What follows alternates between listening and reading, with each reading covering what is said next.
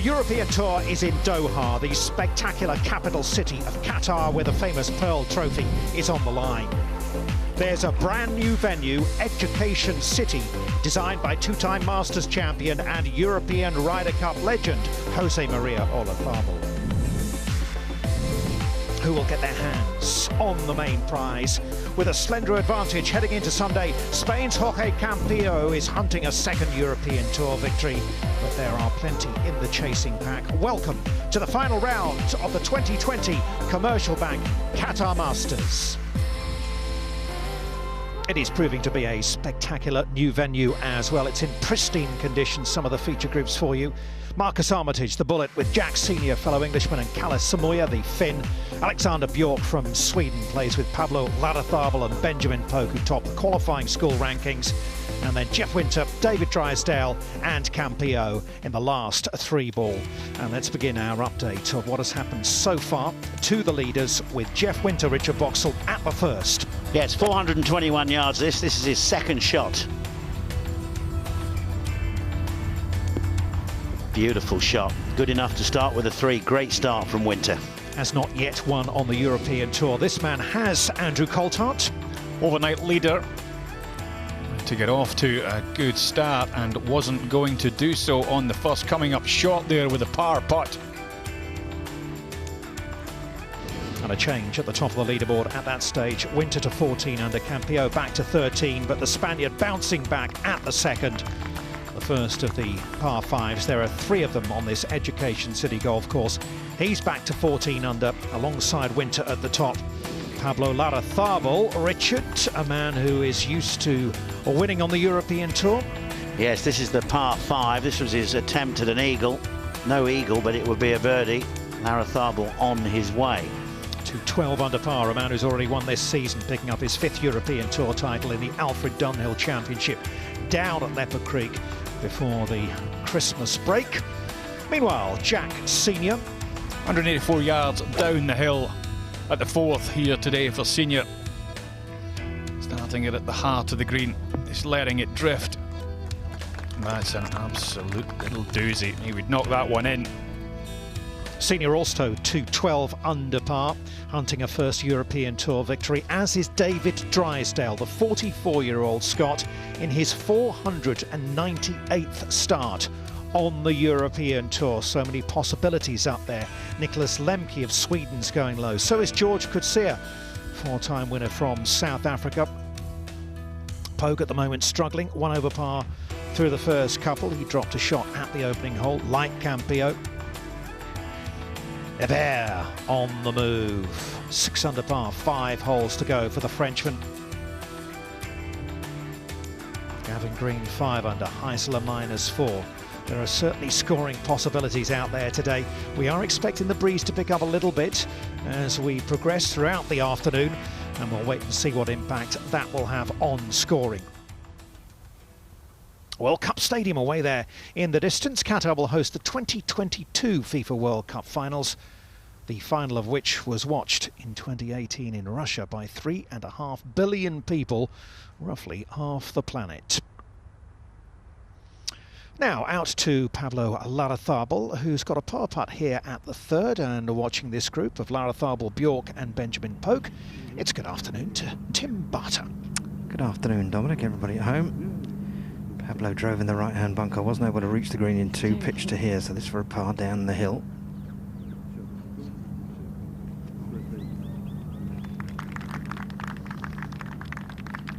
Yeah, it's good, handles the pressure pretty well. 5-time winner. Last round scoring average this season 68.6. So he's pretty confident about going round and under par. There's David Drysdale playing in this final three ball with Jeff Winter and with Jorge Campillo. And Anthony Wall is going to be following this three ball. Anthony, any sign of any breeze out there yet? No, not at all. It's a really hot, sticky day out here. Good for scoring. Tough one for walking. Nasty one for Campillo from 140 yards. He's done well there. It was on a nasty down slope.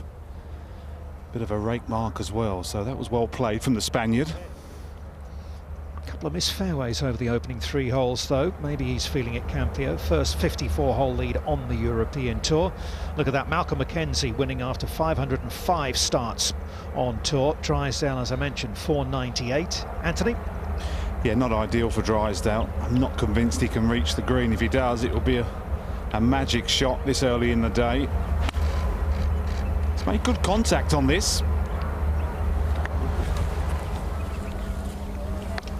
Very good from there. You could see him right up the face of the bunker. It was awkward. Wonderful round of 64 yesterday to get into contention. David Drysdale has his wife Vicky, as usual, on the bag. It was her birthday Friday. He's going to be 45 in a couple of weeks' time, so he could provide them both with a little present here today.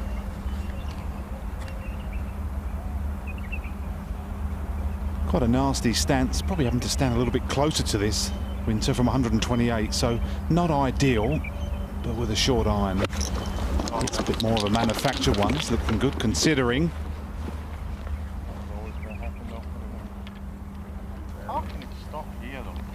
Difficult little pitch that'll be for Jeff Winter. Coming up that, downhill to the hole. Back to the 4th tee. What's he got here, Tim? 184 yards, Richard, this par 3 4th playing today with the flag on the front. Takes 10 yards downhill, so 174 is what he's got in his mind. 8 iron, the club of choice. Deep bunker on the right-hand side, you want to try and avoid. Yeah, that was the anti-bunker on the left shot. He was aware of it, didn't want to leak it out there. He can make par from that position. It's quite a wide, that, with an 8 iron, has to be said. Up ahead at the 5th. 383 yards, this one. 3-wood for Senior.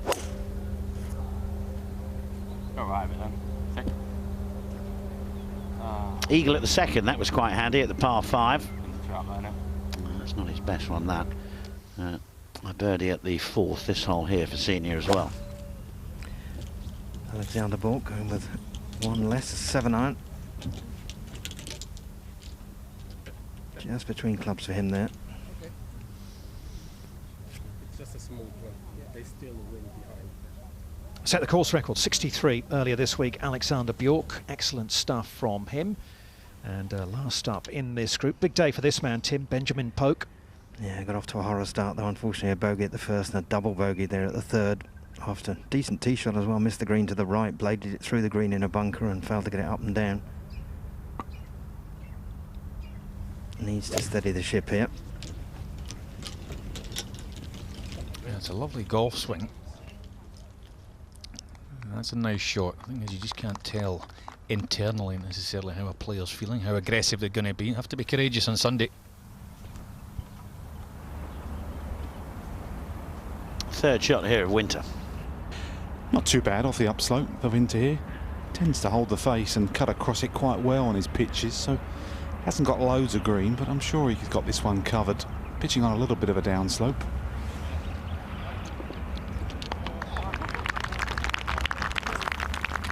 Plenty of spin on that, just finishing a little further right than he expected that. I think he thought that might just kick to the left a little bit.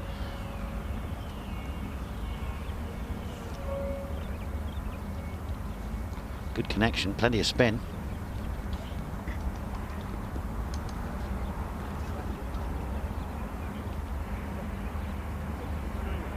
Good caddy on the bag there, Damien. Been around a long time, Andy, eh? Yeah, sure has. Caddy for a lot of very good players. For Mark James for years, spent a lot of time on Stevie Gallagher's bag.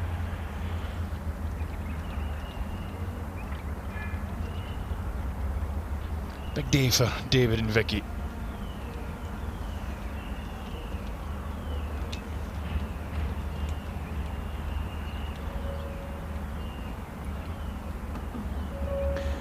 Little bit of clue after Winter's chip pulling up so quickly, clearly into the grain, so Drysdale needs to be careful here. Hit this one pretty hard up the right.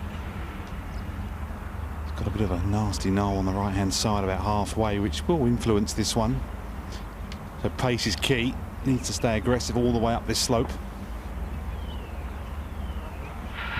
Yeah, very good from there. Excellent stuff. Looks like that's going to be 3 pars to start for David Drysdale. 13 under, 1 behind.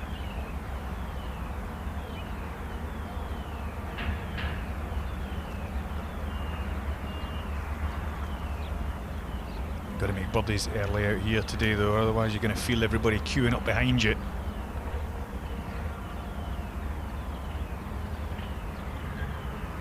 Much more inviting birdie effort for Campillo here, coming really much straight up the hill. Green's a little quicker today. That'll keep the players alert to what's going on around them as well. All adds to the stress and strains of a final round.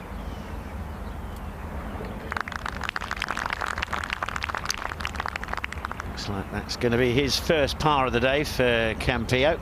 Should stay at 14 under.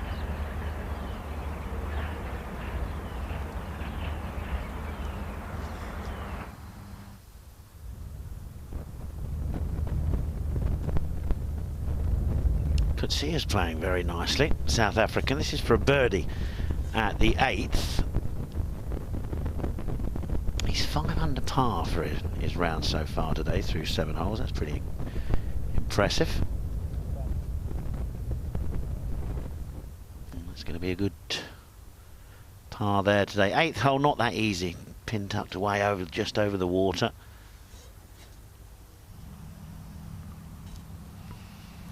Big moments these for anybody on a Sunday. Hole just a little bit smaller, grip a little bit tighter, breath a little bit shorter.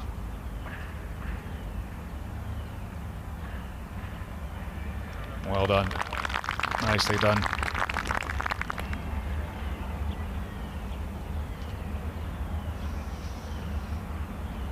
Says he still plays for the joy of golf, Jeff Winter.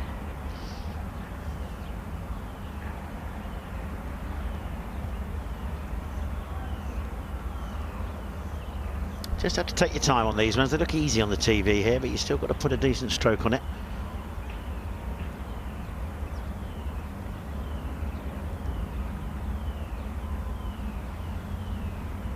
Yeah, well done. 3 pars to start for David Drysdale.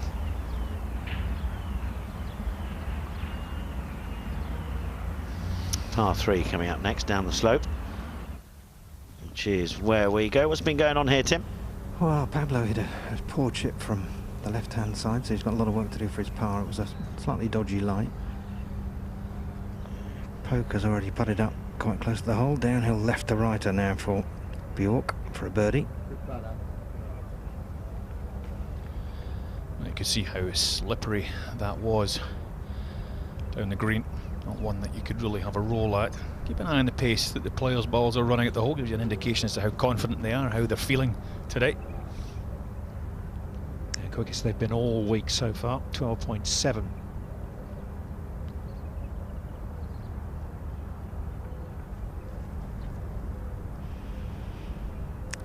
So Pablo Larrazábal for his part. Saved an excellent par at the last, courtesy of a pitch and putt. But so the rough around this green, quite inconsistent the lies are, and players have been struggling to guarantee the strike, and certainly Larrazábal struggled with it on this one, so he's left himself a nasty little downhill left to righter here. It was quite wide, Tim, with an 8-iron, wasn't it? Yeah, it was, Richard, but I think it's acutely aware the right-hand bunker's not an easy up and down, so probably playing 15 feet left of the pin and then pulled it.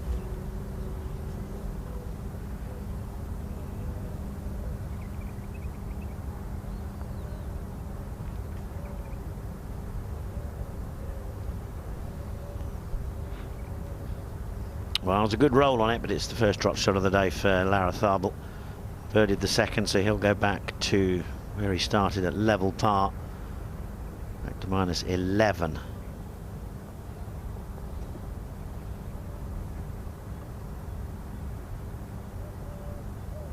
Five players on minus 11. Goes without saying, you've got to make your scores on the par 5s. All the tour professionals need to do that, but look out, because 2 tough finishes to both the 9s here, 8 and 9 and 16, 17, 18 over the closing stretch as well.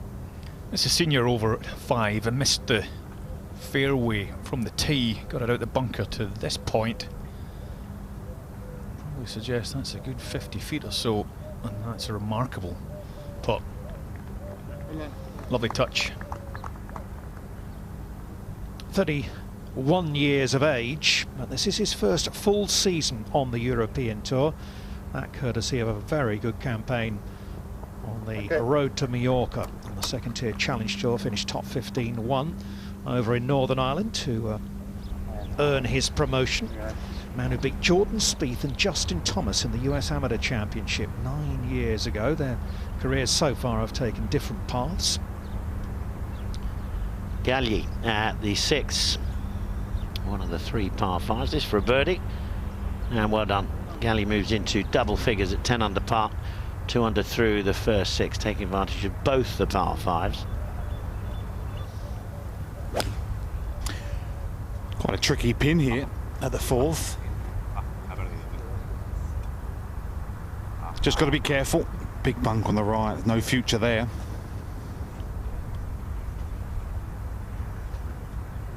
A good safe play from Campillo, who's been working on his game both this week and last, because after winning last year he couldn't quite find that form again, but he reckons everything is flowing a little better and he's putting beautifully this week. Winter next up. Quite a big plus for this 3-ball. They all hit the ball pretty much the same distance, so they can feed off each other's irons into these par 3s. It does help when you've watched others come before. Now Winter with the 10 downhill, it's only 174, so really just a smooth 8-iron in this heat. This looks pretty brave. Be right, he says. Yeah, lovely shot. Best we've seen so far. What an opportunity for the likes of Winter, Drysdale, Lemke. Fantastic players. Great opportunity to claim their maiden victory. Another late bloomer, Jeff Winter, the former greenkeeper who was made redundant during the financial crisis of 2008 and turned his attention to golf. Good decision.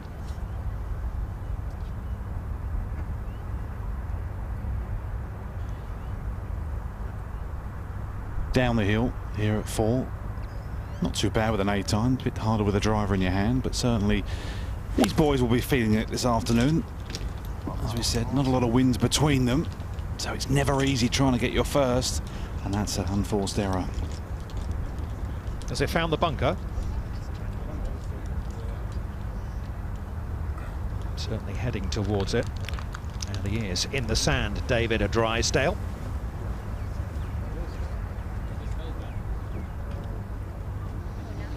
Well, let's have a look at the swing of the man who led heading into Sunday, Jorge Campillo, courtesy of Swing Index. It's got quite a neutral grip. It's a nice balanced golf swing, not too wide at the stance. Nice sort of one-piece takeaway. Like the way he keeps that right leg flexed, don't you? Yeah, I do like that.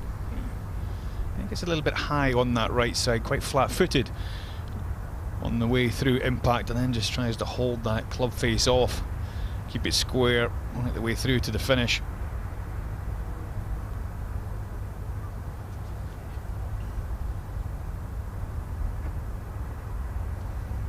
Average earnings per event in this final 3-ball. Campillo comfortably topping that chart.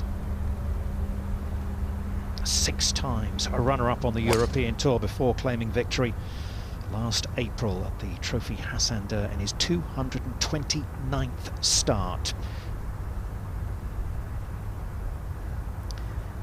This is our first look today at Marcus Armitage, just for a birdie at the 5th.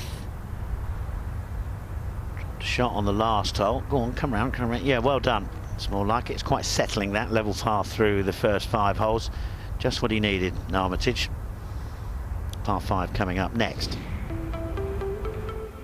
Oh, we first came here in 1998. It is a very much changed skyline in Doha, the capital city. Look at that, absolutely beautiful architecture. They used to earn their money through pearls and trading, and now it's through gas and oil.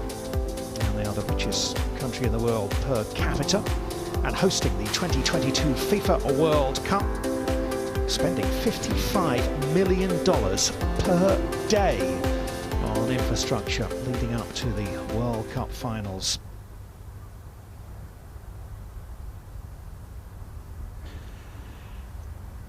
Hasn't got much here, Drysdale, only a couple of yards of green. Needs to hit the pin to get this one close. Well, that's a lovely shot. hoping he can knock that one in, but as Anthony said, a bit of an unforced error with a 8-iron or a little 7-iron, putting it in that position.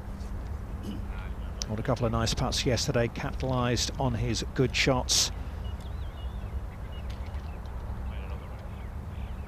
Just have a look at this, just drops the club head about 3 or 4 inches behind the golf ball, trying to create as much elevation. The release of the club head, break, left wrist breaking, beautifully trying to land it soft on the putting surface.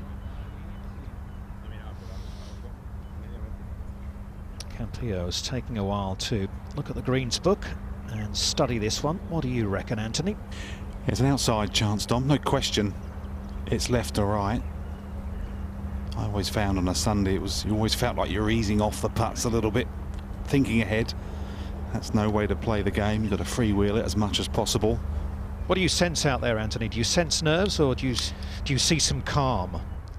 Yeah, I do see nerves, no question. They're a bit tense. Winter for me at the moment probably looks the best equipped from what I can see in the body language. But as we know, Campillo is a winner already. Left to right all the way this one. It's all about the pace.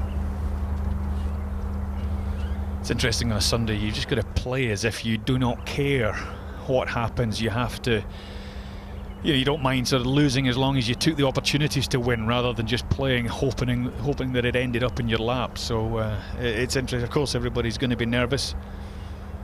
Big day for everybody all round.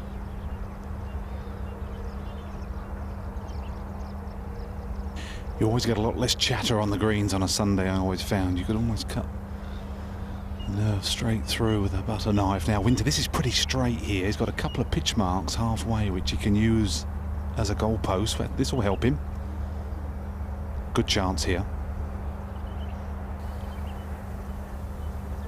Oh, he had it as well, right in the middle. Said it just bounced a little bit there. Maybe that was the pitch marks that Anthony was talking about. Well, he could have repaired them, or probably did repair them, but maybe didn't make such a good job of them. Just wonder if he's got in the back of his mind. He finished with a closing 79 at the Desert Classic recently. He shot a 76 last week in Amman on Sunday as well. Whether he goes out there and, as you say, Andrew, just tries to be a bit bolder and try to freewheel it a little bit more. We shall see. To Jack Senior, the par 5, 6th. So far this week he's played it in 2 under. Straight downwind on the first day. The other 2 days it was a little more into the breeze.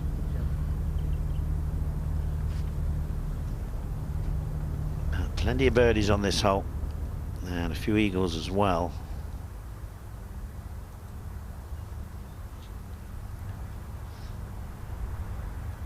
Big moment, big putt for David Drysdale. That was a fantastic 3. It'll feel like a 2, out of position off the tee, really having to graft hard, but what a putt. Yeah, I agree with you there, Andy. That was a massive putt for David Drysdale.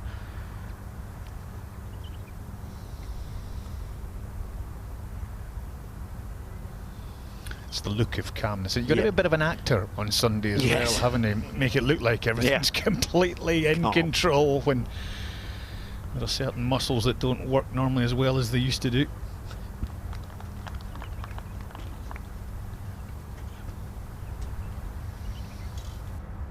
Right, let's hear from Jack Senior, top 5 finish in the South African Open already this season, talking to Shane O'Donoghue. Jack, any different preparations today, or are you just keeping it all the same this week? Yeah, just all the same really. Just go out and commit to the shots, hopefully hold a few putts and see where I end up at the end of the day. What was the kind of big strategy this week, or is it any different today with the final round? I think you've just got to, if you drive the golf ball really well around this golf course, you're going to obviously give yourself a lot of chances and a lot of looks. I think the key is just to try and hold as many outside putts as you can to these tucked pins really. Yeah. And the strategy with regard to, or even the feel of keeping it nice and relaxed, what way do you work that? Obviously keep relaxed. I mean, you only have to focus 30 seconds every sort of like 2 or 3 minutes. So if you do that, just stand there and focus over the shot and do your best and commit to the shot and see where it ends up. Beautiful up and down, putt on the previous green. Lovely to watch, well done. Yeah, obviously I feel like I've done that well this week. Had a couple of good 2 putts off the green and hopefully it continues. All right, nice going. Perfect, thanks Shane. Thank you. I'm sure there'll be plenty of people back home in northwest of England at Fleetwood Golf Club cheering on Jack Senior to Lara Tharbel in the sand at 5. You've got to get a decent contact on this one. Any sand, it'll come up short. Oh, that's a beauty. Great shot there. Stay there. What a shot. That was a cracking shot, wasn't it? Got to get it on the fairway though. Maximise your opportunities to make birdie. Jamieson tries to pitch it close at 6.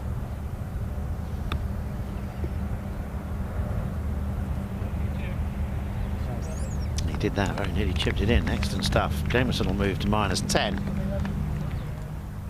Yeah, looking for just his second European Tour victory, the sweet swinging Scot.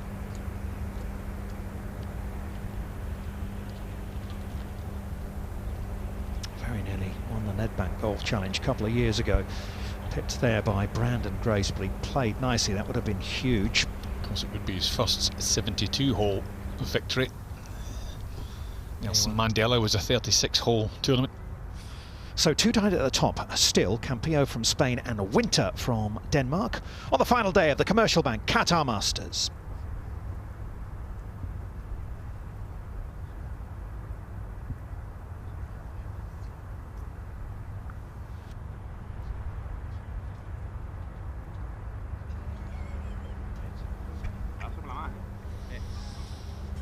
So going back towards the 5th tee and our final 3 ball.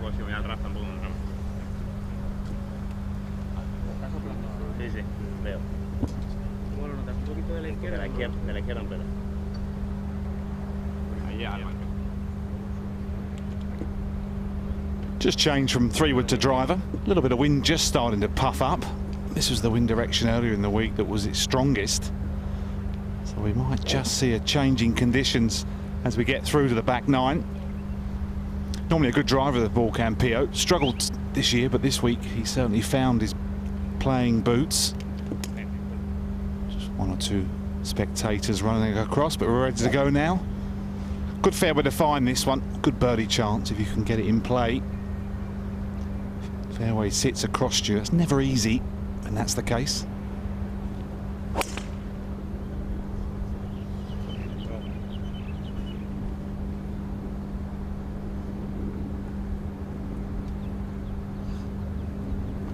All the divots down there on the right side, all the little light patches are sanded divots.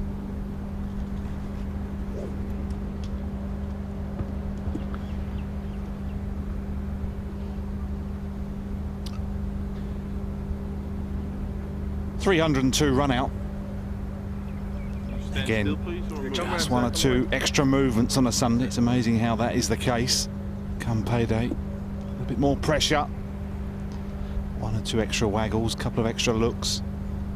It starts to grab you. Good drive of the ball normally. Pretty neutral ball flight, Winter. A lot of collection areas where a lot of the balls run into, and you've got to be aware of that. And you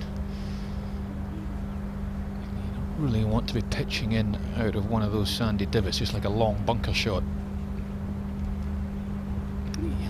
Appears to have avoided them. Good drive. Up ahead at the green, Bjork for his birdie to try and move to -12. 4 pars to start with for Alexander Bjork. It's a good roll on that one as well. Ooh, Tester coming back. Yeah, it's played beautifully last couple of days. Only drop shot came at the final hole yesterday. Drysdale at the 5th. Also with driver by the look of it.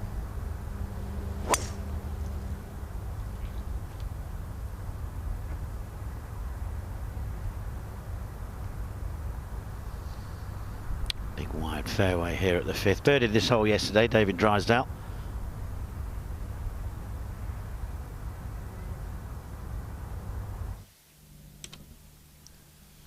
Probably putt for Lara Tharbel. To get that drop shot back on the previous green, and he just wasn't firm enough on that line. Needed to send it out a bit further to the right.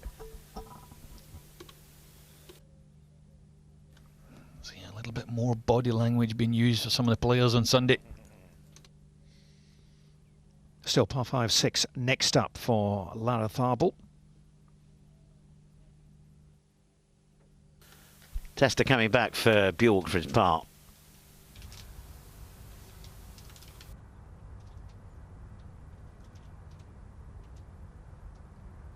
Yeah, well done. Nicely holed there. It's not always the birdie putts that keep things going. 5 straight pars so far today for Alexander Bjork, who's been a bit of a birdie machine over the last couple of days, as I mentioned. Second round 63 to set the new course record here at Education City Golf Club, which is a new venue. If you are just tuning in, for the Commercial Bank Qatar Masters, designed by Jose Maria Olazabal, the double Masters champion, and it's got a kind of Spanish feel about it, a Spanish look as well.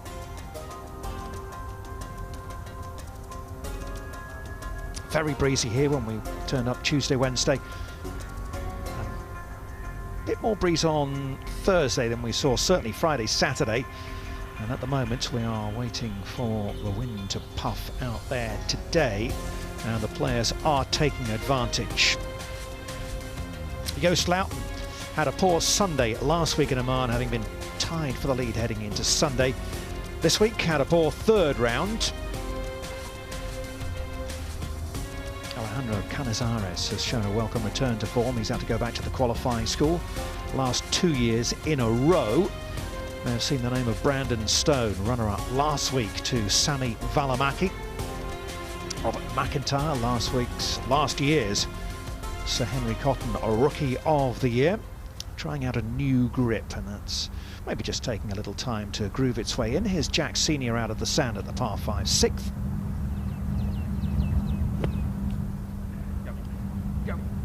Oh, just didn't quite get it. Oh my God, that was close, wasn't it? Couple under par today.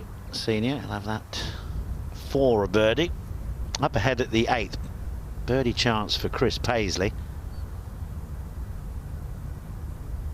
Oh, and he's got it back-to-back birdies, 7 and 8 for Paisley. He moves into double figures now. He's 10 under.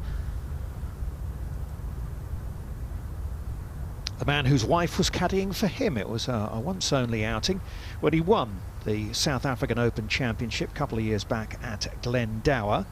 Said he's been playing okay recently. Didn't really like his performance over the weekend in Oman last week.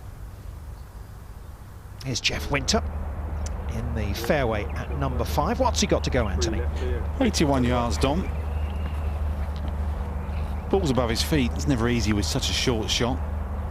Quite a flat spot right at this pin though, so it's not too difficult a shot. Caddies often chart their way around the early doors, have a little wander. This would be one they flagged as a birdie chance. Down the right, will definitely spin left. Another excellent shot from the Dane.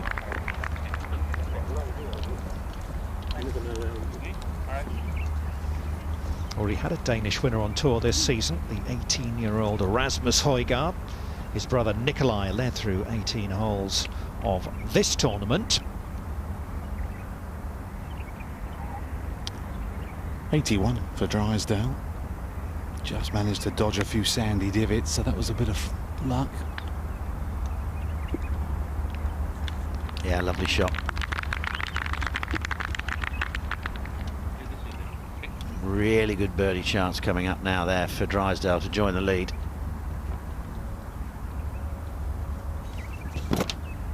.78 for Cambio, normally a good wedge player. Not the longest off the tee, so has relied on his pitching over the years. Normally has pretty good touch. It's a little long though.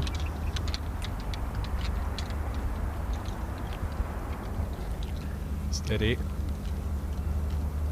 Just a little swale, a little Jose Maria Olazabal swale. Very prevalent around this lovely golf course. Have to contend with that. 125th in the world rankings currently. He has been as high as 59th, Campio.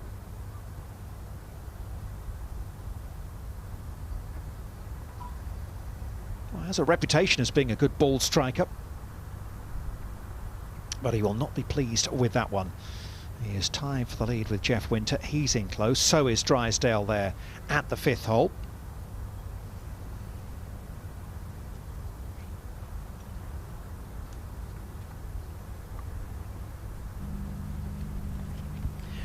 .593 par 5, the 6th hole playing. Just about reachable in 2 if you get a good drive away. Bunker down the left, the main threat. 280 to reach, 313 to get it by.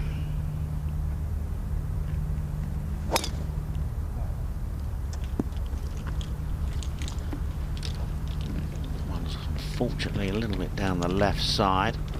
He's a decent line. I think he's found that bunker. There's quite a bit of lateral movement in the hips there. Got it stuck down on the inside and flipped it.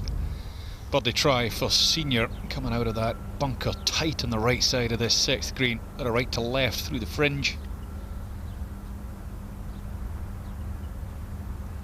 Only 3 yards from that right edge. Got to try and keep it away from that bunker to make your 4 on that hole. That's the ball of Campillo, just off the side of the 5th green. A little bit of an opportunity missed to get this one tight in and get the momentum growing. This won't test him too much though, not much of a run-off area here. Little putt through the fringe, up the slope, left to right all the way.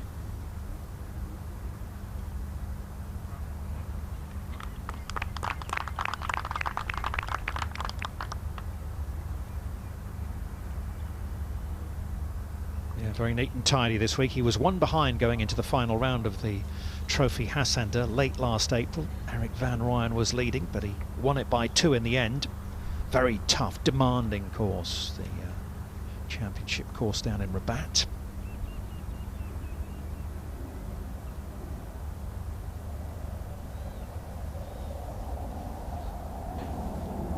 Nice to see a few people come out and watch and support these great golfers on a Sunday afternoon.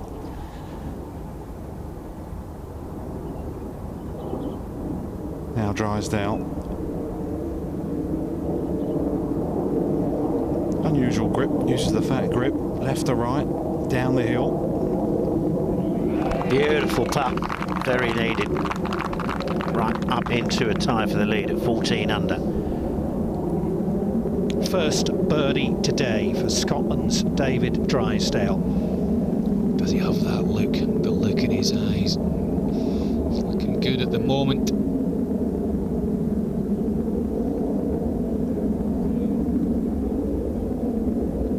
So Winter also for the birdie. Brilliant pitch by Winter to here.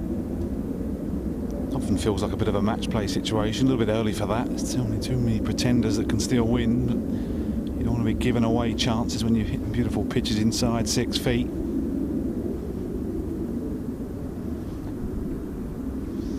Well, as he putting stats, strokes gained in putting. Lara Tharvel leading the field from Winter and Robert Rock.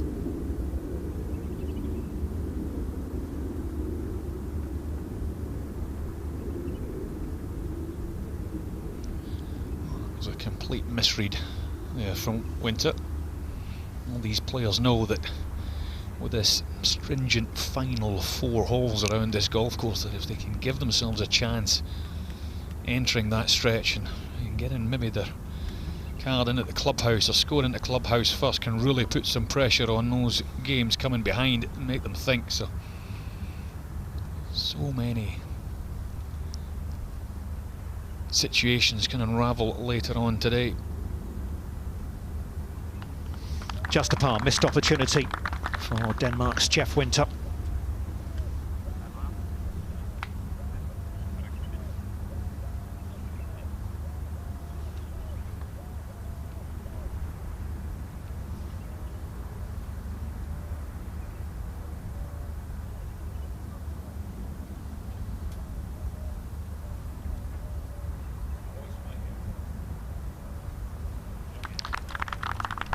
Par also for Campillo.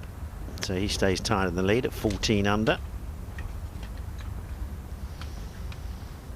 Well, we mentioned his breakthrough victory coming in Morocco, end of April last year, at the Trophy Hassander, final round 71, to finally get the win on the European Tour. 6 times a runner-up. It was his 229th start, and celebrated by his fellow Spaniards, Nacho Elvira and others.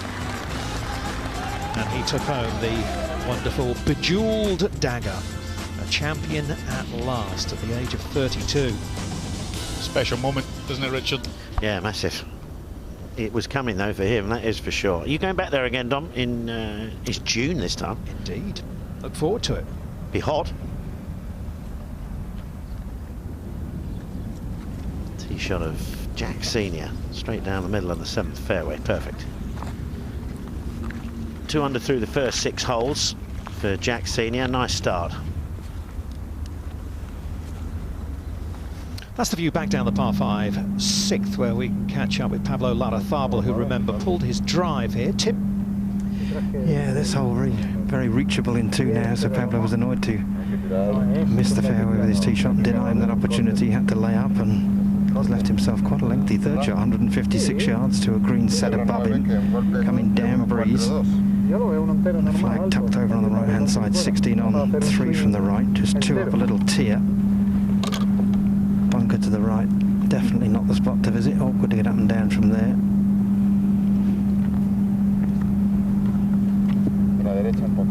Disappointed to drop a shot at the 4th and then not birdie the 5th, so he'd really desperately like to get the birdie here if he can possibly find a high quality approach, get his run underway.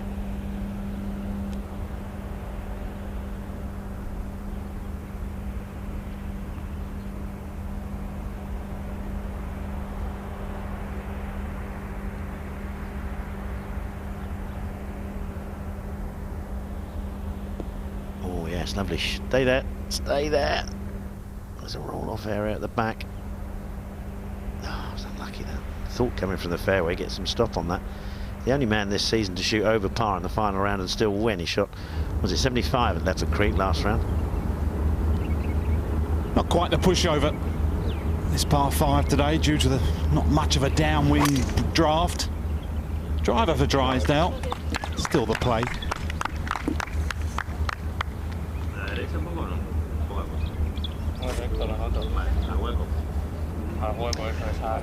That putt that Drysdale hold on the 4th could be just what he needed to spur him on and win here today, you know, Anthony. Absolutely. You don't hold the par putts, you certainly don't hold the birdie ones. It's all about momentum on a Sunday. Now Campillo.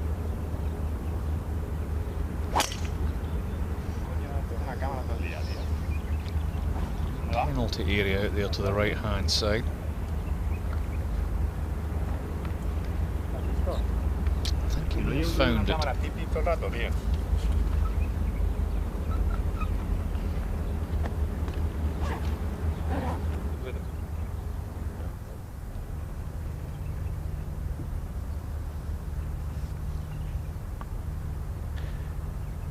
Quite a narrow tee shot, really. Earlier in the week with the downdraft, you just blew it all past the trouble. Today, not quite such a easy task. Little draw against the hill, just perfect here. Nestle it somewhere around that cross bunker.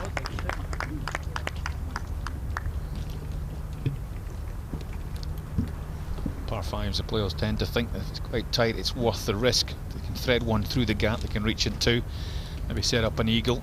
And if they can't, they find a little spot of bother, they can still nudge one down the fairway and hit the green with the 3rd shot. Further up this hole, Alex Bjork, his 3rd shot from 83 yards.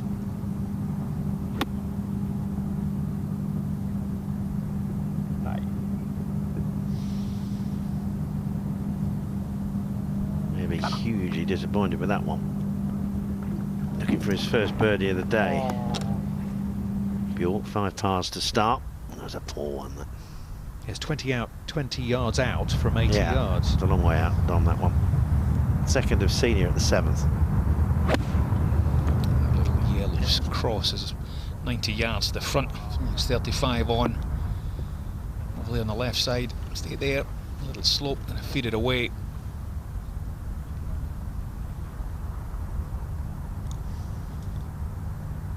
Yeah, cleverly designed by Jose Maria Olazabal. Need to have a strategic plan, no doubt about it, to be successful at Education City Golf Club. Campillo, Drysdale and Winter by 2 from Jack Senior. Only Campillo amongst those 4 has won on the European Tour. I hope you're enjoying it. Final round of the Commercial Bank Qatar Masters from this new venue, Education City Golf Club.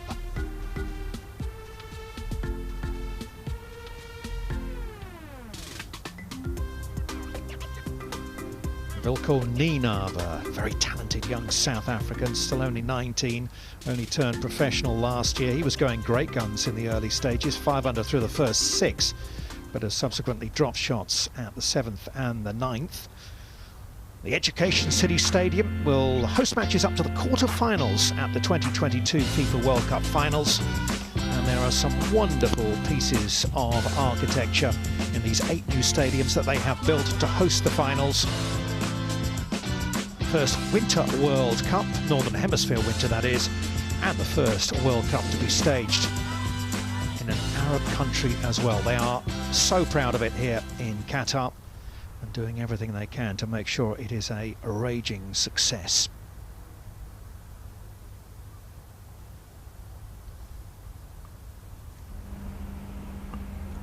Benjamin Pope playing in this group. He's tapped in for his birdie here at the 6th. He needed it as well. He was 3 over.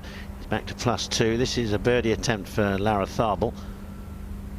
And that'll be for a par coming back. He's given that a right hit. Well, because the error off the tee.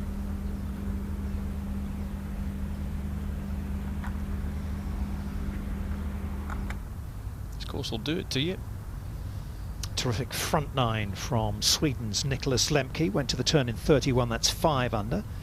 Here he is from off the green at 11 and out with the putter. Hello.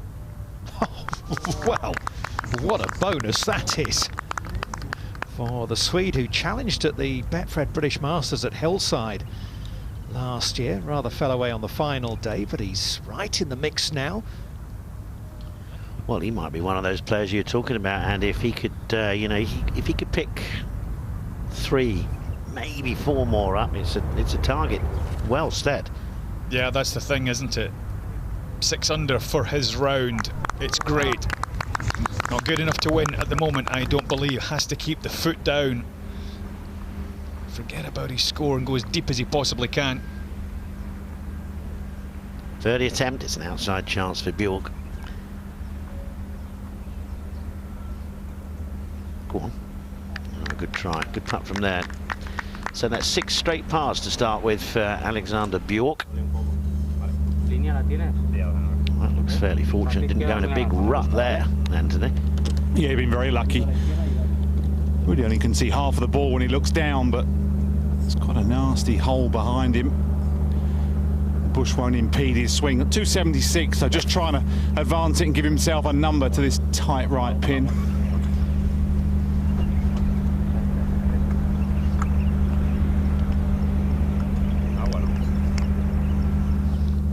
One break after the next.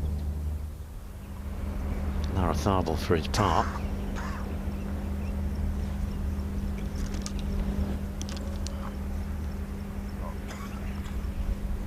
Sunday's all about keeping 6s off your card, isn't it? It's pretty much your tournament if you're going to throw in a number like that. Jack Senior at the 7th, putting uphill to start with. Up it comes, and then there's the downslope down towards the hole. It's okay from there. Disappointed with his second shot. He wasn't hitting much in there and blocked it well right.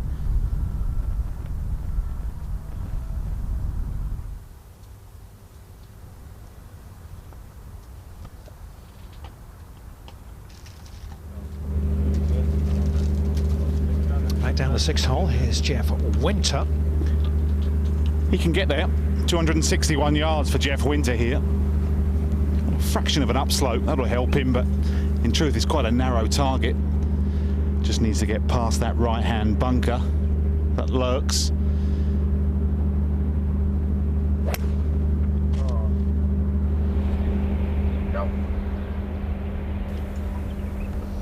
Yes, that one there.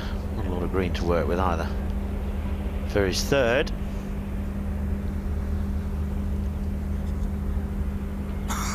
Left side of the green here, Anthony, and try and cut it in, get a bit of height on it, yeah? Absolutely. 258 for Drysdale. If you miss it left, it's not a problem over there. You can pitch across. Right-hand bunker's not the place. European Tour have done a great job this week. Some sneaky pins. Make these guys work a little bit harder on a Sunday. That's what we want to see. Down breeze. So it's probably playing about 20 yards less. So it's about 235 it's playing right now.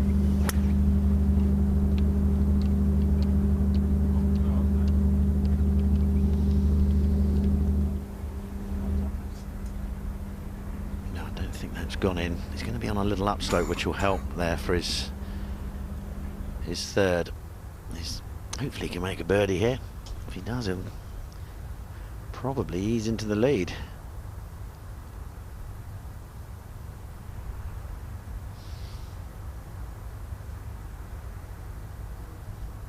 Hooked up together about 3 years ago as caddy and player, and it went well. They said it hasn't been a shining last 14 months or so, but Vicky keeps him upbeat and keeps him focused.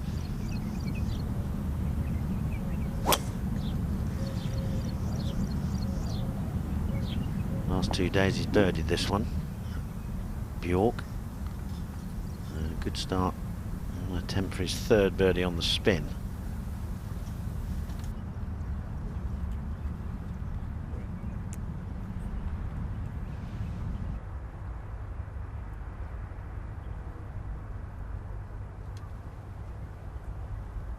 Senior at the 454-yard par 4 8th hole. A couple of birdies already this week here at the 8th. One of the stronger holes on this golf course. It depends on the pin positions right down the front of the green today. Good tee shot right down the middle. You know, it's funny, isn't it, Andrew? You look at a player like this week and you think, well, how come it's taken him so long to get to this stage, to get onto the European Tour and to get into contention when he clearly has quite a lot of game? Yeah, absolutely. You never can tell, really. Just wrong place, wrong time. Things haven't worked out, didn't get some breaks when others did.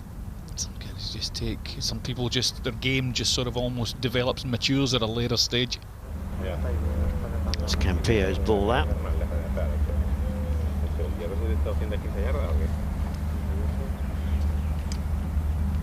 Antes que teníamos, ¿te acuerdas? 7-7. No era lo que has hecho antes. Vale.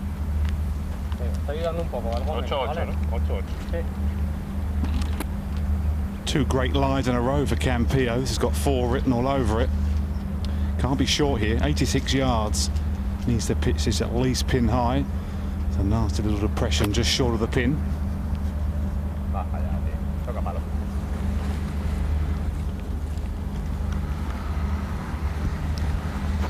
That's whether it's jumped a little bit. I don't think he meant to carry it up there past the flagstick. Un repecho ahí.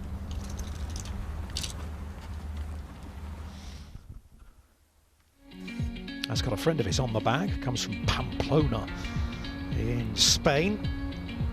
Campillo is from right over the western side of Spain, Extremadura region, and his hometown, Caceres, where he started to play golf as a youngster, inspired by his father. He is tied for the lead with Drysdale and Winter.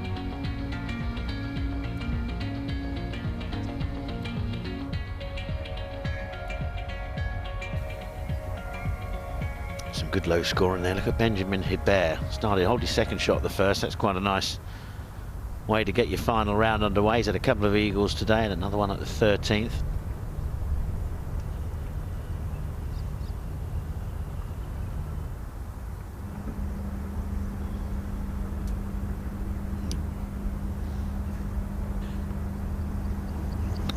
Tricky one here.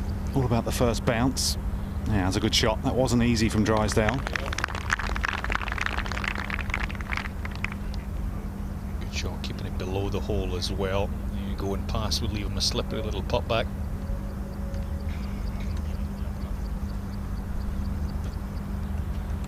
Quite a similar shot to Drysdale at the par 3 fourth here for Winter.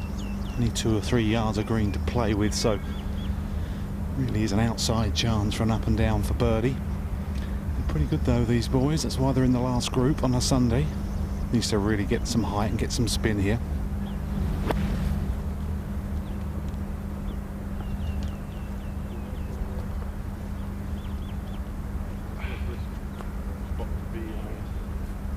Well, that was pretty good. Didn't really give himself a chance to get it close. Missing it on the wrong side. There, on about the 10-12 feet mark. Was a good shot. Main thing is, he didn't leave it in the bunker. The torch, they call that, away in the distance. Quite some building. 300 metres tall. Yeah, they do like a tall building in this part of the world, it has to be said.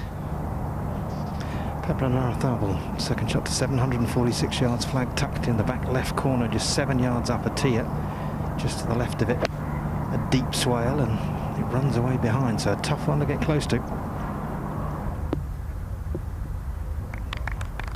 Well, he might get that drop shot back that he had at the last hole.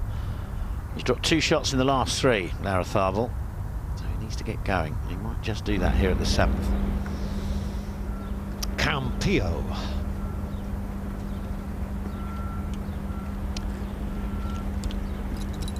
Not the greatest of pitches for Campillo.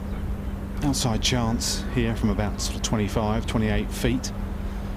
Up the hill, right to left, predominantly the whole way. Mostly everything seems this morning to be uphill for him. So he's judging them pretty well.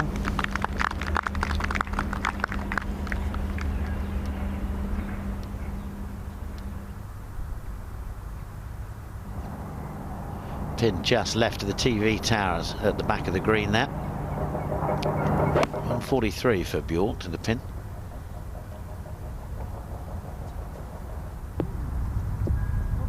There you go. That's for his first birdie of the day.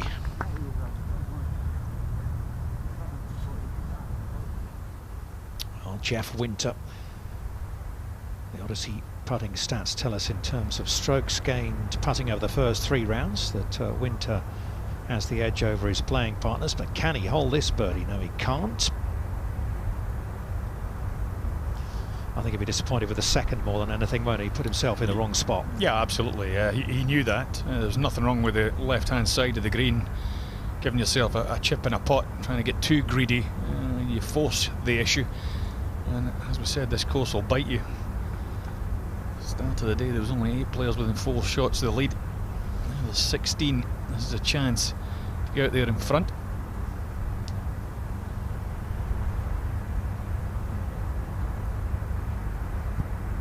Drysdale to take the lead outright.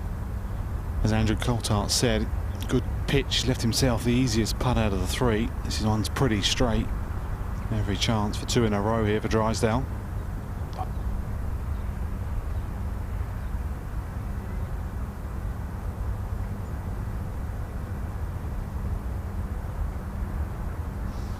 Well, that is one that got away. Golden opportunity there for Drysdale to take the lead on his own, as you say, Dom. I wonder if he's thinking, Boxy, that, you know, Lee Westwood won the Rolex Series tournament in Abu Dhabi. He was 46 years of age. Do you take a bit of encouragement from things like that? Yes, I would have thought so. You know, he'd just be desperate to get a win, really, David Drysdale. You know, he has been up there a few times. He's played well in some big tournaments, you know, in some Rolex events as well, like finishing 2nd and 3rd. How old were you when you won? 29. And Andrew, when you won this tournament? 28, I was.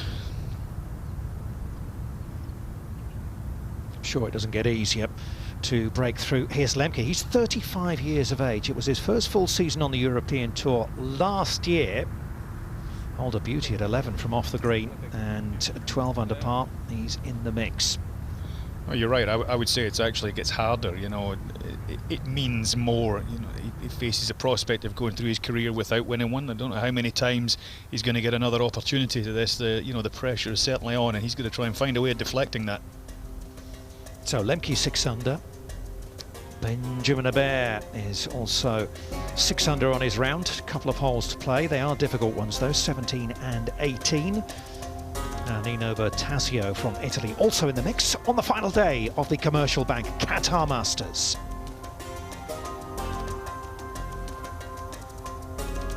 Marcus Kinnolt was going nicely, wasn't he, through a couple of rounds, but he really struggled in the early stages yesterday. Good scoring again though today. It's not a great deal of breeze. Of course, when we went round it, it was really windy. When we went round it on Tuesday, and you could see that if the wind did die down, the scoring would be very low. 14 players in double figures under par.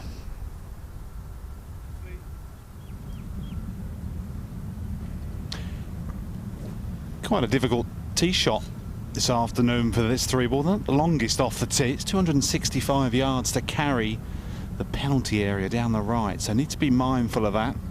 Half the field wouldn't be thinking of that, but these 3 definitely are, as the wind definitely picks up for the first time today.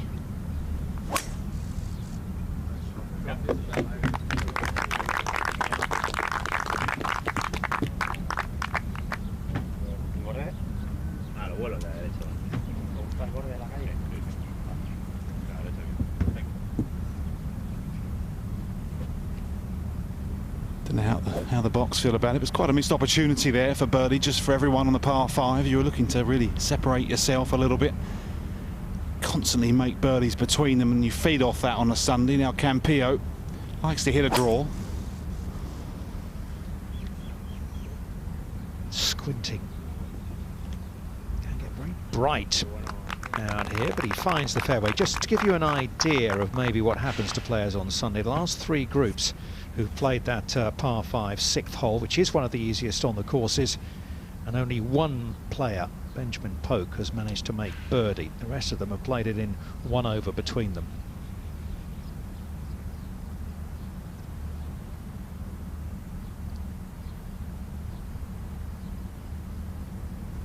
Quite a long swing. Jeff Winter here, driver. Good rhythm though. That's the secret to driving the ball consistently. This one's going left. Going to sit down in time. Yes, it is. Dug its heels in. Yes, Dominic, that's just what happens at the pointy end of the tournament when pressure's on. Your brain's sort of running at slightly different speeds, getting ahead of yourself. Well, let's break down the swing of David Drysdale, courtesy of Swing Index. Interesting thing here, just have a look at his swing at the top of the backswing. The club doesn't really get to horizontal. It's still a full shoulder turn, but there's just a slight reduction in wrist hinge. That's about it there. From that point, everything's fairly consistent.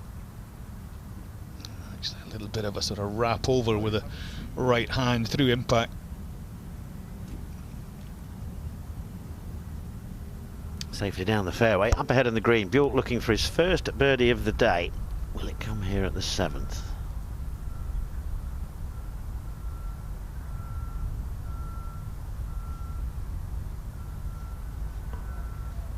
It will. Right in the middle for the Swede. He moves to 12 under par, 2 behind the lead. Yes, we've got 3 at 14 under and 3 at 12 under now. There's that front pin I was talking about. Seniors taking the water, certainly at the moment, right out of play, although he's got to be cautious with this one. That point there, it starts to pick up speed, it's downhill. There's not a lot behind the hole. Tell you what, wouldn't surprise me today if somebody's missed a green left there and chipped that straight in the water from there.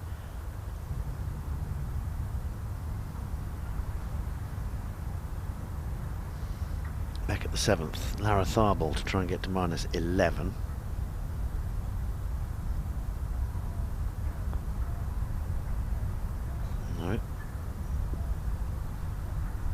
talking to yourself now, don't you, when you start to drop one on par 5 and then miss one there. You go, yeah, this is nice. Yeah, that putting stroke just looked a little bit quick, trying to force it into the hole.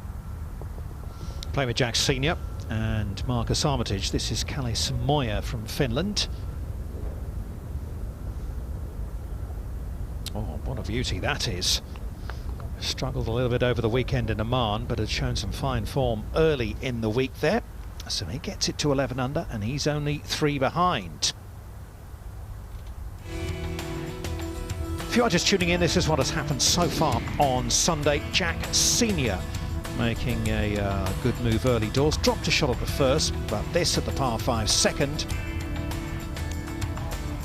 Nicely done, an eagle 3 for the Englishman, hunting a first European Tour victory. Also birdied the 4th to lie at 12 under. Third at the 11th here for Lemke. Look how far away this is. You'll be surprised when his pin comes into view. Still keep going, keep going. There it is. Beautiful, to 12 under. Yeah, 6th birdie of the day for the 35-year-old Swede. Jeff Winter, 1 shot back, starting his final round down the right side after a beautiful tee shot. And like a dart in there, tight at the hole, he would knock that one in. And a man who had a 1-shot advantage at the start of the day dropped a shot at the opening hole to fall 1 behind Winter, but bounced back at number 2 with his first and so far only birdie of the day. David Drysdale looking for his first win on the European Tour. He held a magnificent putt on the 4th hole for a par. And that was his 2nd shot at the 5th. And would lead to a birdie. And live now to Winter, his 2nd to number 7. 166 for Winter. Should be just an 8 iron here. Sit. That's brilliant. Superb shot. A little bit closer than Larrathabal moments ago. There's not a lot of room up there.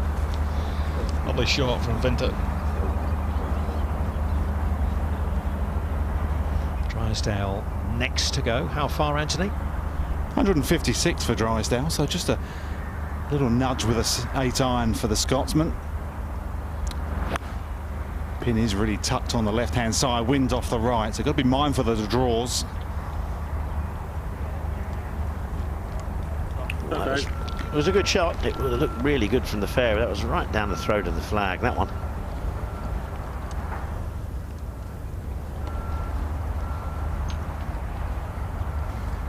No future long here for Campia, 135 yards. 3/4 wedge. That was the anti-left swing. Yeah, he pulled his approach at 5, didn't he? Yeah, trying to hold on with that left hand, actually. It's a mistake. Let me test his skills to get up and down from there. Well, let's go ahead to the 8th tee. Alexander Bjork has just made his first birdie of the day, and the Swede is talking to Shane O'Donoghue. Alex, play for the pars, the birdies will come. That was a really beautiful birdie there. Thank you. Yeah, it was a good one, first of the day, so it felt nice.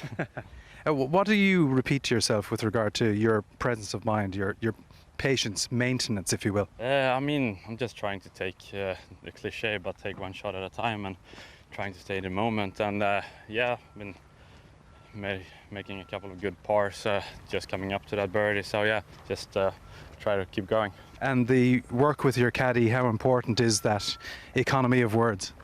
I mean, it's very important that you're on the same page and you want the same thing and thinking kind of in the same, in the same stuff. When you're coming into a shot, you have kind of the same mind and stuff. So yeah, it's important to have a good relationship with your caddy. All right, have a great rest of the round. Thank you. Welcome return to form this week for Bjork, who had a sensational 2018 season where he scored his breakthrough win at the Volvo China Open. Nearly win again at the Betfred British Masters, pipped by Eddie Pepperell, a former Qatar champion. Struggled last year. Senior for par at 8. Oh, got to be frustrating. Yeah, he just pushed it. It's the pin position. It forced him up the back of the green. So tight to the water there, and unfortunately 3 stabs from the back. Well, let's hop back a hole to number 7 and Campillo, who's missed the green here. Anthony? Yeah, it's a tricky one, Dom. I've said it a few times today, it's all on the first bounce, but this one really is. He can't pitch the green, but he is pitching in quite an upslope, and it is heavily into the grain. Needs to be aggressive. Yeah, that was pretty good from there. Well described there by Anthony. Might be close to the hole, but a very difficult little pitch.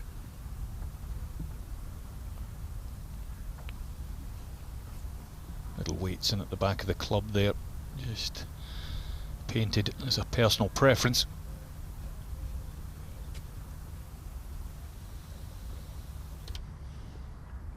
David Drysdale has a birdie putt here. Scottish winners on the Arabian Peninsula. Stephen Gallagher, twice a winner of the Desert Classic. Paul Lawrie, who's won this tournament twice. Colin Montgomery, who won the Desert Classic in 1996. And I can't remember, who's that other chap in there, Richard? I don't know, it throws up some old winners, doesn't it? Coulthard. Quite a tough one to read. Just a fraction up the hill for Drysdale. Might just go left on him. Read it well, read it beautifully. Bad try. Well, we just heard from Alexander Bjork. Here he is, his second to the par 4, 8th.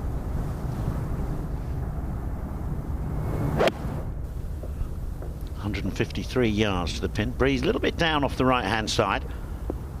Yes, safely on the left side of the green. It's a wicked pin position that today.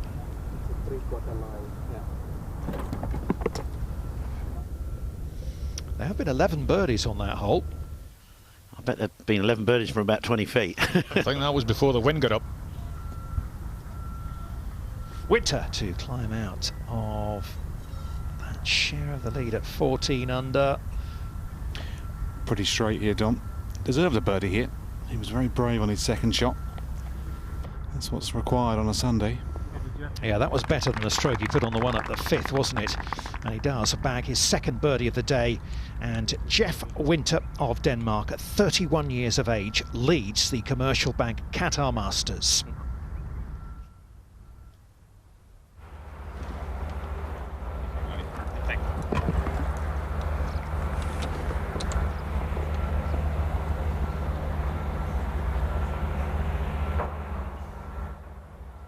Clear the mind, concentrate on this putt. 4 feet at the hole. Tens of thousands of these in your life. It's in the bottom of the cup.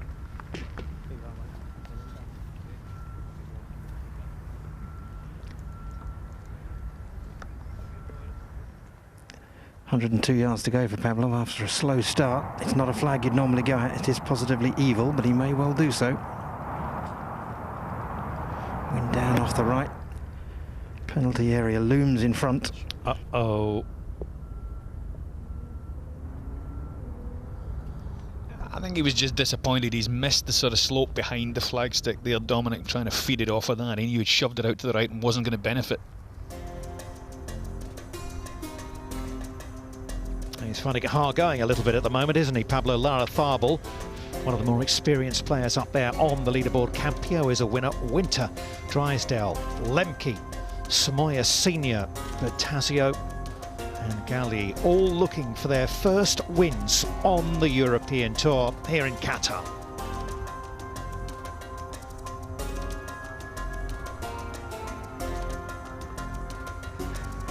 Well, we've got this 18-hole championship course designed by Jose Maria Olazabal. You've got a 6-hole championship course which is floodlit, and a 9-hole par 3 which also has floodlights, and a wonderful centre of excellence unveiled this week with the covered bays, state-of-the-art technology in there to help people improve their game. The Qatari Golf Foundation are definitely trying to encourage the growth of the game here in Qatar. private ladies' bay as well there. Everything you would want, a double-ended driving range. Everything is absolutely top-notch out there.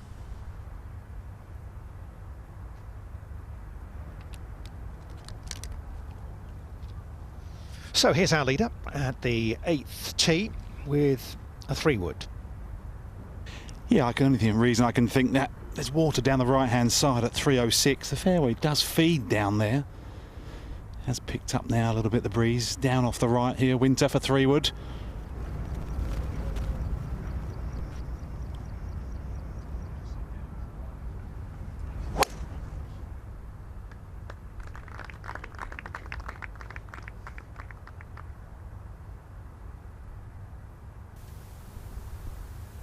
Yeah, that'll do. Safely into that little bowl down the left side there for Winter.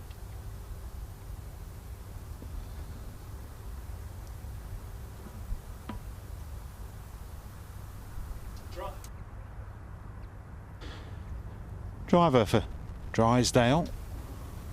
He can start this up the right. Natural draw of the ball. Wind will bring it back.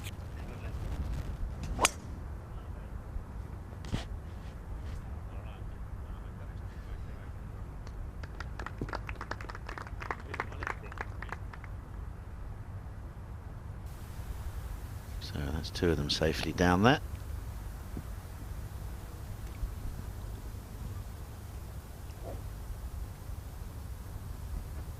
Quite a wide fairway, bunker down the right, quite a big depression on the left, so you've got to be mindful of that. That will block out your view for the second. The right hand side is certainly the place to be here at the 8th.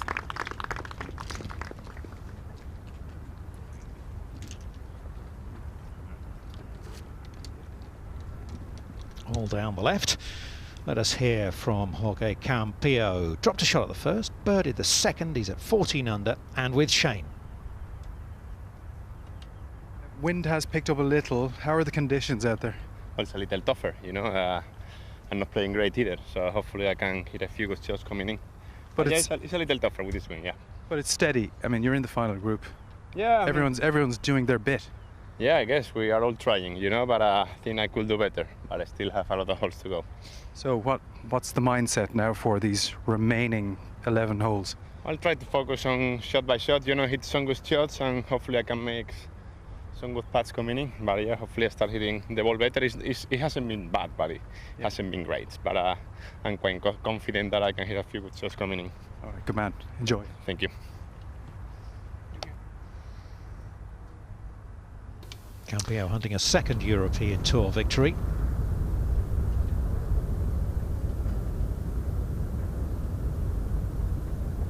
Birdie attempt for Bjork. Long way away here at the 8th hole. Slow down. Yeah, safely. Down by the side of the hole. That'll be a par for him. He'll stay at 12 under. Lemke, par 5, 13th. Taking it down the right side. Nothing wrong with that. It's a lazy shot with some dead arms going to come to attention quickly. This is beautiful stuff from Nicholas Lemke. That's for birdie number 7, and that will take Lemke to 13 under par. What a move from the 35-year-old Swede.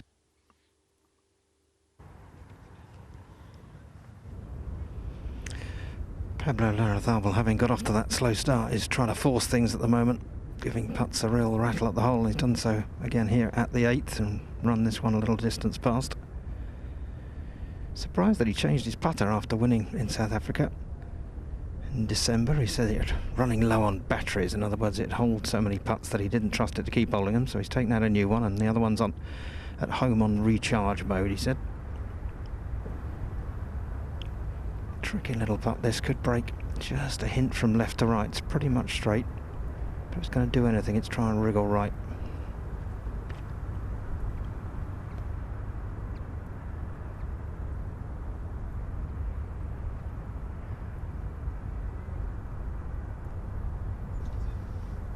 .78 feet of putts holed by Pablo Larrazábal. The Odyssey putting stats tell us so far this week, but not that one. And a third bogey of the day sees him slip 6 shots off the pace. Yes, beginning to slide out of the event, I'm afraid. Galley into the back 9. Can he start with a birdie? He can. Added 34, which is 2 under. And he moves to minus 11, 4 shots behind.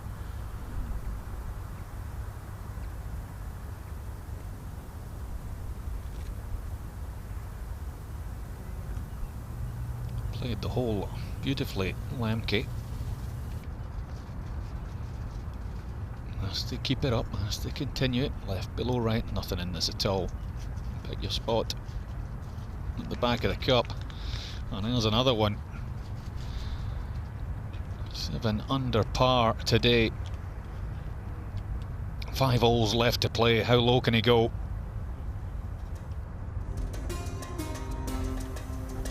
Two players at 14 under par, Drysdale and Campillo. Alexander Bjork picking up his first birdie of the day at the 7th hole. And Galli, 3 under, the Italian, come into the equation just outside the top 5, 11 under par. There's 12 players in double figures under par. Look back to the final group.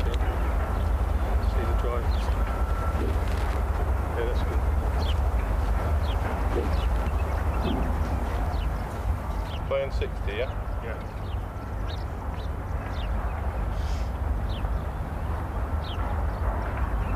.163 yards for Winter here. Caddy Damien Moore trying to impart some good knowledge onto his player. Can't be short here at 8. Be good. Sit. Stop. Sit. Just going over that little ledge there. It's all right though.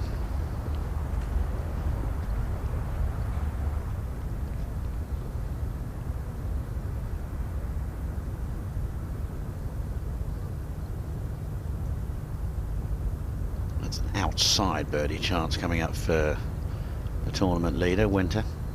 15 under, 1 ahead of Drysdale and Campillo.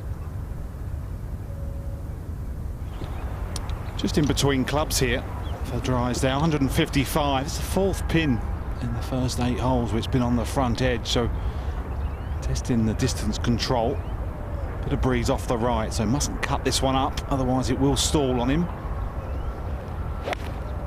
Got to be looking past the green, not past the hole here, no question about it. Looked a good swing. And a nice shot, keeping it on the lower level. Difficult holes 8 and 9, if you can exit those with pars, absolutely over the moon.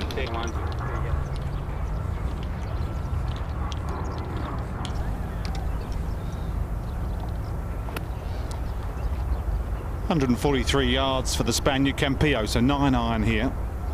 Probably half a club too much. There's no question the play here.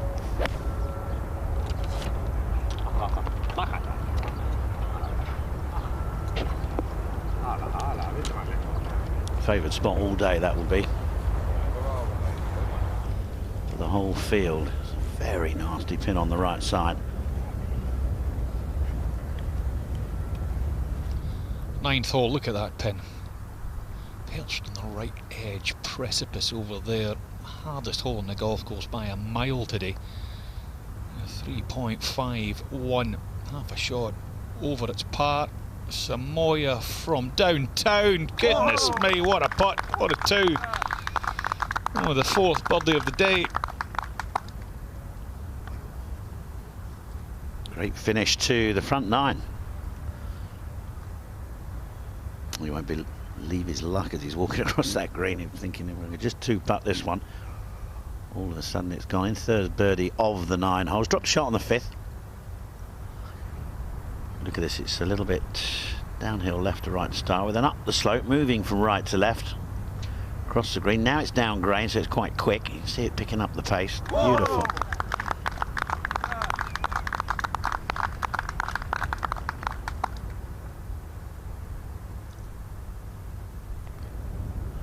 Jack Senior, not good news. He knocked into the water off the tee.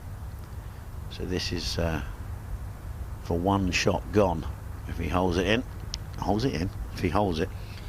You just wonder if it was a little bit of a reaction. Hadn't settled down after the 3-putt on the 8th.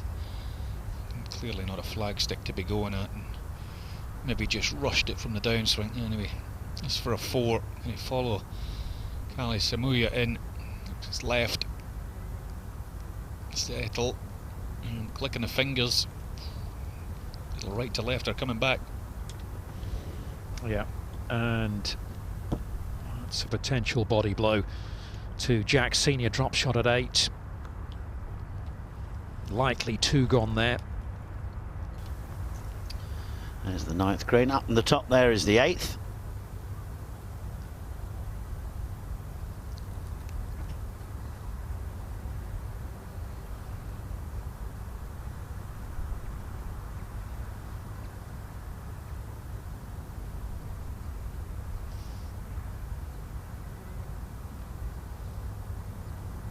So Campillo just round the other side of the hole. Have a look. You normally go around and have a look just to sort of slow things down, Anthony, don't they? Really, normally your first look is pretty spot on. Yeah, absolutely. The players are conscious there's a bit of a weight on their neck, so they're in no real rush to get on with this one. Last thing you want is to be standing on that 9th tee with the group in front just leaving the tee, so they're all just taking their time. Quite a hard putt down the hill for Campillo here. Actually quite a big tear in the green, which you don't see from behind the green. Double breaker, quite a quick one, the last third of this putt. But pretty straight once it does go down the hill.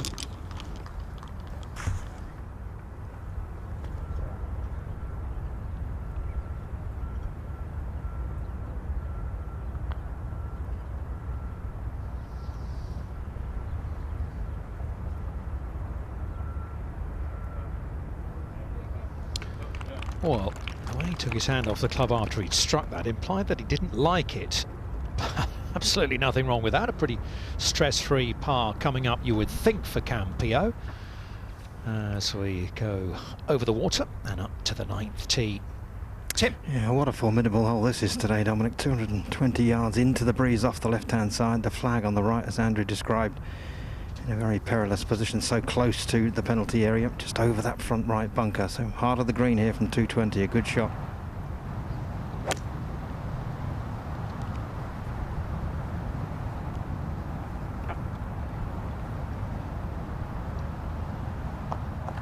Hey there, that's actually a pretty good shot.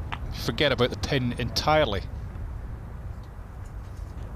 Much easier putt here for Winter, having already watched Campillo's one come to rest close to the hole.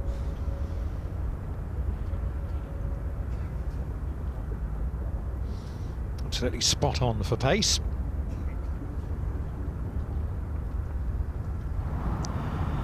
Benjamin Poke on the 9th tee.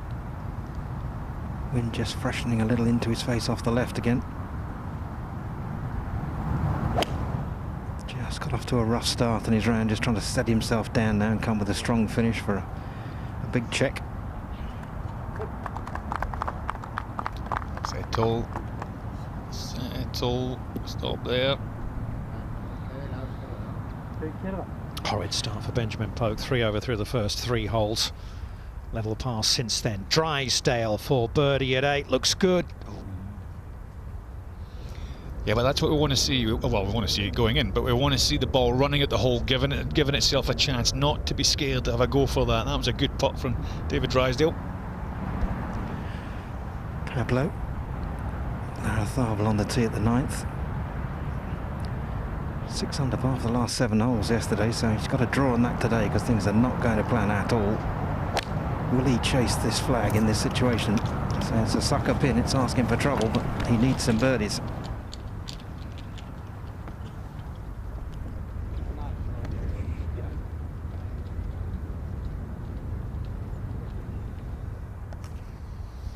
Par putt for David Drysdale at the 8th to remain. Oh, good heavens.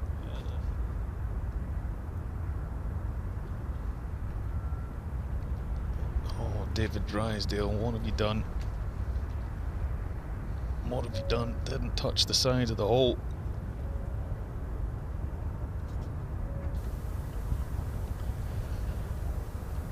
Well, that kind of shaky, that sort of thing.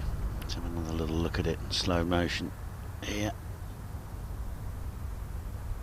Back was okay. Well, I think it was just started it left, just misread it. I mean, it's just simple as that, just pulled it.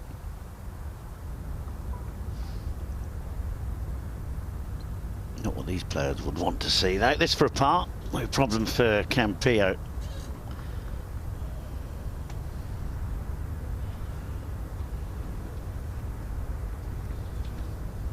Solo second now after Drysdale slipping back to 13 under. Winter to stay one ahead.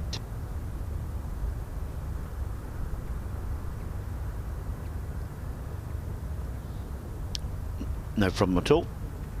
Good two-putt. I mean, that is just what Drysdale did not need. You've got the toughest hole on the course coming up. You know what it's like, and you walk round to that ninth tee thinking, what have I done? Well, you saw Jack Senior making a mess of 9 because of that, and you also just wonder as to what kind of impact that's going to have on Drysdale for the rest of his round. Every short putt, he's going to think about it. It is Winter ahead, hunting a first European Tour title. Look at Gavin Green, round of 65 for the Malaysian, who is a lot more consistent this season and putting in some good performances.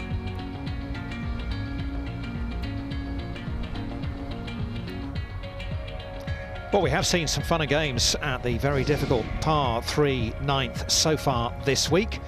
This was on day 2. Jack Senior chipping over the valley.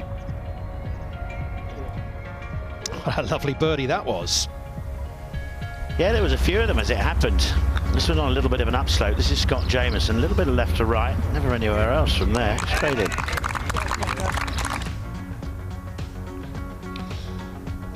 But Athabal, he also made a 2 somehow from downtown. Ridiculously long putt there, just hoping for 2 putts, managed to get down in 1. And Gavin Green, some chip, some putt. He went with the flag stick and it looked good all the way.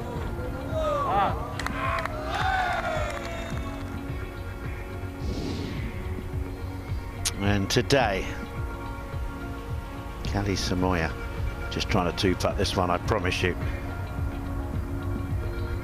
Up the slope, a little bit of right to left. Hang on, might go in. It did. Well, we had a finish winner last week, and birdies at 8 and 9 has taken Samoya to 12 under, 3 behind. Here's Larathabal. He'd do well to birdie from here, Tim. He would, but we've seen it's possible. Been some miraculous shots here over the week. Down in the little swale, trying to throw the ball right into the heart of the green. Check it out. You could chip it off the green here with this amount of speed. Not probably into the water because the rough's deep there, but very nearly into the water. It's all going very badly wrong for Larathabal. Drop shot. Sorry, a birdie at the second, but he's had 3 drop shots since then. Looks like another one there coming at the 9th. 5 to go for Lemke. This is for a birdie. Probably the last of the real birdie chances on this golf course. It's tracking. Lemke, he's done it again. From distance. Nicholas Lemke, what are you doing? This is fantastic. 3 birdies in 4 holes for Lemke, and he moves to within 1 of Jeff Winter. I tell you what, if the wind does get up and he can get in at something like 14, 15 under, then look out. He knows it. Let's have another look at it. Up and across the tier. Not really a realistic birdie opportunity. Goodness me, folks, he's given himself a chance to win in the European Tour. Smiling, there is 4 of the toughest holes in this golf course in front of him. Alexander Bjork from fully 90 feet here at the 9th, putting up the upper level, then through a swale, over a rise and down to the pin.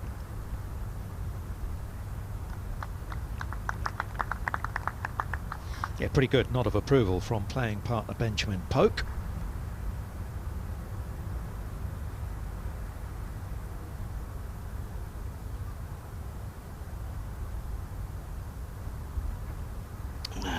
Not enjoying his weight up on that tee. I wouldn't have thought David Drysdale.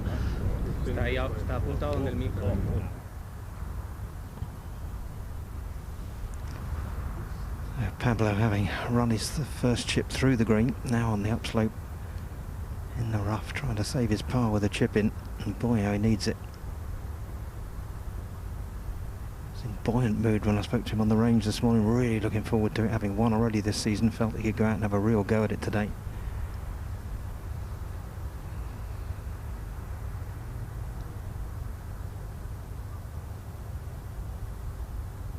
Yeah, the roller coasters of a golfer's emotions, from buoyant mood to sick as a parrot. Well, that's going to be his 4th bogey of the outward 9.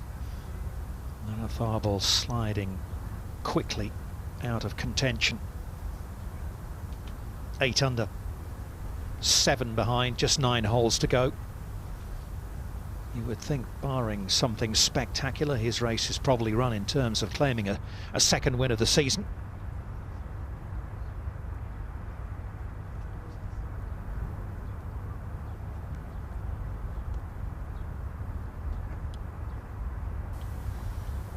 Yeah, that look says it all, doesn't it?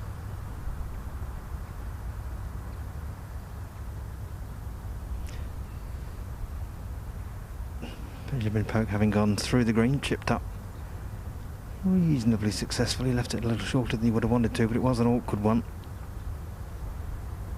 It's very little break in this down the hill, but it's a slick putt. It's not one that you can hit firmly. It's got to be trickled down.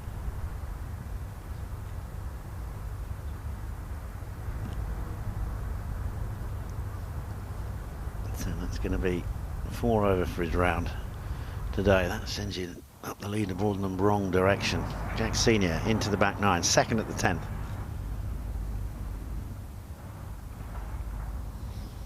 He needs to rally, doesn't he? Drop shot at 8, double bogey at 9. He needs a super low back 9, back to the 9th, and Bjork for par. Yeah, it's just enough left to right in this to make it interesting. Just got to start it on that left lip and strike it solidly. Yeah, good 2-putt for the Swede. 1 birdie, the rest all par, so he's out in 35, which is 1 under. Well off line here at 10 for Samoa. Water down the right side. Depends what the lie's like. There's a little bit of sand coming up there, so he might have been able to get some purchase on this ball. And indeed he did. Stay there. Flagstick's on a little shelf, a little ledge, very difficult to get it in there tight.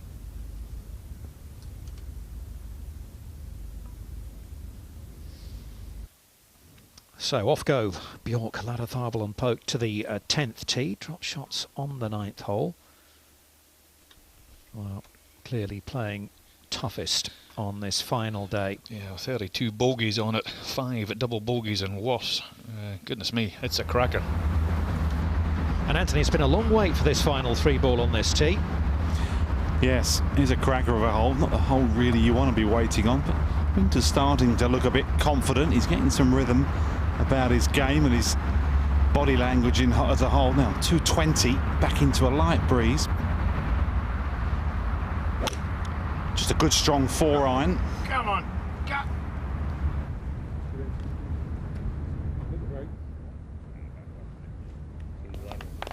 Yeah, with that pin position over on the right-hand side today, there would have been a lot of 3 putts on this hole today.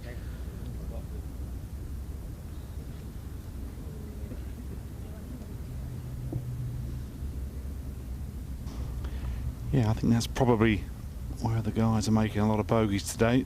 Hole isn't particularly playing any harder from tee to green. It's just very hard to get anywhere near that right-hand pin. Wind hasn't really picked up. It's just got to be a good thing entering the back 9. A lot of into the wind holes coming. So Campillo here. Just a standard long iron, really. Take it down the throat of the green. Oh, what a shot. Stay there. He birdied it yesterday. There's only 2 players birdied this hole yesterday. Campillo was one of them. Go on, back we come. Better, yeah, better as well, Boxy. Whew. That was brave. That was pushed. Like fencing.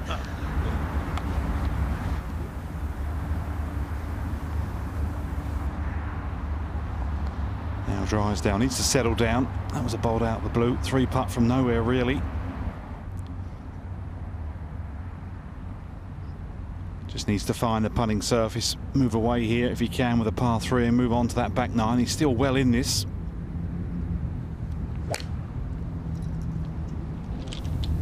He's looking slightly anxious.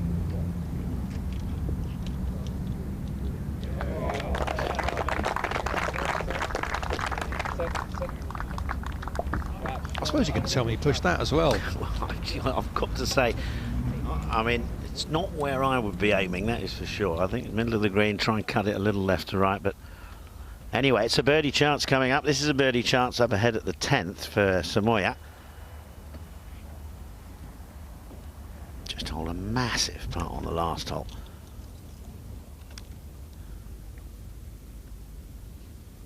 Like treacle putting it up that slope. Yeah. Another man for whom success has come relatively late in life, Kalle Samoya. He's 32 years of age.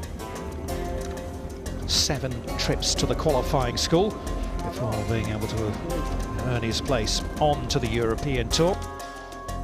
And there he is at 12 under alongside Alexander Bjork. Drysdale not out of it despite the drop shot at 8, but it is Denmark's Jeff Winter who leads the Qatar Masters.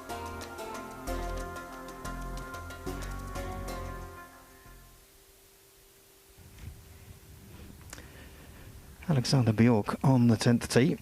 389-yard par 4 this one, so a good birdie opportunity for the players. Playing back into the breeze. Penalty area on the right, bunker on the left in play. 276 to reach, 298 to pass.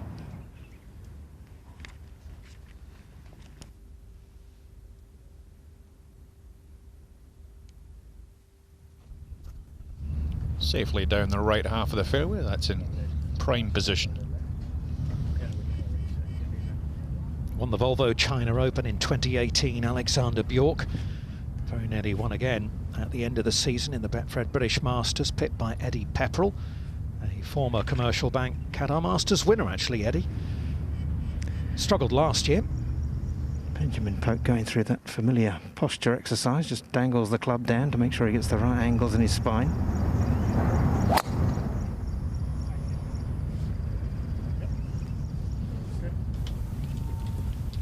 That's a good tee shot. Not going his way today, though. Benjamin Pope is 4 over today. Started at -12, back to -8 into a tie for 15th. And Poke is the man who topped the qualifying school rankings, 6 rounds in the 60s to win by 6 shots to earn his first full season on the European Tour. It's a buggy ride from the 9th green to the 10th tee, but Pablo chose to walk it. Trying to get his mind straight, I think, having had such a poor front 9.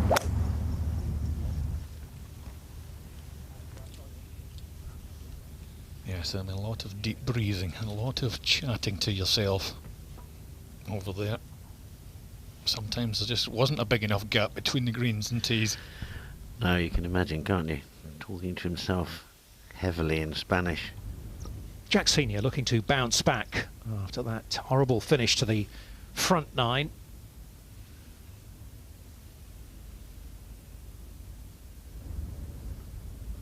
And does so.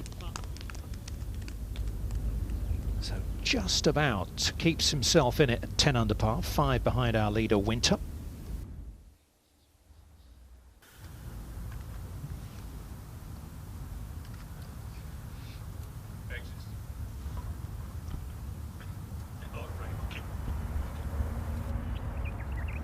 This is the 9th, and this is a Winter. He's a long way from the hole, Anthony. Yeah, very much so, Dom. Good 75 feet here. She's surprisingly pretty flat, this putt. Up and down a little bit, but overall it's pretty straight. All about the pace, isn't it? Falls away past the hole. Looks like he's done a good job. Yeah, that looks a great effort, doesn't it? Just when you look at it from that angle, you could just, it looks like there's hardly anything behind the flagstick.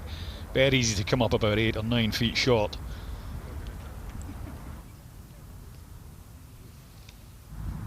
Now this is a birdie attempt. He's holding some yardage today, Lemke. At the 15th, what's this playing? 221 yards. It's the last par 3. Up and through the fringe he's got to go here. That'll slow it down a bit, then it'll quicken up. Yeah, he had no chance from there, did he? Almost had to putt it into the rough. Maybe. Could have chipped it. Yeah, he could have chipped it to try and get a little bit of grab on it to control it as it came over that knuckle. Back to 9. Drysdale for the birdie. Yeah, he's been rewarded with a very good chance here. This should be right to left for Drysdale. Pace is built in, so it's downhill all the way. Yeah, good putt. Yeah, it's a nice settler, isn't it? Yeah, it is, yeah, because he'd be fuming after that last hole. You missed one that was about, what, probably about 8 inches longer than this on the last hole. So he's going to head for home into the back 9 at 13 under par. 36 for the front 9, 1 drop shot and 1 birdie.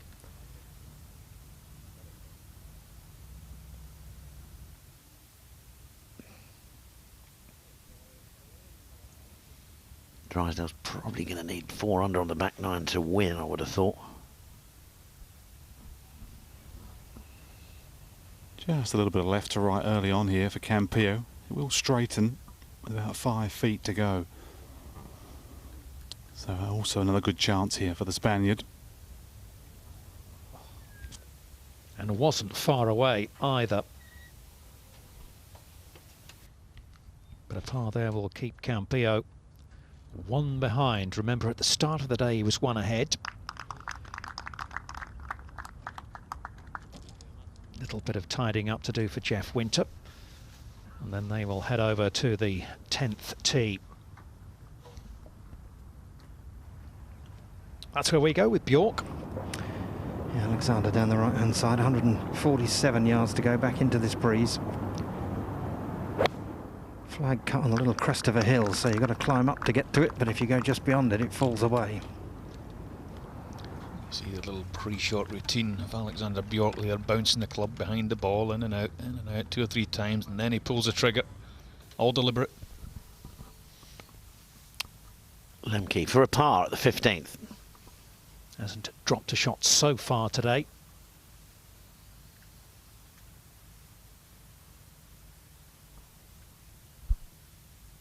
No, that was, he needed that one and 1 more birdie, maybe 2 more birdies to get into the clubhouse, but he's got 3 toughies coming up now.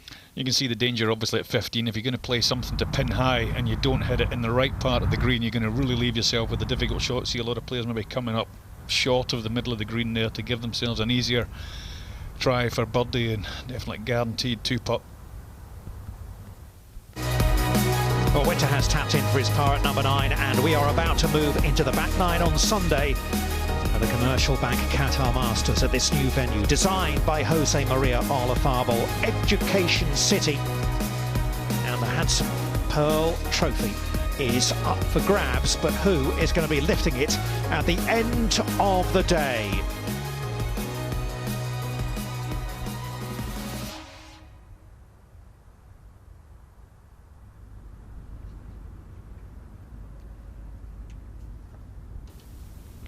Well, who's your money on then, Boxall, from here? Boxall? Boxall, that was nice, Hollier. That was rather formal, wasn't it? That was very like school. That was excellent stuff.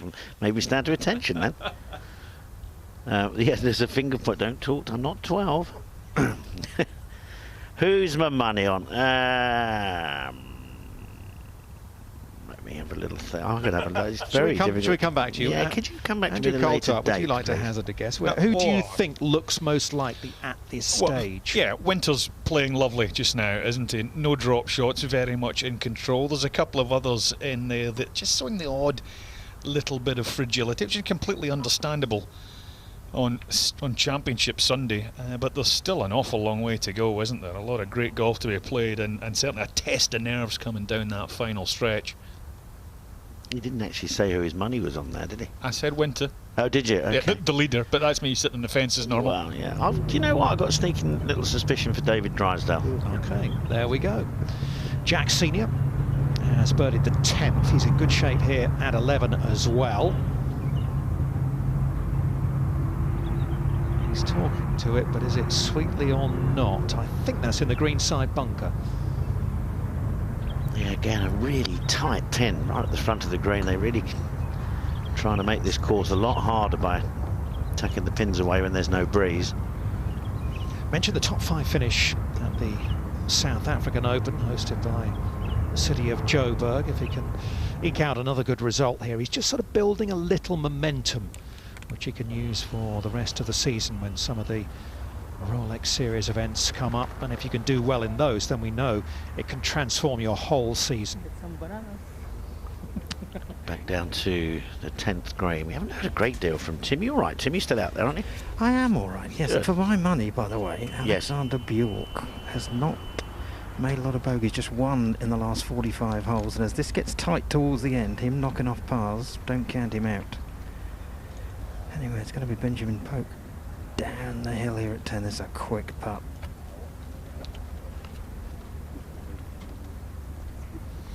He's not really quite got it going, Tim, has he, today, Poke? Or... No, he really hasn't. We'll get back to them. The 11th. Samoa. Second shot. It's very tight pin today. It's only 6 on, 4 from the left. Yeah, good shot.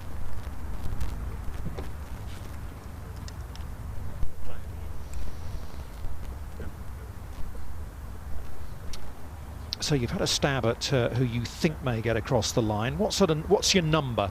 What's the winning score, guys?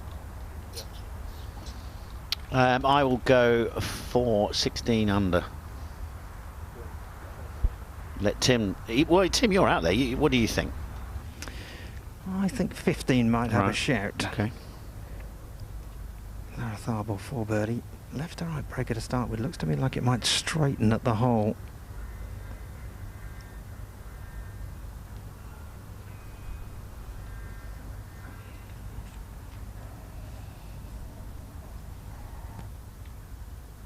Back onto the tee. Tournament leader, Winter, with a 3-wood. Who made an eagle here on Thursday. Oh, excuse me, holding out with his second shot. Sorry, karaoke singing again, don't it? 270 to the bunker down the left-hand side. To try and avoid that, and he has. Very nice.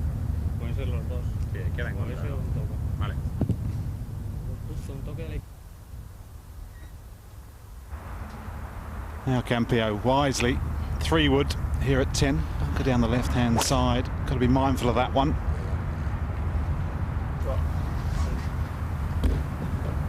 Has he found the fairway? He has. It's your turn, Anthony. Pick a winner and pick a score. Okay, Richard, I won't sit on the fence. I said 17 at the start of the week, and I'm going to stick with that. Does the winner come from your group? Yes.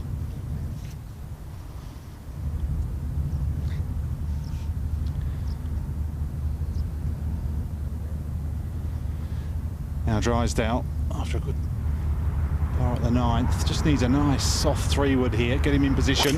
Definitely a birdie hole, the 10th today. Parted every day so far, David Drysdale. It's a good start. Do you want to know what I think, or don't you care? Yeah, we do. You sure? Well, we don't care, but we'd like to know what you think, yeah. I'm thinking 15. Strong finish here. Not a lot of birdies. You're agreeing with Tim. Bjork then to get to 13 under.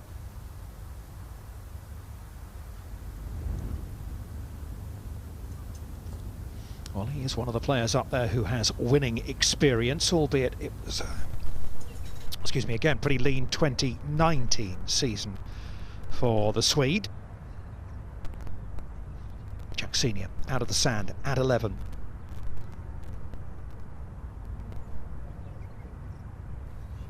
Excellent shot from Senior. He's hanging in there. You never know what's going to happen. Not completely out of it. It was so close, just by a whisker. So as the final 3-ball move into the back nine, and Alexander Bjork just tries to tidy up for his part at number 10. Where are the scoring opportunities? I didn't realise we were going to be getting this many questions. I didn't realise, no. Well, your birdie opportunities are 13 and 14, but then you've got 4 very tough holes coming in. They're all playing over their par right now, and the 2 13 and 14 are under their par. 10th is playing under its par. Samoya for a birdie. He's got it. He's got it. Brilliant stuff. Samoya to 13 under. I tell you what, when you start holding touch like he has at 11 there and over at 9, and a little voice says in your head, oh, hold on, this could be your week. Will we have back-to-back finish winners on the European Tour after Sami Välimäki in Oman last week?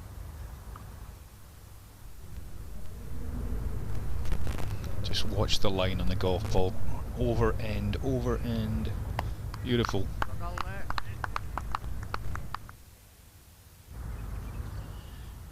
Go further, deeper into the course.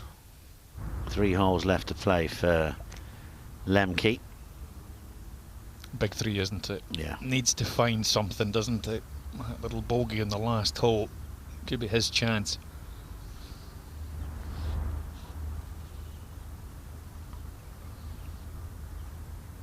See the flagstick there, just left of those bunkers on the right there. It's only 7 on today.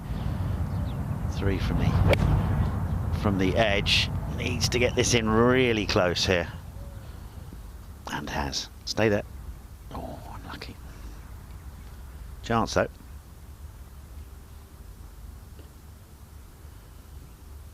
Well, what a move it was. It has been by Nicholas Lemke, the 35-year-old hunting a first European Tour victory, only his 2nd season out here on tour. 5 under to the turn, parred the 10th, and then at 11, an outrageous birdie.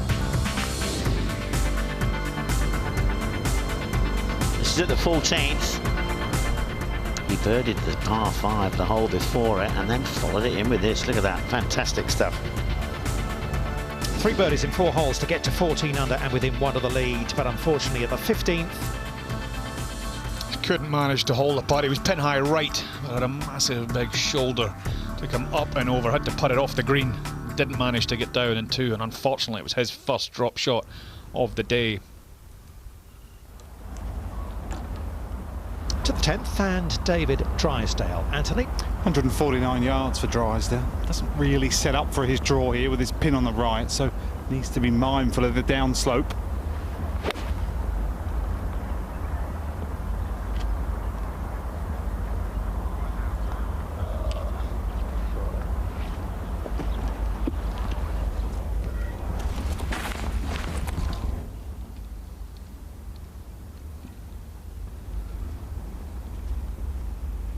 Down now on Jeff Winter.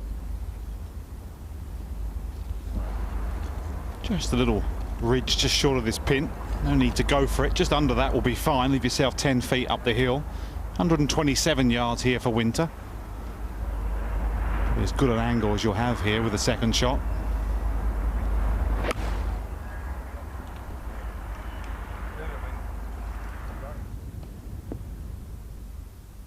Yeah, he's played very consistently, Jeff Winter, today. Birdie at the first, birdie at the 7th, parred all the rest. Good birdie chance coming up here at the 10th. Thomas Bjorn, who famously held off Tiger Woods down the stretch to win the Desert Classic. He'll no doubt be watching. He did tweet, "Winter is coming to Qatar."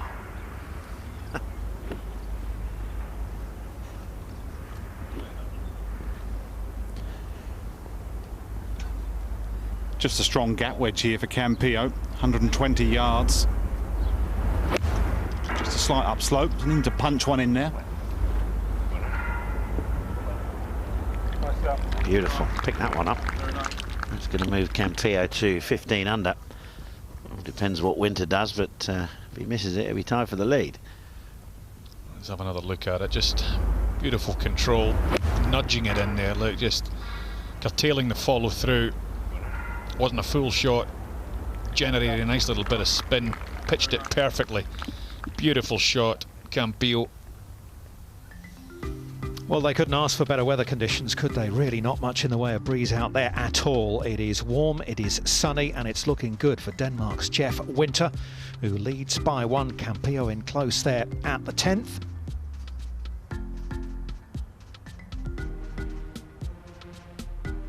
David Drysdale trying to become the first Scot to win on the European Tour since David Law. Up at 11. A narrow fairway, this bunker encroaches on the right and left, penalty area over on the left hand side. Just a fairway finder for Alexander Bjork.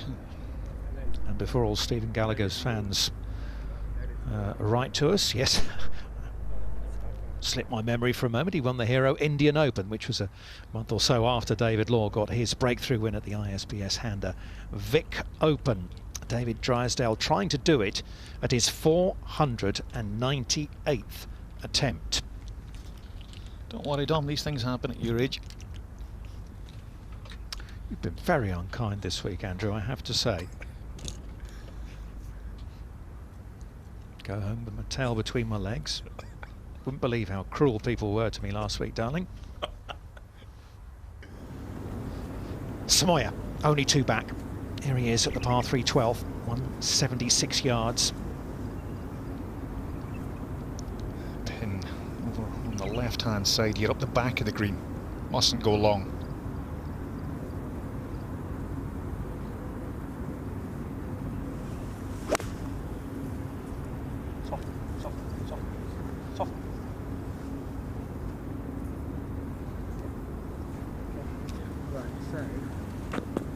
That's pretty good. That's okay. It's safe. Very narrow green 12. To be honest, And the way he's putting, you might fancy him from there. David Drysdale for birdie at 10. Outside chance for the Scot.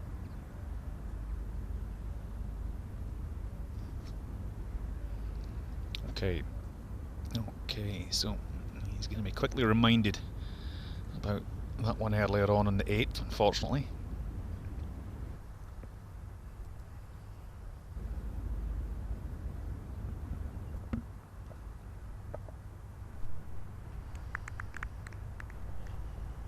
Just a smidgen here, right to left for Winter here.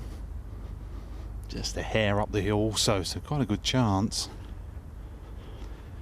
Beautiful tee shot, beautiful second shot I should say, slightly overshadowed by Campillo's, but nevertheless a wonderful opportunity.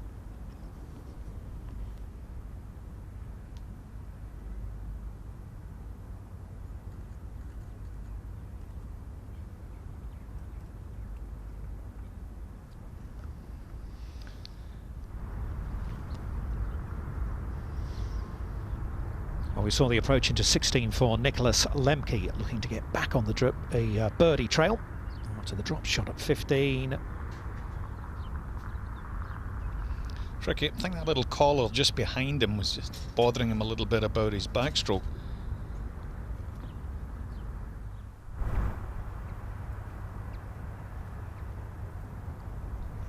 There's not really much in this other than the scar tissue from over there on 8 earlier. Straight back, straight through.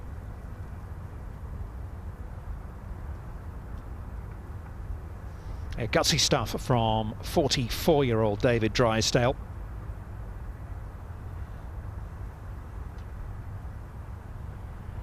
Doesn't give too much away, does he? Quietly plots his way around the golf course.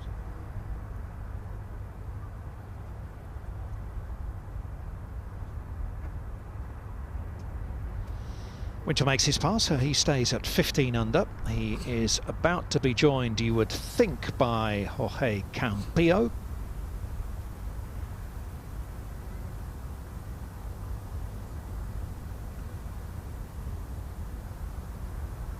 And once again, those two are tied at the top at 15 under par with 8 holes to go.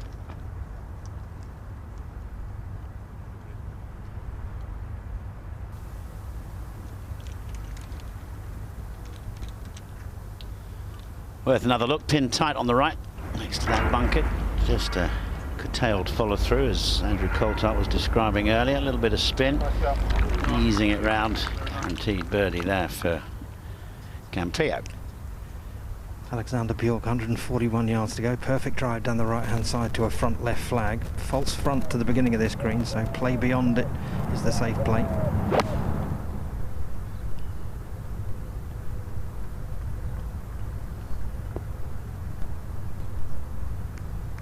Yeah, good call there from Tim.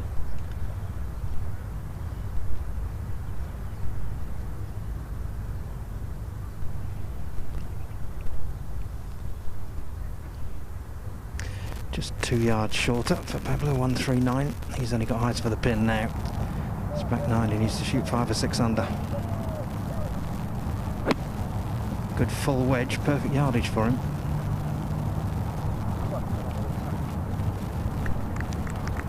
Oh, that should get him underway there at the 11th. Right back now into a tie for 14th is Larrathable.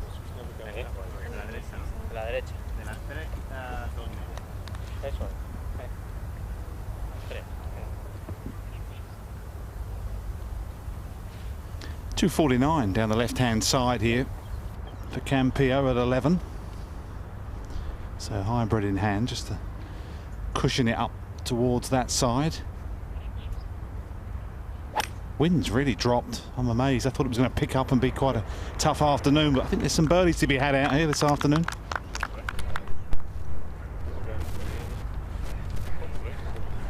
Yeah, it really is unusual, isn't it, for this part of the world? It was pretty much flat calm on Friday as well, having been really blowy earlier in the week.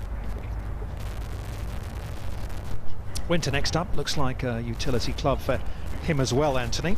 Yeah, a little Baffy, little hybrid. There's a bunker down the right hand side at 290. That won't be in play for Winter here. But no question, the right hand side is the place to be if you can be brave down the fairway here.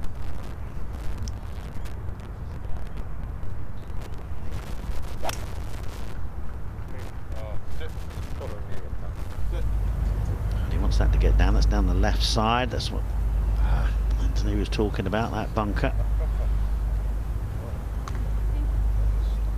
No winner has recorded has carded a bogey-free final round. Winter currently no drop shots. Here's Bjork at up on the green.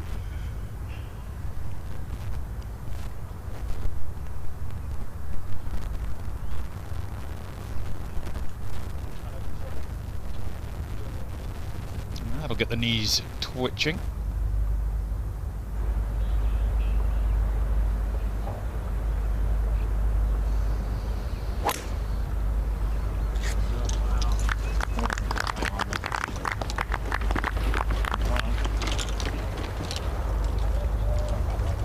Just getting out of that second cut of rough there. That's okay where he's going to be there for David Drysdale.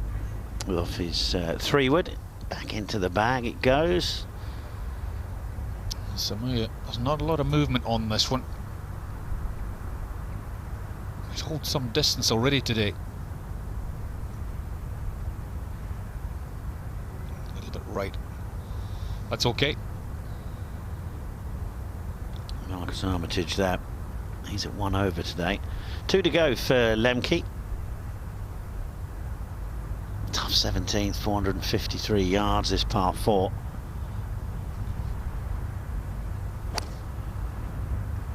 He needs a birdie finish here and post 15 under in the clubhouse.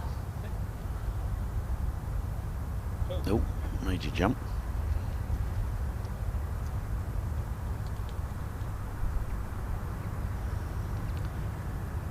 Jack Senior, birdie attempt here at the 12th. 176 this is playing today. Go on, go on, go on. Yes, well done. Tell you what, he's clawing himself back into this. Again, if he can put himself in the mix, his final few holes, who knows? Yeah, not too many birdies at that par 3 12th hole either, so he's making up ground on the rest of the field there, Senior. And there he is alongside Marcus Kinhult at 11 under par. More Swedes in the mix, Bjork and Lemke, but it is Spain and Denmark on top. It's the final round of the Commercial Bank Qatar Masters 2020.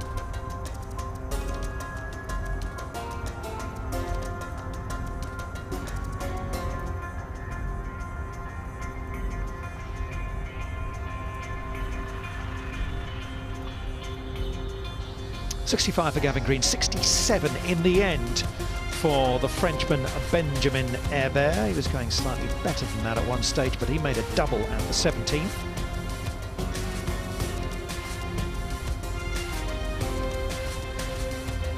.68 for James Morrison. Good score from the Australian Jason Scribner. 66 for him today. That'll earn him a nice few euros. Thomas Pieters, never really happened for him this week.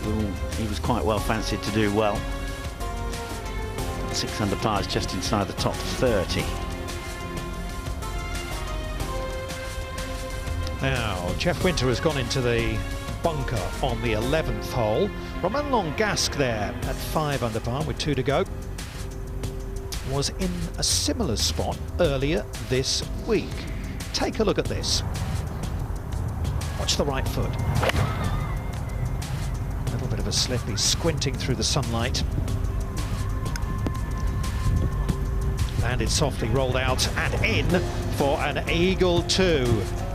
He didn't know it at the time. It was confirmed as he got up to the green. Sensational stuff from Longasque. And here we are at 11. Campillo in the fairway. I think David Drysdale's just in the light rough, and Winter in that bunker. Let's find out more from Anthony. Yeah, Jeff Winter's in the bunker. He's got a good lie. Should be Campillo to play first. Pretty close though.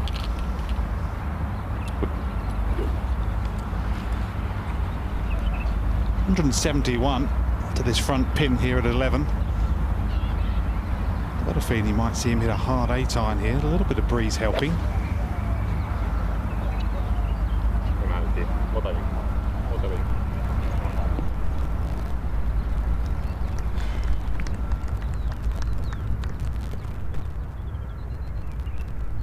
Perhaps understandably playing away from the water.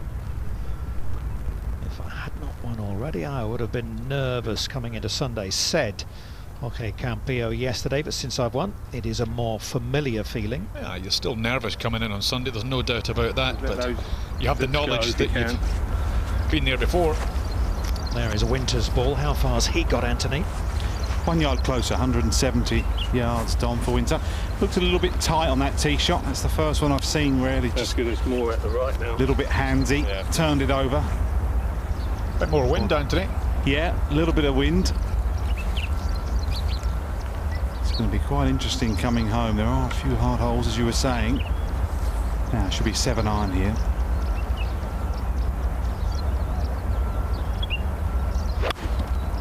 Oh. Go! Go! He's worried. It's all right, that's okay there. You could hear the pressure in his voice though, couldn't you? Ratcheting up the tension. Yeah, and that from a man who likes to think he plays with a smile on his face and is a little happy-go-lucky. He's feeling it. Drysdale. Good lie in the semi-rough for Drysdale, 146 yards. Wind's just picking up here now. You've got to fancy this one just going a little long coming out of the semi. Beautiful shot. Lots of chance there for David Drysdale. He's recovered well, hasn't he? That missed short putt at the 8th. Made a good par at 9. And at 10. Chance at 11 for Drysdale to climb within 1. Here's Larratharbel at the 12th.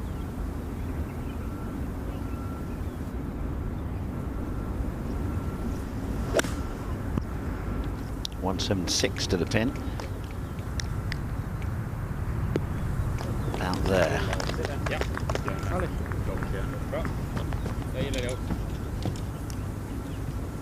Right, just come off a birdie at the last hole, Larratharbel. He's at 9 under now, just a little too far behind. Last of the par 5s, the 13th. Options here. You can go down the right-hand side or the left. Samoya is aiming right. Well, it's a percentage play, but unless this is coming back, it's found the sand, which is not what he wanted. He's got to get out of this hole with a birdie.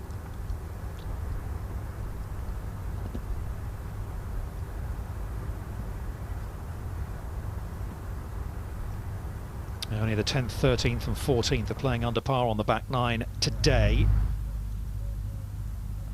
We saw the drive, didn't we, of Nicholas Lemke? Yeah, he's had to take a penalty drop here, though. He was in the bush. So this is now his third. At the 17th.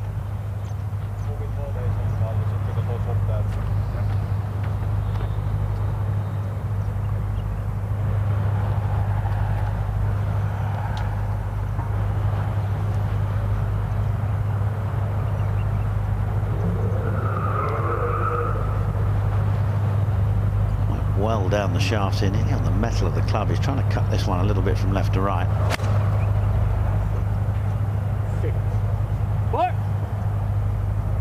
Yeah, tried to keep it as straight-faced a club as he could. Cover the distance. So difficult to keep it going. Bit of a break here. It's very well thought out, if that's indeed what he tried to do. Although the shouts of four suggest not.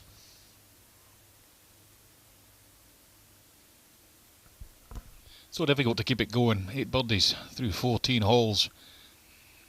And all of a sudden, the brain starts to switch and think about winning the tournament. And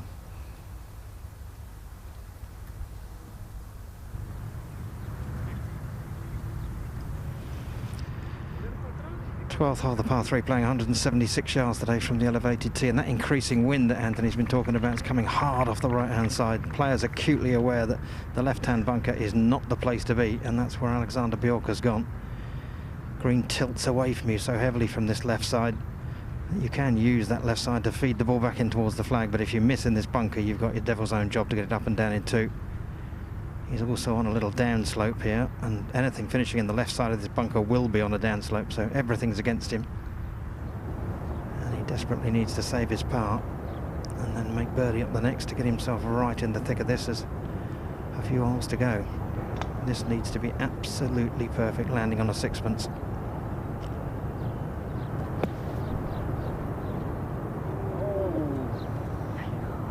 And isn't. He's been pretty neat and tidy so far, Bjork, but he's in trouble there. Back to Campillo at 11. Downhill for Campillo, a little right to left in this one. Seems to be wisely going about his business. You may have noticed from the leaderboard that Jeff Winter has putted from off the green, and he has made his 4 there to stay at 15 under.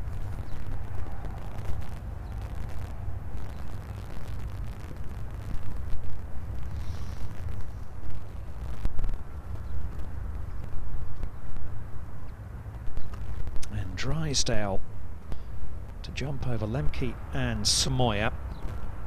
Solo third and within 1 of the lead. Much on it, Anthony? No, not really, Dom. This is pretty straight. Very well judged shot.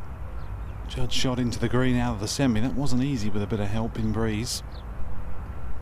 Another good chance. He's missed a couple today already. He could do with this one.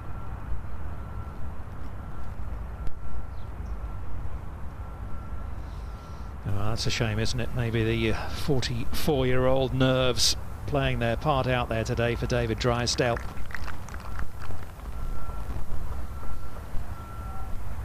He's certainly not out of it, excuse me, at 13 under par. No, you've got to roll those. If you're going to win, you've got to roll those in. Par putt for Campillo. Yes, well done.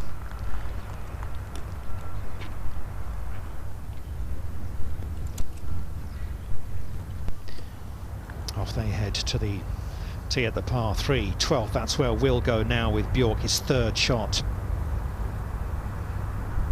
He's got to tickle this through the fringe. Well, that's tough. Shot gone, but the danger was long, and he fell into the trap. And he falls 4 behind to Lemke with a par putt at 17. See where he's aiming. He's allowing for quite a bit of left to right break on this.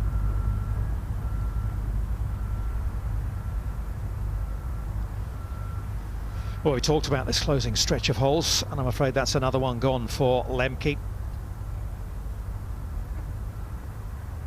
Assuming he pops that one in. That'll be 2 gone in the last 3 holes. Still the tough 18th to come as well. He's back to 13 under. And is likely to slide to 12 under. There at 17, it is a strong finish to this course at the moment. Still advantage to Spain and Denmark. Campillo and Winter on top. Final round of the Commercial Bank Qatar Masters.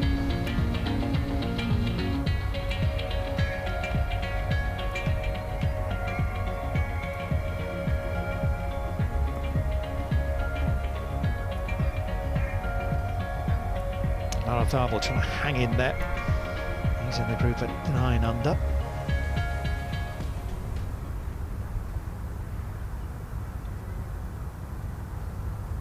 Larrazábal to try and ease inside the top 10 with his birdie attempt here. Birdied the last hole.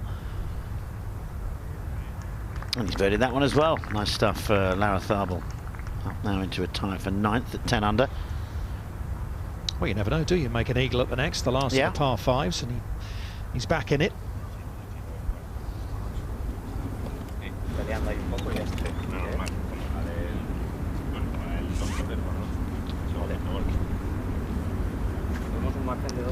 So there they are, final group now on the 12th.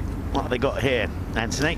176 yards, a little bit of help. Every time I look at this 12th, it reminds me of something. I've worked it out. It's the par 3 12th at Augusta, one of Jose Maria's favourite par 3s. And I think the same rule applies here. I'd aim at that front bunker. As left and long, as we heard Tim Barter say, is no good at all. Wind off the right here for Campillo.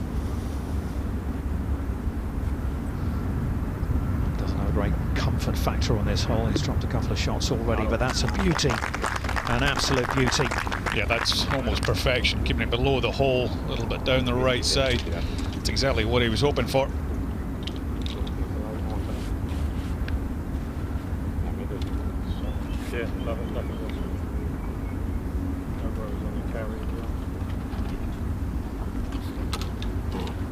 I think the problem with the 12 today, it's in between an 8 and a 7. It's all about how your player sees it. This time of the day, you tend to want to hit them a little bit harder. So possibly go with a high draw in 8 iron, but I think Winter might just poke a little 7. He does seem to like just tapping them, nudging them round. He's quite a crafty player.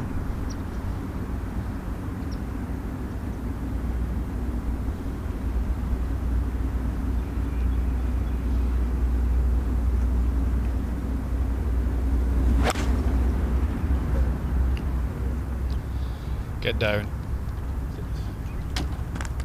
There we go. You know what he's left with. The big bunker at the back and the small bunker at the front. That's deliberate, creates the illusion the green's a lot narrower than it actually is, puts a little bit of tension in the player.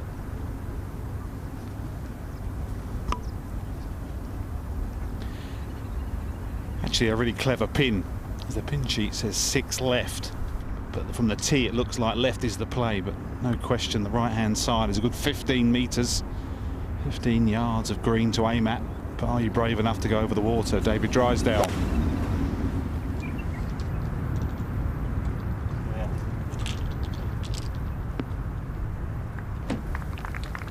Safely on the green for David Drysdale. He's got to start rolling a few in. David, he's had his chances today. He really has. Might see, could well see a 2-shot swing here with the leaders here, Dom. Malcolm Mackenzie won the Open de France at Le Golf National, I should say, in his 505th European Tour start. 498 this week for Drysdale. Here's Samoya at the par 5, 13th, third shot. Must have been in the bunker. Has to be close. And well, if he's going to get out of there with a birdie and put some pressure on the leaders, he's going to have to hole a tricky putt. Back on the tee at this par 5, Larrazábal.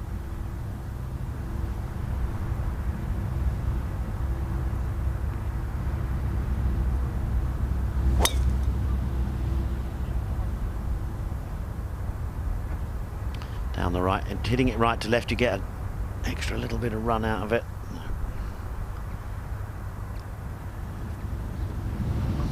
Amazing how low he can hit the ball, isn't it? One of those players who does alter his trajectory quite significantly.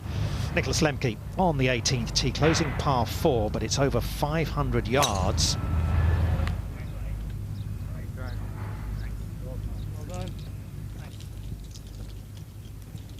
It's a big drive on the final hole.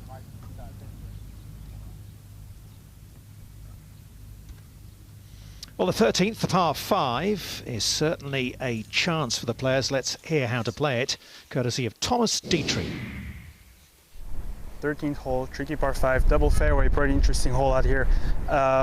If you hit it on the right, wider fairway, leaves yourself a longer shot into the green. If you hit it on the left, it's a very tiny fairway, but you got probably 500 or 600 into the green, so it'll be interesting to see. My guess is I think most of the players will be hitting it on the right side. Fairway is a bit wider. I think I'll be playing it on the right side.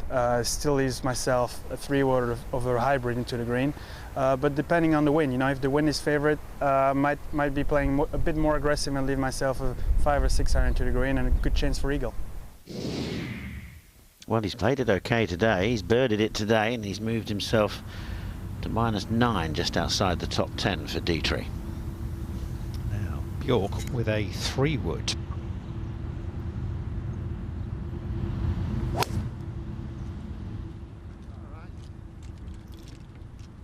Must have come here this week and very much worked out his strategy and decided to leave the left-hand route to the green very much alone. Play it as a 3-shotter. Yeah, I think you play your practice rounds, Don, even if you've played in the Pro-Am, and you just say, make your mind that that's what I'm doing and I'm going to stick to it. Could see a 2-shot swing here, Anthony. Yeah, it's a tough one. Back into the breeze, that's the only thing that's going to help him here. Winter, oh, I think he might have played one. That's pretty good, guys. And he will get a little teach there off Campillo. You saw his marker, 1.5 to 2 feet further away.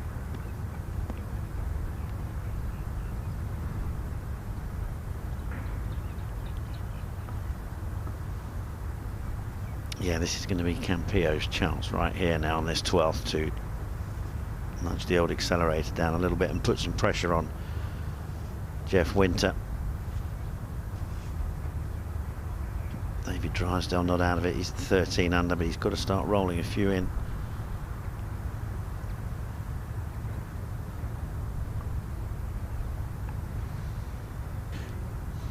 By my account, he's missed 5 good chances today. This really isn't one of them.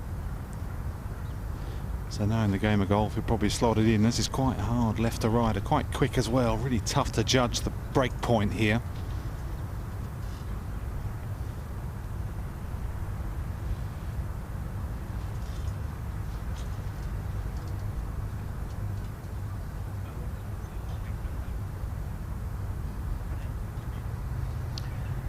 Somewhere at the 13th, this is what Andrew was talking about. He's got to roll this one in. Get to 14 under, has he? Oh, unlucky.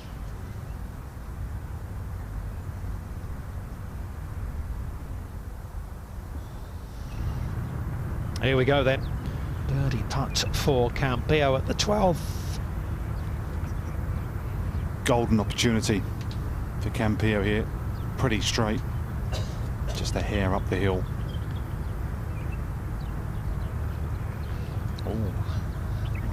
Not his best effort.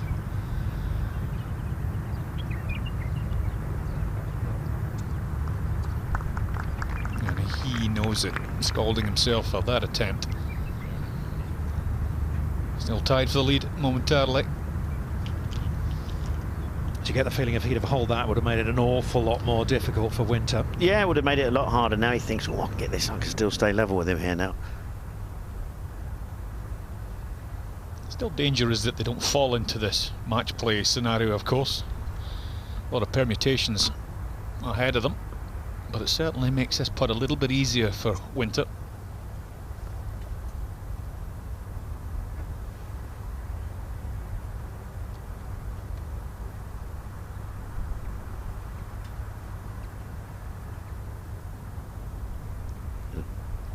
Oh, I can't believe that didn't come back. Campillo's ball moved.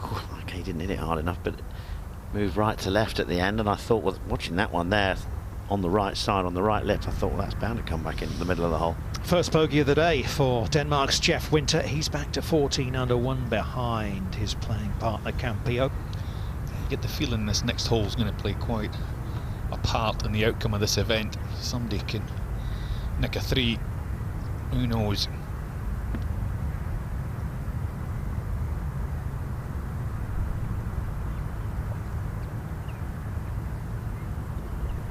Two-putt par for David Drysdale. One birdie, that came at the 5th today, and a drop shot at the 8th. He missed a really short putt, about 2-footer, which would have wobbled him very slightly, but he's still right in it at 13 under. Yeah, absolutely, alongside Kalle Samoja, who has not managed to make birdie at 13, so he's 2 behind Jeff Winter after that bogey at 12, back to 14 under, and on a course designed by Jose Maria Olazabal, the Spanish legend. It is a Spaniard, Campillo, who leads.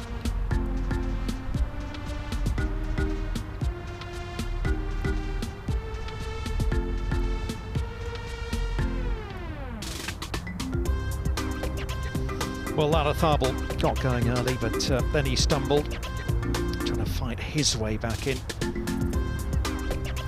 Dietrich after the birdie at 13, climbing into the group at 9 under par. Hasn't quite worked out yet for Marcus Armitage, the man who played so impressively down at the South African Open to finish behind only the winner, Brandon Grace, and Louis Oosthuizen. Junhyun Wang, past champion around here, on a playoff a few years ago. He's not kicked on as much as we thought he would do, and well, that name that stands out there, Thomas Peters, finding his form. Great win last week from Sami Välimäki. Justin Harding, you saw his name there. He won the title 12 months ago over at Doha Golf Club. The tournament has since moved here to Education City. And here is our leader with a 3 wood at the par 5 13th. The aggressive play here is down the left. He looks like he's aiming left to me. The 3 wood.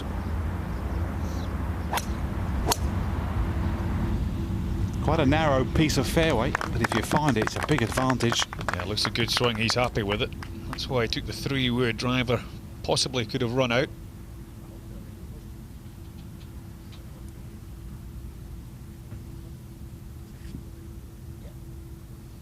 Yeah, split the fairway. Absolutely prime position. Driver for David Drysdale. Must be going down the right, I would imagine. Drysdale.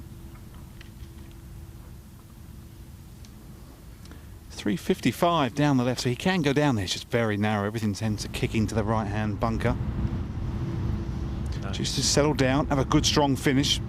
He's looking right.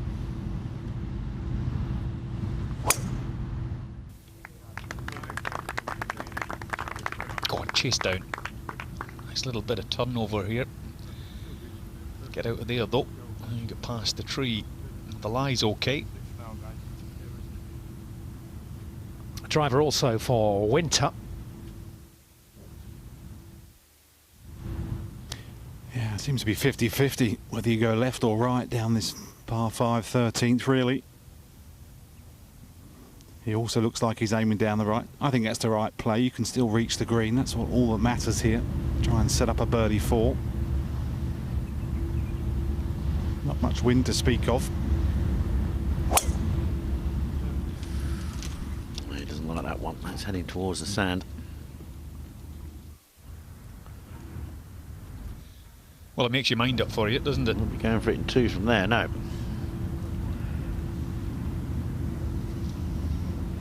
Well, let's take a look at the swing of our leader, Jorge Campillo, courtesy of Swing Index. Let's have a little look at that right foot. Not so much at the top of the backswing, but just as he comes back to the sort of impact position. A little bit of flex in that right knee. Doesn't really sort of look like he gets behind it as well as some of the other players. And then a little bit of an interesting right foot movement. Doesn't look like he sort of comes up off the right side, like he drives through from that point. And head to the European Tours channels to see how Swing Index measures our pro swings and how you can use it to improve your swing as well. Up ahead to the green. Third shot of Bjork. Just a sand iron. He should get this one reasonably close here. 117 to the pin.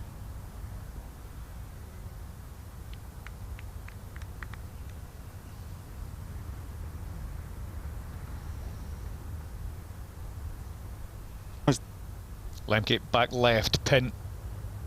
I see it just at the TV tower. Needs to take dead aim.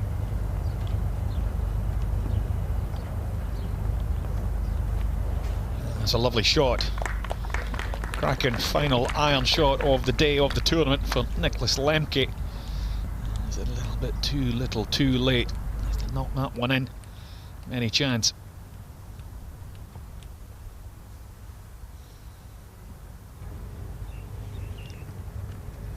Well, Lara Tharbel has come back fairly nicely, Tim. What's he got here? Yeah, putt through the swale and up the other side. Dominic very disappointed. Hit a tee shot that tried to, from right to left, to get a little bit extra distance out of it. Just ran into the waist area and got a horrific lie and could only lay up out to the right-hand side, which left him a pitch with this swale behind the flag. And he thought he did it beautifully, just got to the crest of the hill and fell down into the swale itself. So now, much more difficult putt than he would have faced. Through the swale up the other side, and once it gets on top, just gently from left to right. This for a birdie. 2 birdies in a row, so he's on a bit of a roll, but he needs to be.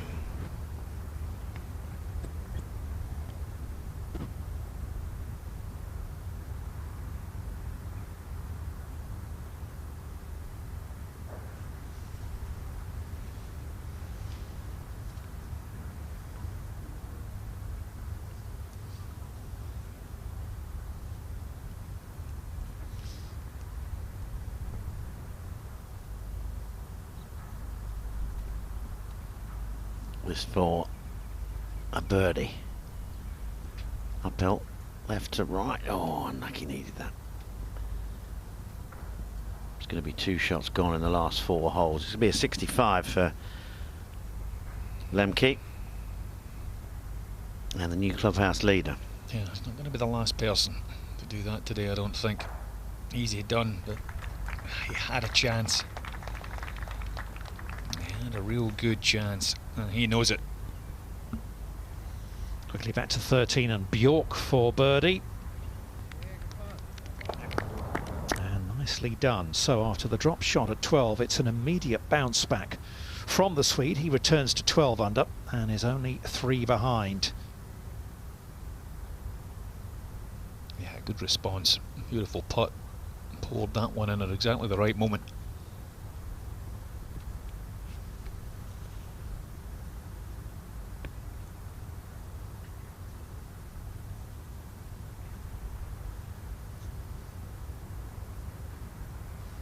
Putt for Lara Tharbel.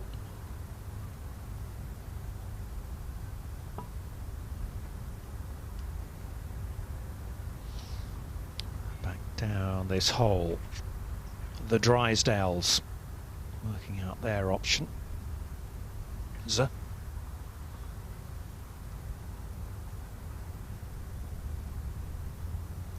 Two-putt par for Lara Tharbel, and at 10 under par 5 behind. You can just see he's aggravated, but needed a decent line there. Bit of waist area, and he's just laying up here. David Drysdale.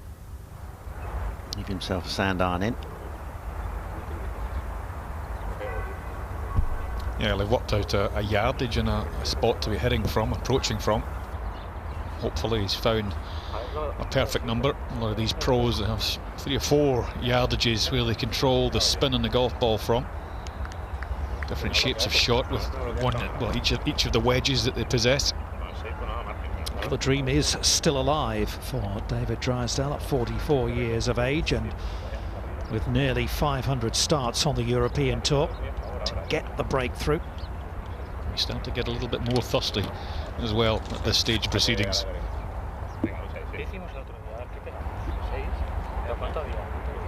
Well, Campillo has taken the option to go down the left-hand side. How far to go, Anthony? 195 yards. Dominic feels like he's playing on his own. He's so far over on the other fairway.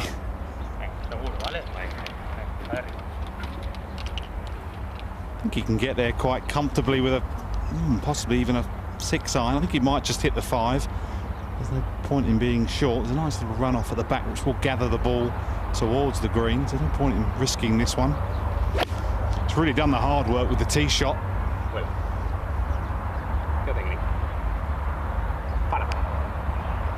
Asking it to sit down. It's still a quality shot. Lovely approach. Depending on what kind of lie Winter has, going to make him think. Up and down to move to 16 under for Campillo there. Winter drove it into the fairway bunker.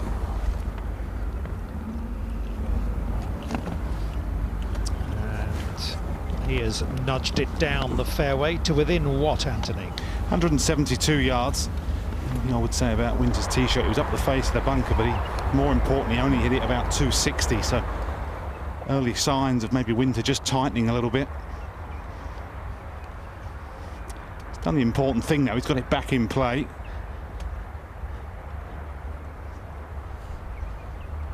Just trying to hang on to Campillo's coattails.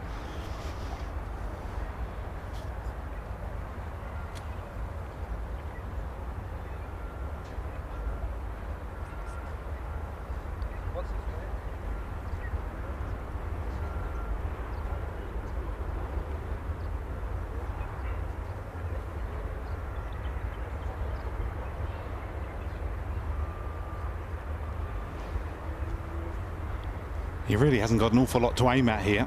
His third shot, sort of coming across the tier. He's got 8 or 9 yards of width of green, not much more than that, running up towards the pin from his angle. So it's quite a nasty shot he's left himself, but in truth that's all he could do from the bunker. Yeah, there seems to be a bit of indecision here.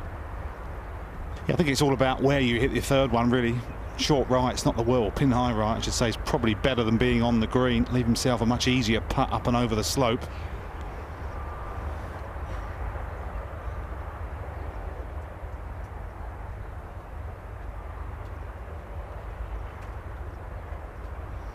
Now, although as Arnold Palmer once said, you must play boldly to win.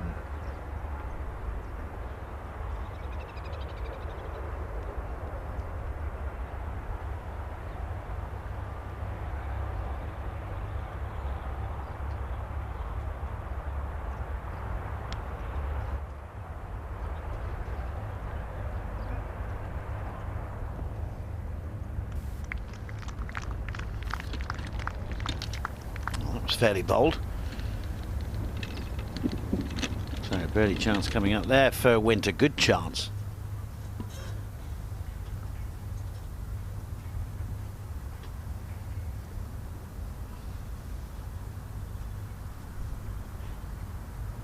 $109 yards here for Drysdale. This one looks short. That's just tension. Maybe slightly hoping the breeze is going to have more of an impact on it.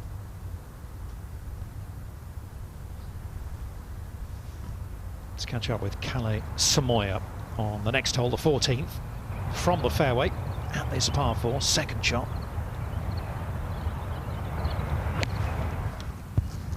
Pin on the left, coming in from the right. It's a good angle.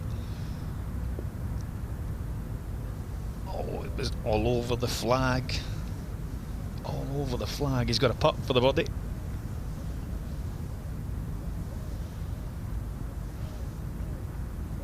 Yeah, that's your last really good chance on this homeward stretch.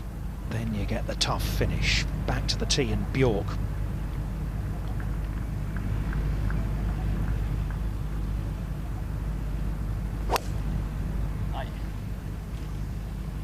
3 wood. He doesn't like that one. That's gone down the left wing, that.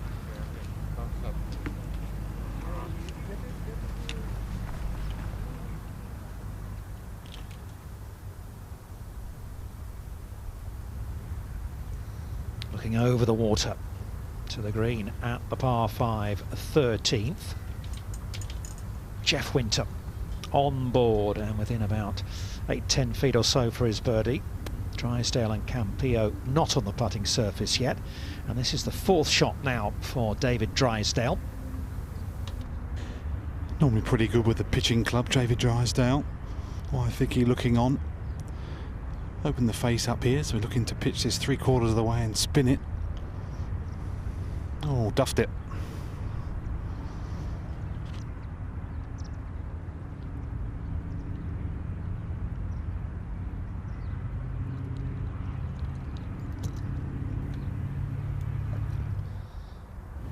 Samoa. Last chance saloon here on 14, or is it? Don't be short. Cali, don't be short. He needed hit. Needed hit. Maybe he can nick a birdie. Who knows? These final 4 holes, but they're a stern test. Right, back to 13, and Campillo's 3rd.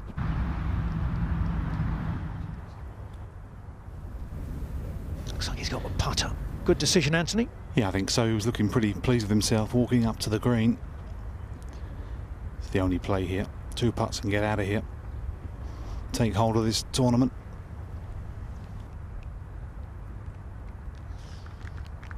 Well, maybe left himself a little more than he'd have liked there, but you do kind of sense the momentum is starting to swing towards him. We shall see. He's got that for birdie. Remember, Winter also with a birdie putt there at 13.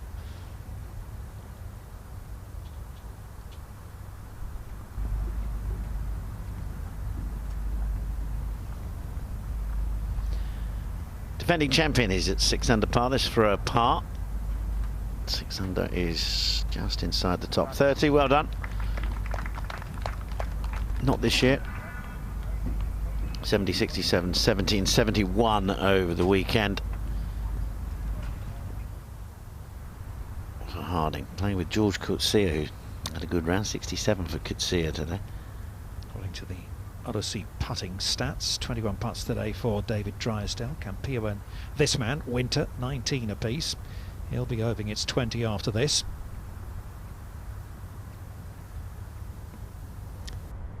Probably Jeff Winter's best shot of the day, that iron shot into the green here at the par 5. This one's pretty straight. It would almost sort of go both ways early doors. It's just whether he can strike it correctly. This would certainly be grabbing one if he holds this for a birdie.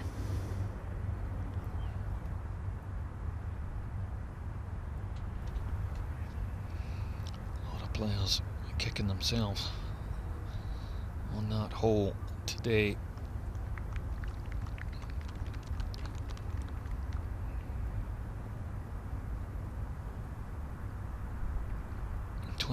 Birdies on the hole, 33 pars, chance gone for Winter.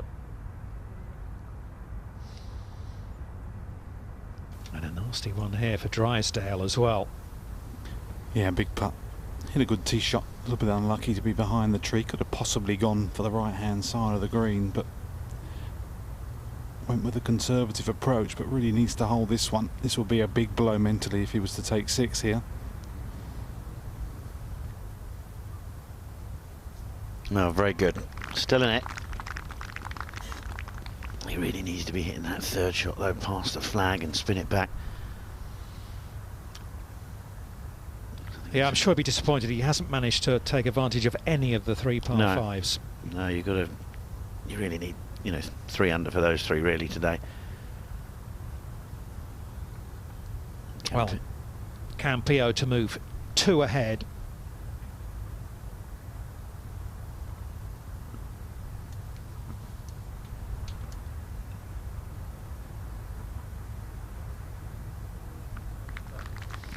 And he has done. There's an old match play saying 2 up with 5 to play never wins. But he certainly managed to take control of this now. 5 holes left. Yeah. Winter had his chance. I'd rather be 2 ahead than 2 behind, wouldn't you? No doubt about it. But it's amazing how many times it did happen. It did, yeah. And we have a tough closing stretch, so this is not over by any means at the Commercial Bank Qatar Masters. Buckle up and stay tuned. Campillo leads though.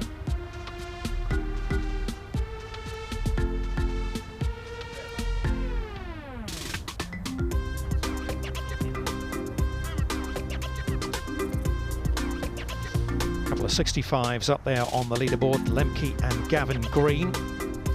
Aber with a round of 67 has advanced his position on Sunday. Alexander Bjork's third shot to the 14th, 25-yard bunker shot this one. Never easy. He's played it beautifully.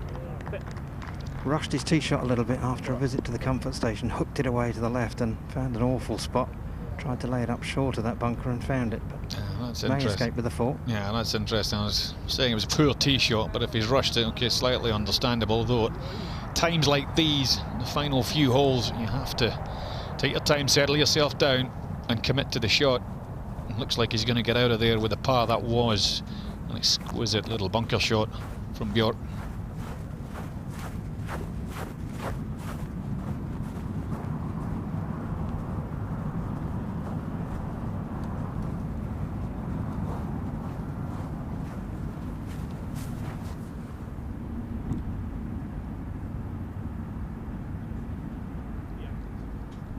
So looking back towards the 14th tee from that fairway bunker. And our leader, Campillo. Driver in hand. Not sure he can reach the far left-hand bunker. 285, it's back into the breeze. It is freshening still, so it's going to be very interesting. Normally a very good driver of the ball, not been so this year, but he's looking like he might have found his form at the right time, Campillo here. Oh, that was a strange one. Has this gone right? There's trouble down the right. Interesting. Big club, big wide fairway down there. Not found it.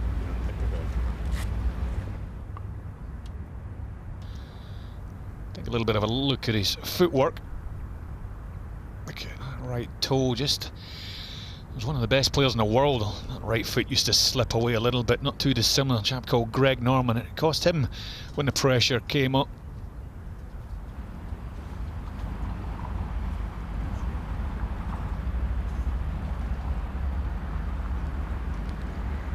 Drysdale, he's a gutsy player.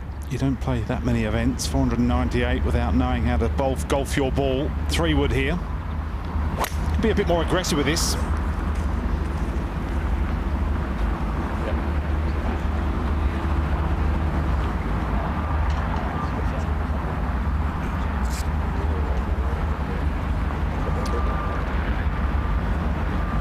Nicely down the left side.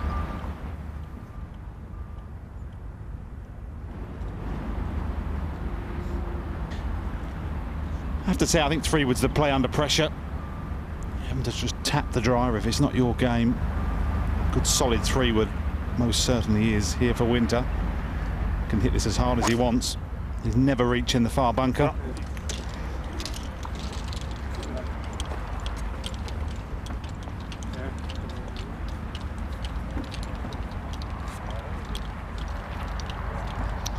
Drysdale will be able to replace his ball.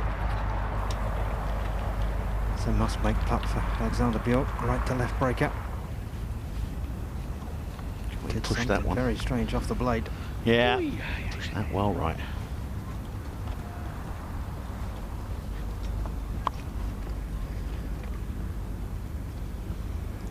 Yeah, I think you can look at the grass as much as you like there, but you have to look at the stroke.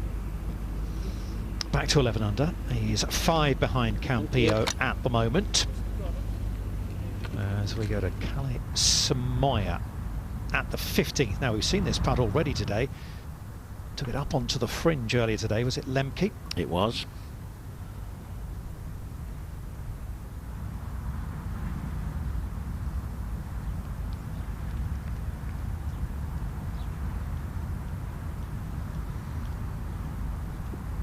So he will have that for his par.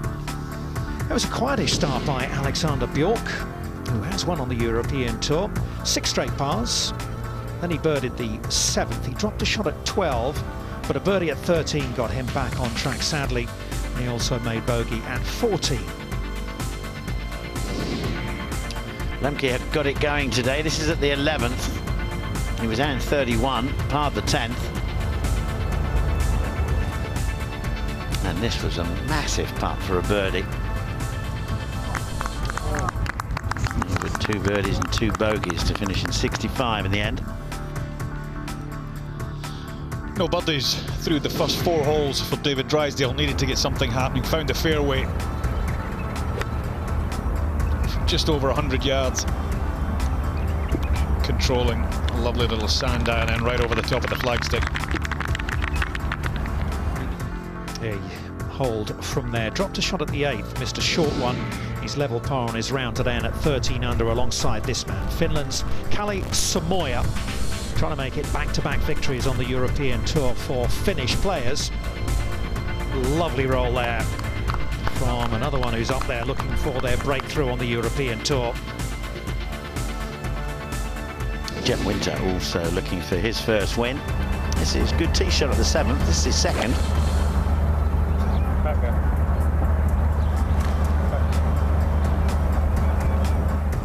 Lead to a birdie. Birdied the first as well, Jeff Winter.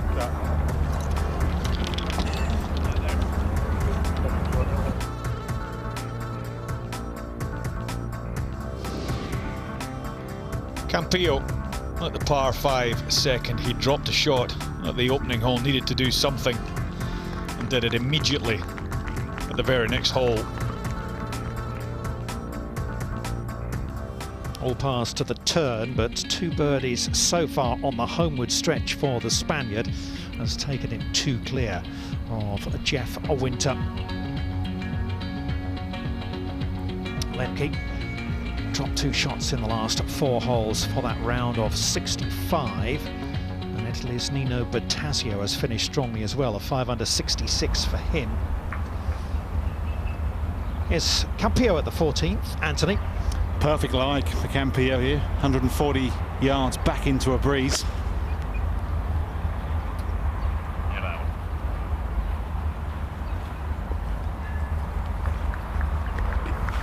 Nothing wrong with that, especially when you've got a 2-shot lead safely into the heart of the green. Test his putting stroke out a little bit. Place you don't want to be going is long. 138 yards here for Drysdale. His ball's actually hit by Winters off the tee, so they replaced it about a foot further back. Needs to start going at a few pins.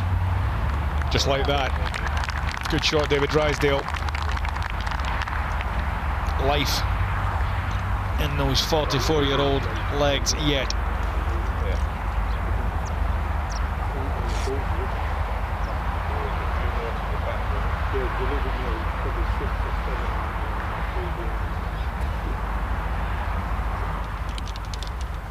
Just a yard closer for Winter here, 137 yards. I would say Drysdale's ball's a perfect marker. Sometimes it can be hard to make yourself go at them, but if you want to win, got to play out your comfort zone every now and then.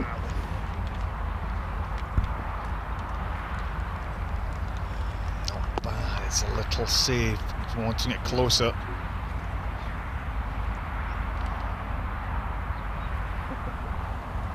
Jeff Winter has played this closing stretch, making 2 bogeys. Campillo with just the 1 drop shot, so that would suggest advantage to the Spaniard, who's 2 shots clear anyway at the top. Samoja for his par at 15.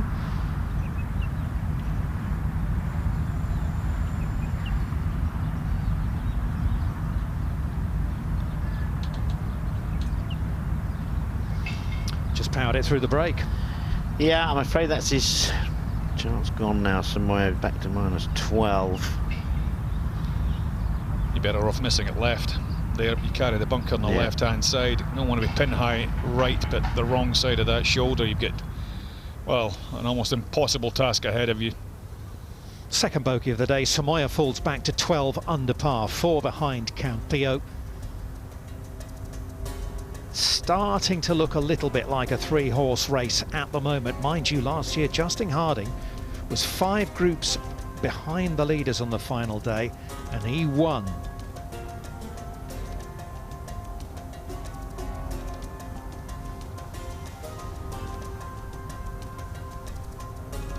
Another good day of scoring. This is the golf course designed by Jose Maria Olazabal that needs a bit of breeze to make it really tough.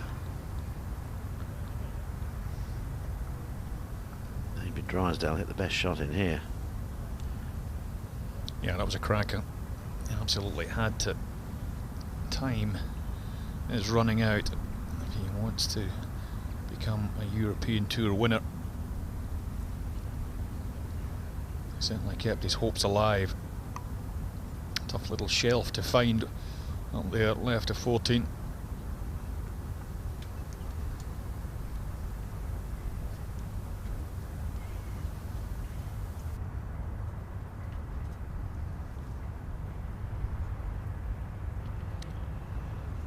Bit of early break on this one from right to left for Campillo. Have to say, I did the simple thing very well there. Sometimes that's hard to do, but just lob it up the right-hand side. Let other people try and beat you when you're out of shape. It's pretty straight towards the end from about 40, 45 feet. It's doing all its breaking early doors here.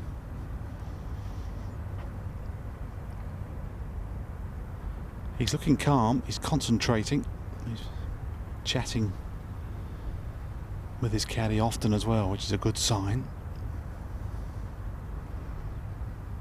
Steady.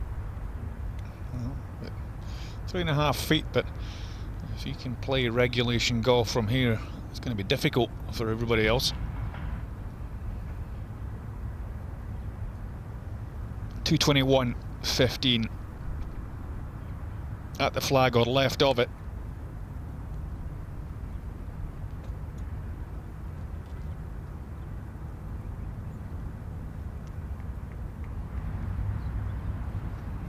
Lovely shot. Lovely shot. Bold. Straight at it.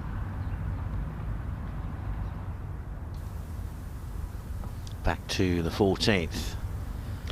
Birdie chance here for Winter. Yeah, a bit of a misread for myself and Campillo there. So clearly a little bit more grain from right to left than it appears. Drysdale's in the background itching to get in there and have a look at this one. Right to left for Winter, early doors.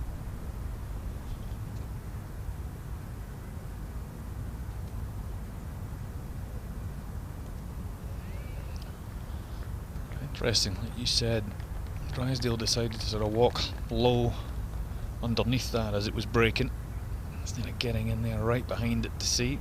Maybe it was almost because it's on a different line compared to what it looks like through the screen. A little bit of right to left.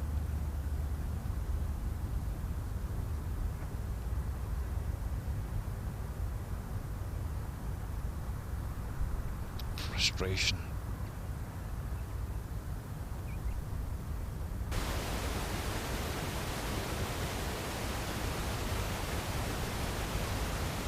I've got this dead straight. Haven't seen those two. It might be just inside right for Drysdale here. He's 1 from 6 from about inside 15 feet.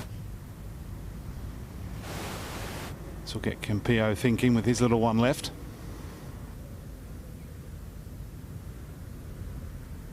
Beautiful putt. It's more like it. Needs a few of those coming in now. So he's up into a tie for second with Jeff Winter. 2 behind Campillo, if Campillo rolls this one in. Yeah, good stroke there. Second birdie of the day. It's giving him a little bit of momentum entering this awkward stretch.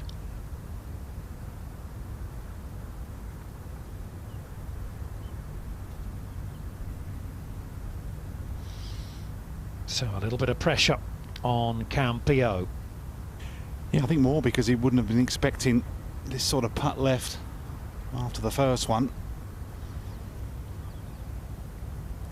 Pretty straight.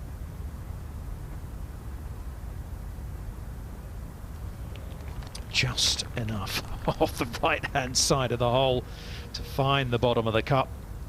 That was an incredibly short backswing there for that putt. Really short. I thought he's not going to hit that hard enough. Samoya at the 16th.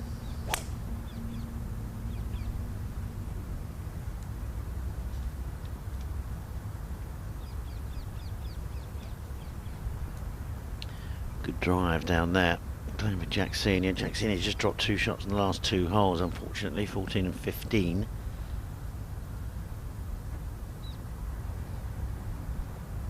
Marcus Armitage level par today. There's Tim Barter.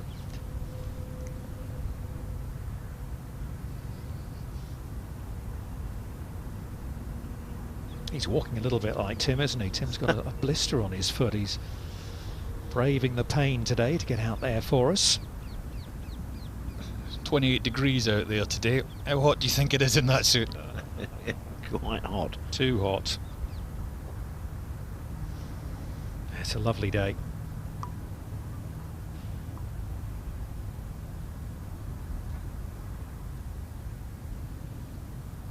Campillo just trying to decide where the breeze is coming from on this hole.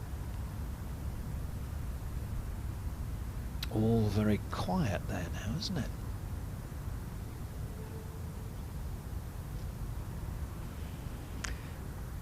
Alexander Bjork, who after a bogey at the last needs a really big finish.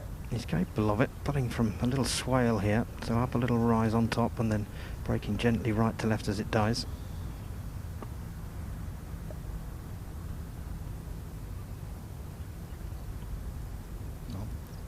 A little bit timid on that effort.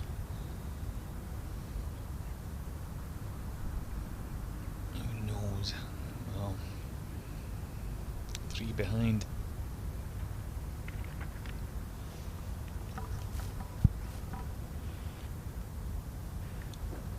Tharball missed the green away to the left in the little swale, played a beautiful little checking pitch up here to set up an opportunity to save his par. So Andrew suggests you do not miss this pin on the right today, anything like pin high or just short of it. All sorts of problems then. So Pablo took the conservative route. Lightning fast behind the hole as well. Just a hair of left to right in this.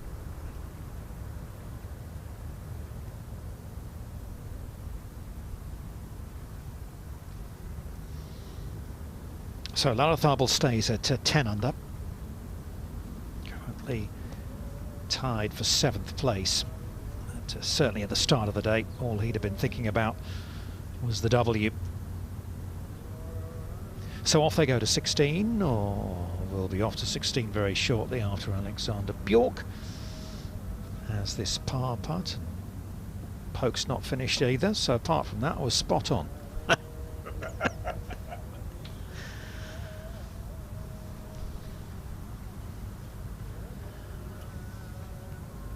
So this for a par, as you said, safely in. He's level par today. Unfortunately, that won't get it done. Level par today. Get you a nice bit of prize money, but it won't get you a win.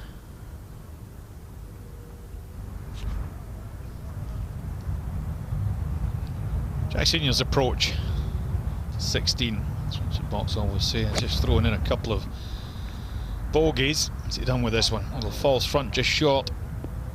Oh, it's a lovely shot. Oh, bringing it in beautifully. You could see him cutting across it and drifted in left to right.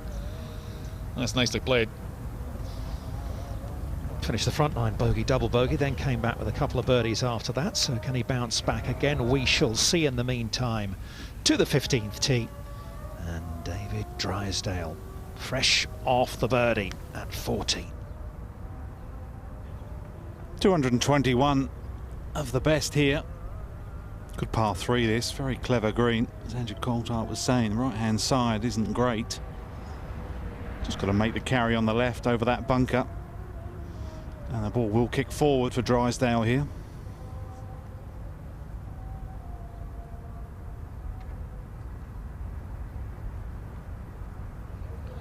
There's nothing easy any hole at this time of the day, but we saw how difficult it was from the green to get down and 2 from there, and that's in the rough.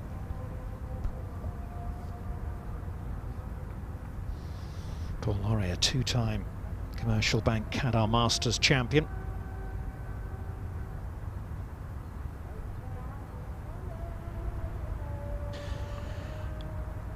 A good caddy's needed at this point, but also a caddy that's on your wavelength out here.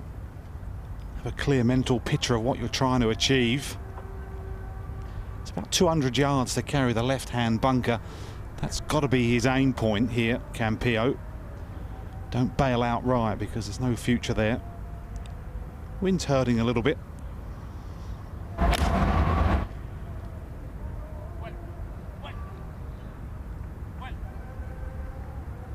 Spot on. Totally agree with Anthony. It's take 3 and let everybody else worry about what they've got to do. Trying to force an issue in a hole that's that severe is just begging for trouble. Campillo, one of those who was beaten by Justin Harding last year.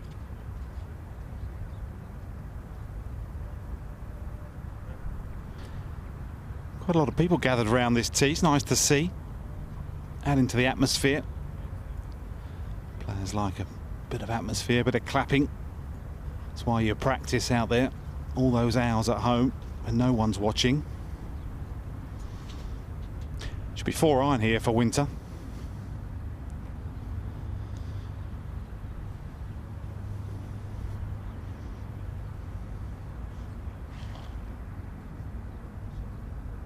Just seems to be slowing down a little bit the last 3 or 4 holes, just losing his rhythm, questioning himself possibly.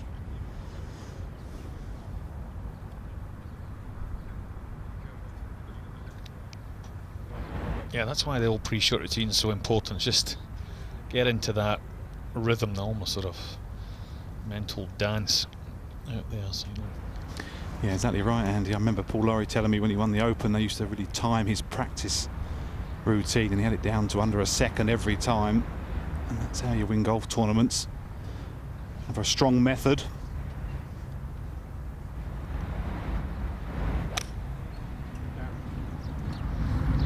looks like he's fallen into the trap.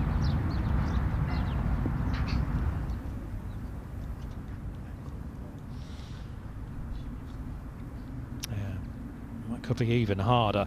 So tough shots coming up there for Winter and Drysdale. It's advantage Campillo, who is a couple of shots ahead on the final day of the Commercial Bank Qatar Masters.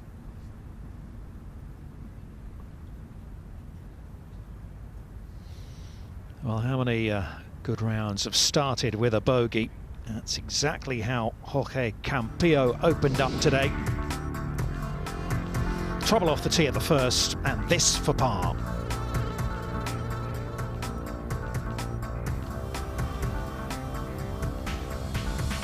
Surrendered the lead at that stage to Jeff Winter, who made birdie. Second hole was a par 5. Campillo was here in 3, and after a drop shot on the first, gets it straight back at the second. Into a share of the lead. Then all pars for the outward 9, so level par to the turn. How about this for a bit of skill? Sawing off follow through. Wasn't a full one, but needed a bit of grip. Tees on a little, greens on a little plateau there, in there tight. Going to 15 under, he moved 1 clear at that stage. And then at the 13th, the par 5, just missed the green in 2, but 2 putts. And he made his 3rd birdie of the day to move 2 clear. Left himself some work to do on 14. Wasn't the most convincing stroke, but the ball found the bottom of the hole. However, he has got it in the right spot on this 15th hole. We've talked about it already a couple of times today. It is a tough closing stretch, and it will be the man who makes the fewest mistakes on this challenging stint who is likely to prevail. Second shot into the 16th for Samoya. Tight pin, yeah, lovely shot. Stay there. There's a little bit of a false front to that.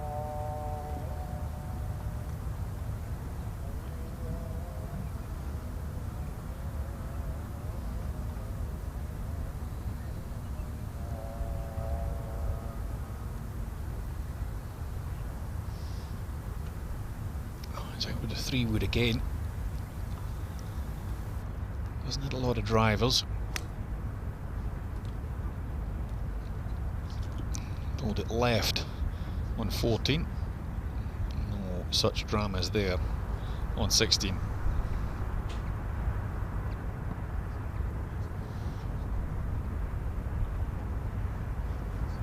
That's the ball of David Drysdale at the 15th. Anthony?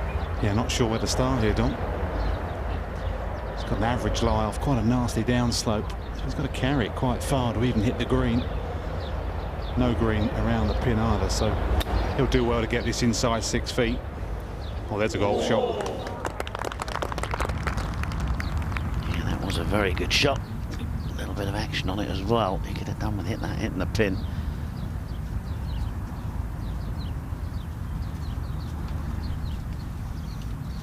Oh, nice to see Drysdale and Vicky having a little laugh at it.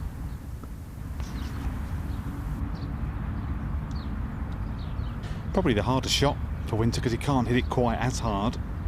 So it's tough to get any real purchase on the ball. So he'll probably go more the aerial route.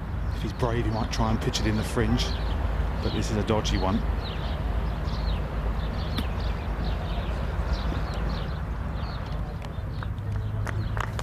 It's an even better shot.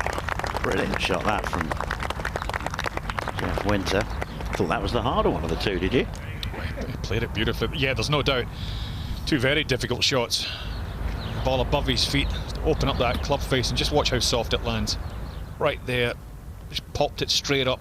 Took a lot of the forward momentum off of it, and just let the camber from the back of the green draw it down to the hole.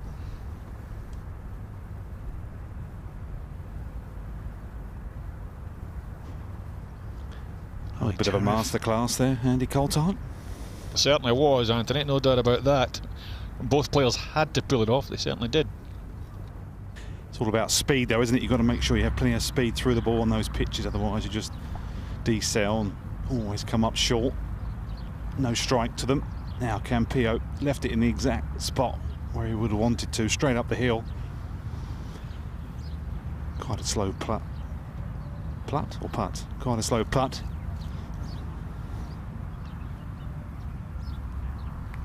And he's judged it very nicely. Yep, he's putting the pressure on the other two now. Up ahead at the 16th, Samoya. 4-3.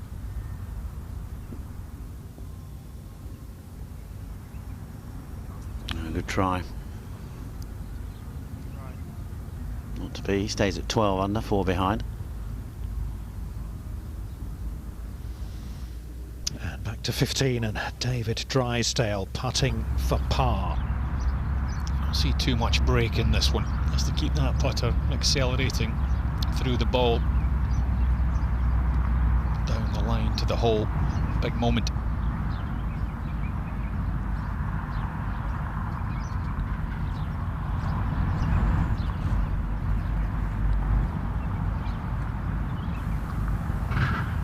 Stemming from the tee shot. So drop shot for David Drysdale, moves back to 13 under. Second drop shot of the day. He's level par today.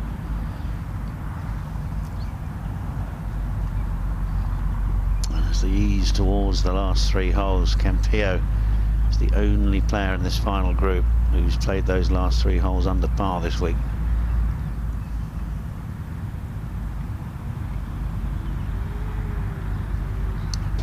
Now for Winter. Well, it's an absolute must. Absolute must. Campillo is going to get a 3 to stay within touching distance. Still 3 very difficult holes left to play. This is not for the faint of heart.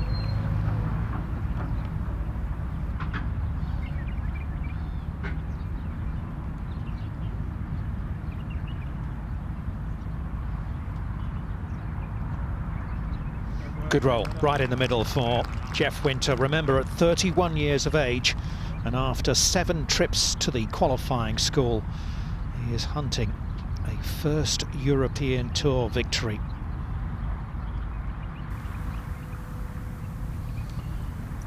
problem for Campillo. Just tap this one in, make his way to the 16th. And he does with a 2-shot lead.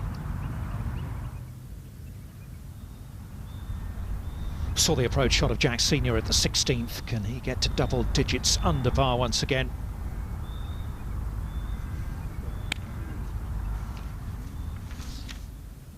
Painful. Quite expensive at this time of the day. He's in a tie for 12th. That would have put him inside the top 10 if he'd rolled that one in. So the leader in the clubhouse is Sweden's Nicholas Lemke after that round of 65. Could have been better. 2 drop shots in the last 4, but it's Campillo ahead by 2.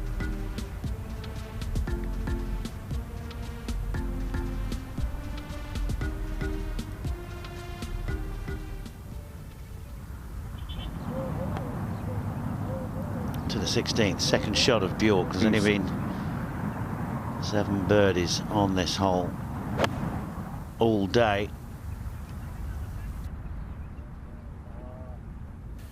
7 iron from 162 yards for Bjork, hole height. So 16th's the 3rd hardest, 17th's the 4th hardest, and the 18th is playing the 6th hardest. So that is a really... You haven't got your bird book with you, Andrew, this week, have you? Yeah, I don't need one. What's Richard. that? That's dove.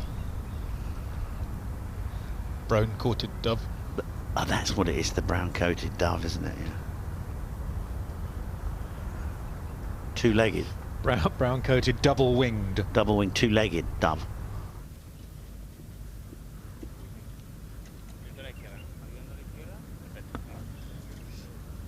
So final 3 ball, and our leader Campillo step onto the 16th tee.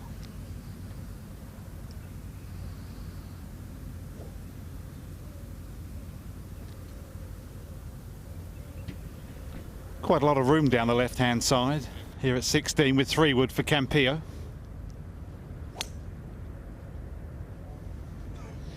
It's leaning right. Yeah, he's been a little bit wayward with the driver. I saw it bounce, and it's very much towards the trees. It's very much not good by the look of that.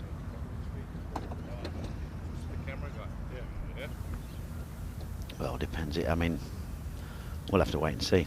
And Anthony will get down there pretty quick. Birdie putt up ahead on the green for Bjork. Go on. Ooh, go on in. Oh. Thought it was turning, and I thought it was starting to deviate. Back to the tee, and Winter also with a 3 wood. These last 3 tee shots, well, certainly 16, 17, they're very claustrophobic on the tee. Clever design. There is a little bit more room. This is also going right, and it appears. Oh, he may just have gone away with that.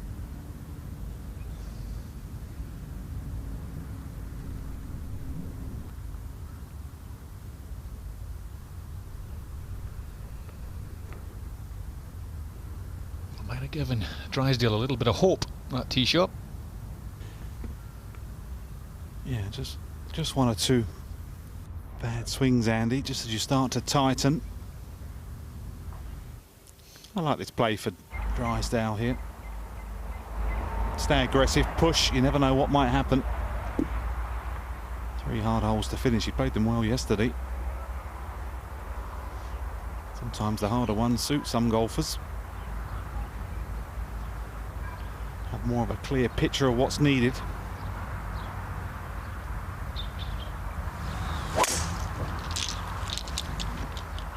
I agree with Anthony, has to take it on now. Also right.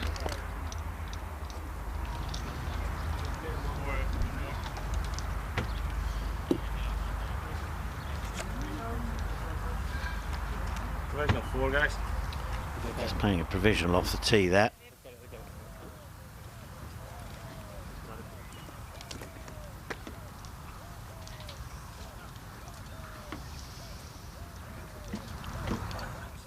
So they're all in a bit of trouble, the final group, down this 16th hole, down the right side. Up ahead to Samoya at the 17th, second shot.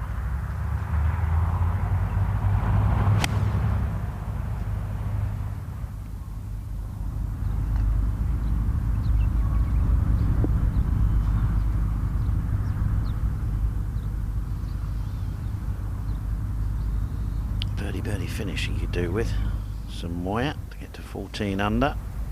And from one Finn to another, Sami Välimäki, who prevailed in a 3-hole playoff last week to win the Oman Open in just his 6th European Tour start.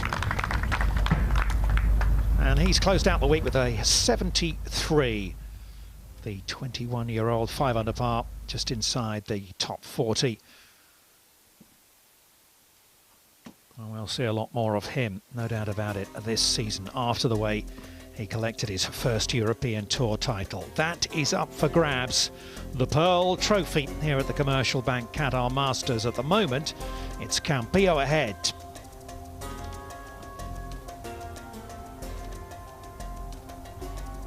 Plus a cheque of $291,000 to go with that as well. Fit very nicely just in the top of that trophy. Which is quite heavy, Andy, isn't it? It is. Also very beautiful.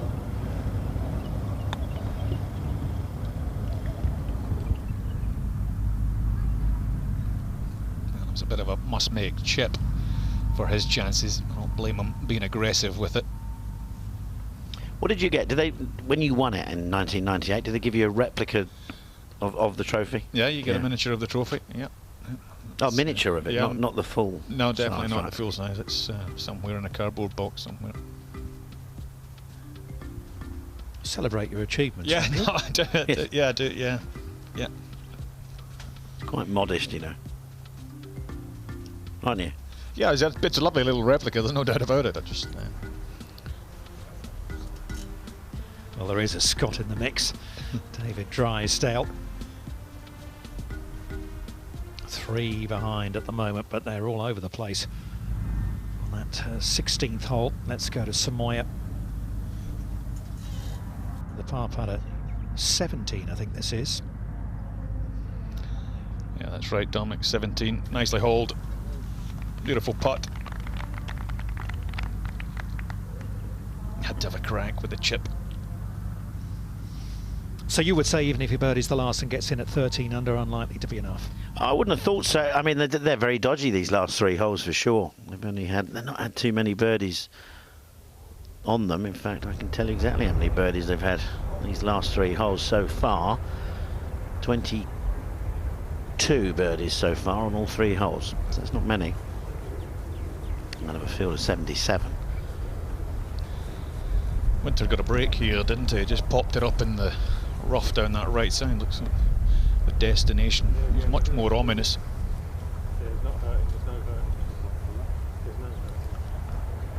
Mind you, Anthony would have had a look. What's the story, Anthony? Is it as bad as it looks, or are they all not too bad?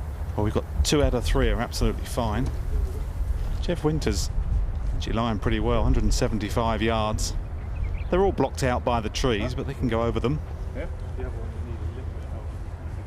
Just got to be mindful, he's not really got much vision of the pin, so he needs to be careful with his aim here. Quite a narrow entrance to this green. He can whip it over these trees, no problem. Looks like it's getting even more breezy out there, Anthony. Yeah, a little bit of breeze. In truth, it's not really affecting the ball flight, though.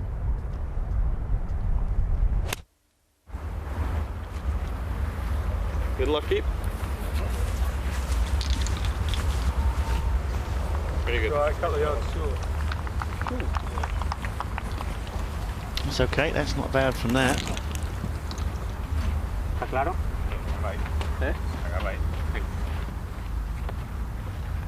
So who's the other one who's been lucky, Anthony?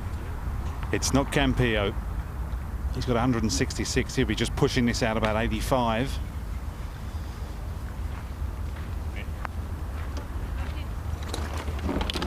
Well,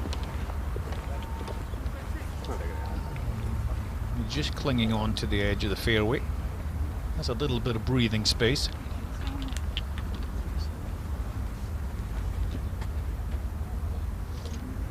And there's David Drysdale's ball. He's got 155. He's actually got an okay lie. It's one or two little marks around it. On a downslope's the only real problem here. He's got a tree just in front of him, but as long as he strikes it okay, he shouldn't really be worried about that. Overhanging branches are not in play, but they often do make you feel a little bit more tight and claustrophobic with the backswing. Just got to make sure you stay aggressive on these, otherwise you tend to fat them pretty easily. Just hold the club and try and thin them.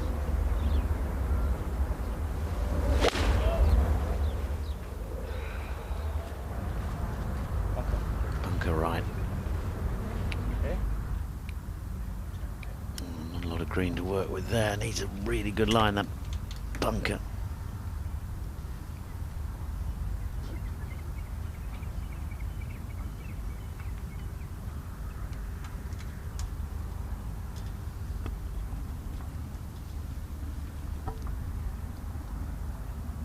Sometimes when you're just chipping it back into play, you lose focus, you lose concentration. And it would have been relatively easy to sort of pop that one up, catch it slightly heavy, and put up into the air and catch some branches. And there's what's in front of him. That chap there just getting a yardage.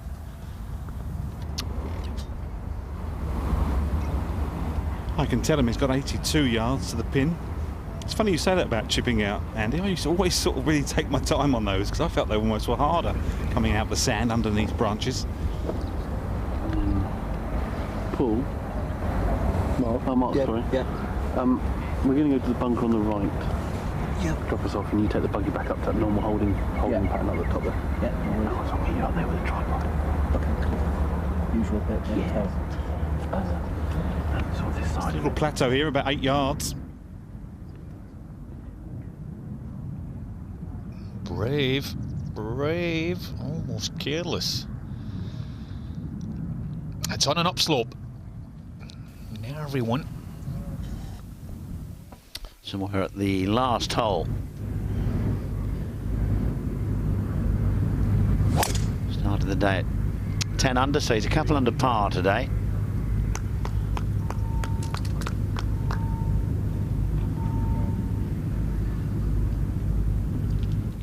It's okay, good side to come in from. That pin back on the left-hand side, right at the back of the green.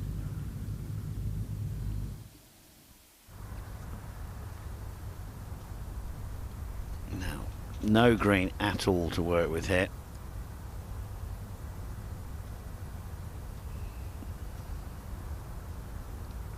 Oh, the lie's not even sitting on top of the sand, so they won't be able to get any spin at all on this one.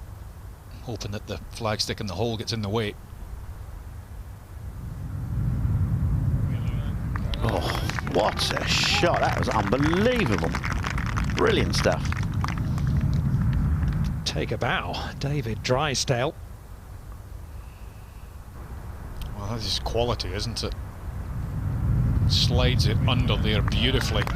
A nice little bit of elevation, and well, that was just phenomenal stuff there from Drysdale. He's digging deep, isn't he? Now, a Winter just short of this green. Third shot. Pretty straightforward. He would have taken that in two after being pretty much in the trees. So up the hill here, really. Not an awful lot. Very much an outside chance for a birdie. That would be a huge bonus here for Winter. Get it in there tight. They'll put the pressure on Campillo, who's left himself a lot to do. Doesn't want to drop a shot here.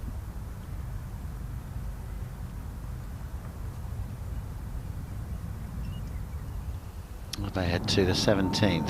It's a 5-iron here from 187 for Bjork.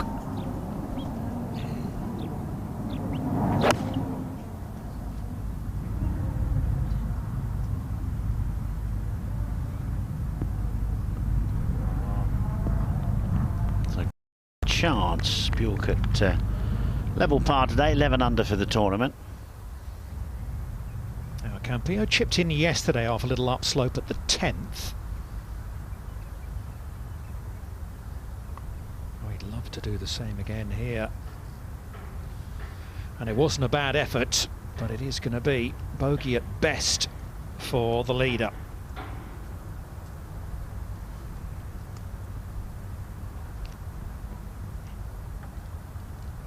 right now, Jeff Winters, just wishing that he'd got his first putt from short of the green, about another 2.5 feet closer. This one's going to feel like about a 10-foot putt. Mind you, shows Campillo's. It's going to feel quite long. It looked like it was a little nearer than that. Not in, not yet. Drysdale, I think we can give him his. He put a beautiful stroke on the one on the previous green.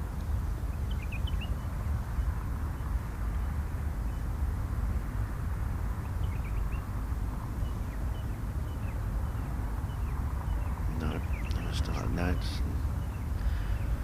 Didn't hit anything. It hit the club face, but not at the right pace or line.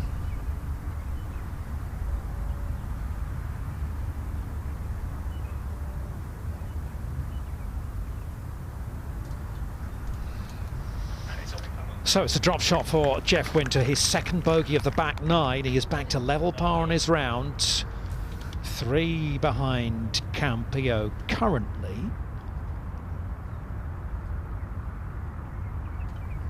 Well, he'll be quite a relieved man that that one didn't go in from Jeff Winter there. This to drop just 1 shot.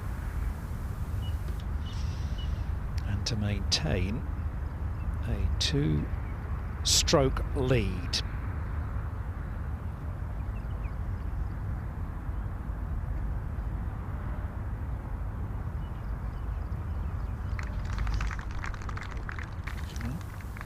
His second bogey of the day as well. Well, he's still got a 2-shot lead, 2 holes left to play. And this is going to be a great par from Drysdale. Beautiful stuff, brilliant bunker shot. Yeah, it keeps him in it. It does, yeah, it gives him in with a shout. Yeah, 2 shots. Oh, it's easy to go in the final 2 holes. Yeah, there is life in the old dog yet. Let's go up to Samoya, his second to 18.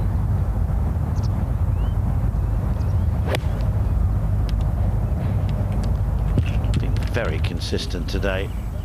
2 drop shots. 4 birdies for Samoya today. Could do with that one.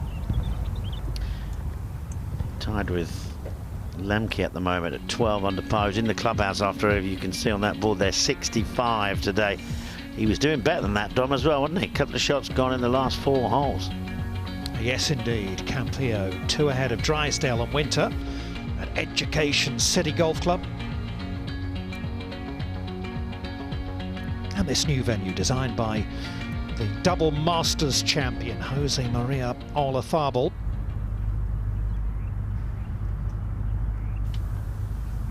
Forget who it was. Who said 15 under was going to be the winning score?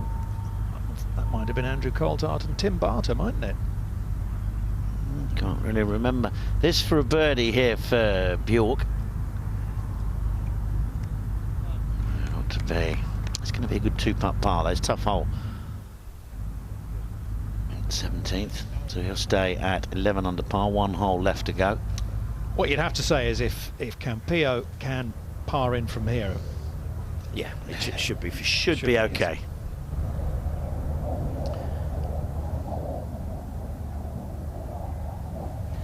Four bunkers down the left here at 17. It's driver for Drysdale. He likes this hole. Yeah, beautiful birdie yesterday. It's all about desire now. Final few swings of the tournament. Who wants it most?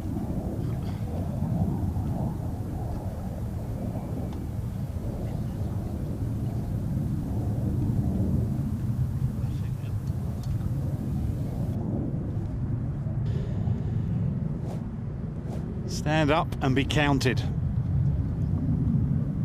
Driver also for Campillo. Just needing to nudge it off the bunkers from left to right. Plenty of room down that right-hand side.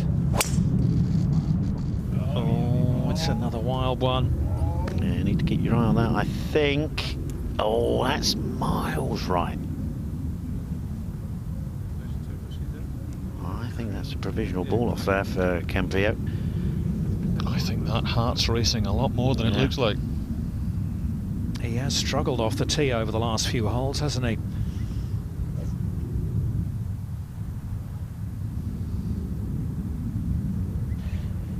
Not the time for short proddy swings. Got to make big swings coming down the stretch now.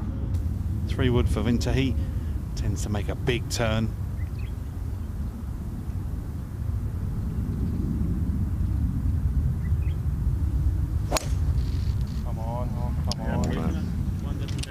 That might be a provisional as well. Let's. No, that's not.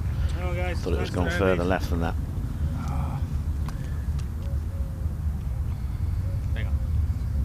Well, the pressure is telling on Sunday at the Commercial Bank Qatar Masters, and it's a reload for Campillo. Is it a tight fairway? It doesn't get any easier. Pulled this one down the left. He's just drifting back, Anthony. He's okay. You can sometimes use that almost free shot, if you like, the provisional, just to try and settle yourself, to try and get a bit of rhythm back into your swing. That first one, it's a bit of a horror at the wrong time. 15, it might not be enough, Dominic. No, potentially he has opened the door to Drysdale and Winter at least.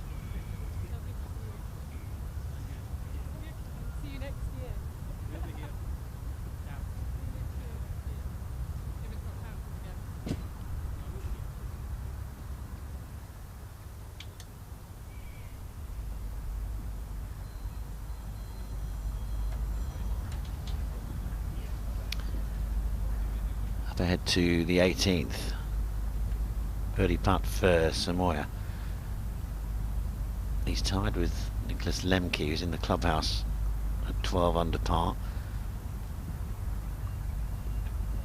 Rolls this one in, he'll be the new clubhouse leader if he rolls it in. Yeah, good putt.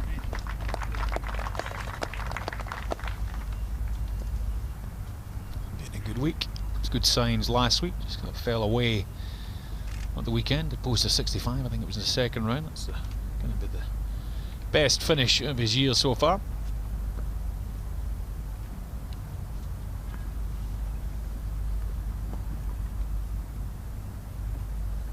World Cup Stadium away in the distance. That'll stage matches up to the quarterfinals in 2 years' time, when the World Cup comes to an Arab nation for the first time. First Winter World Cup, Northern Hemisphere winter, that is. And this is Jack Senior trying to finish off on a high note. This would move inside the top 10 if he could roll this one in. If he rolls that one in, he'll finish in a tie for 12.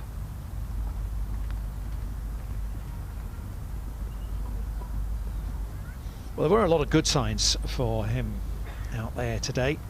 An eagle and a couple of birdies, but too many drop shots in the end, especially that bogey at 8 and the double at 9. Right, let's find out what's happened to Campillo here. Anthony. A little bit unfortunate, a little bit fortunate, I should say. He can just go sideways. Pointless going backwards, because then he'll be completely blind for his third. So as long as he can make a strike, which I do believe he can get it back on the middle of the fairway.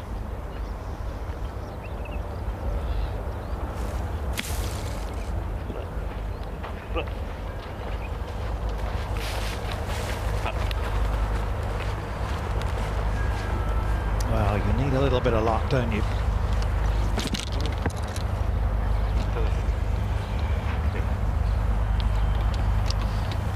Just imagine if you're David Drysdale, you're thinking to yourself, do you know what, I've got a good chance here.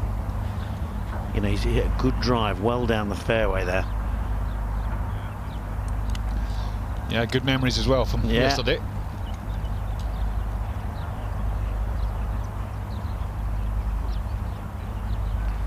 Yes, he popped it to about, what, 4 inches or so. It was a tremendous effort. Yeah, it was.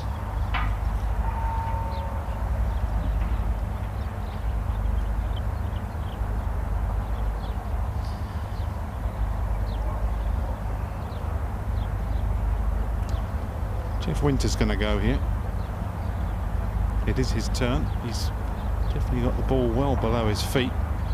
Good clean lie, but his left foot is pretty much compromised into the fat of the face of the bunker with 180 yards, so if he gets this anywhere near, I think he's done remarkably well. All about your balance here. Very easy to fat this one. There's a bunker down the right-hand side waiting.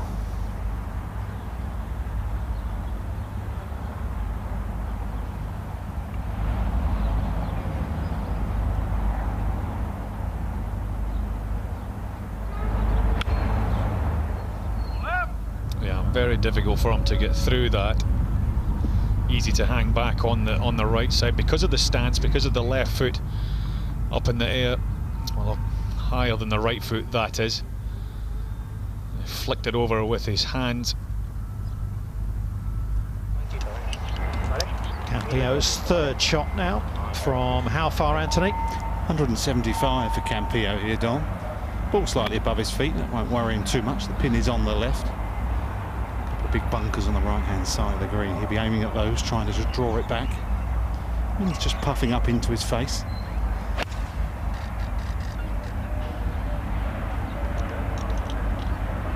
There's a roll-off area down the left side.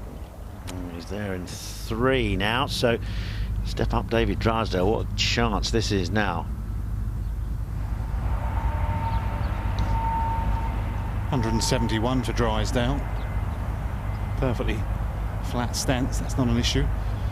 He'll have great memories from yesterday where he stiffed it with a 5-iron. Very much suit him. This left-hand pin here, he can just hit a soft draw all the way there.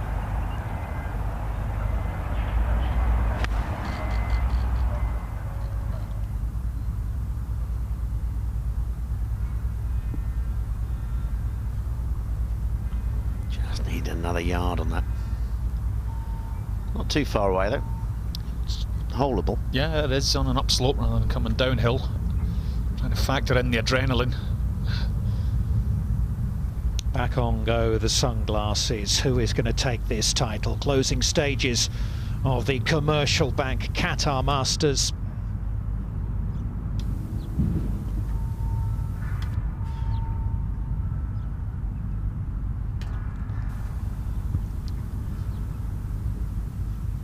This is for a par for Jack Senior. Come on, roll this one in.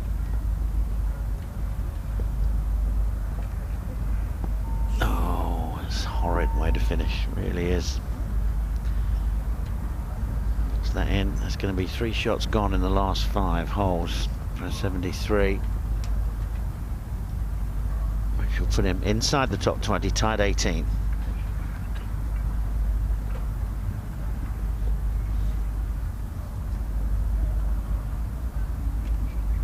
Well done. Still be worth just over 20,000 US dollars.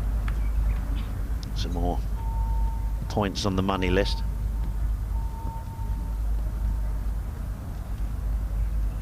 Horrid. It is horrid when you miss a short one like that, Andy, on the last, isn't it?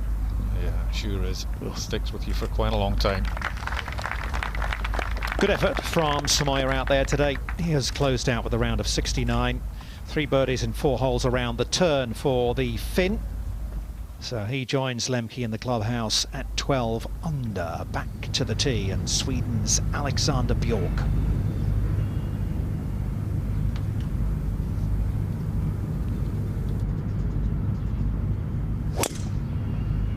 With the driver. Not hit too many of them today, but I think he likes it.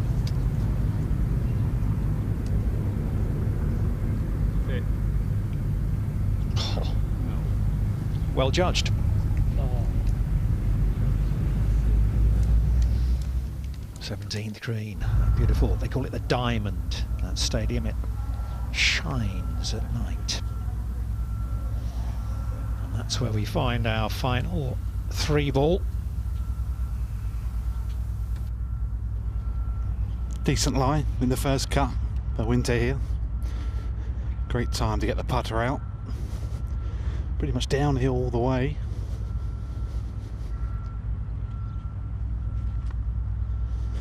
Certainly seems to have got out of his timing rhythm a little bit for me, Winter, in the last sort of 45 minutes. Makes it a little bit harder to focus. Means you're just starting to second guess yourself. Not a huge amount of break, but it is quite quick once it gets onto the putting surface.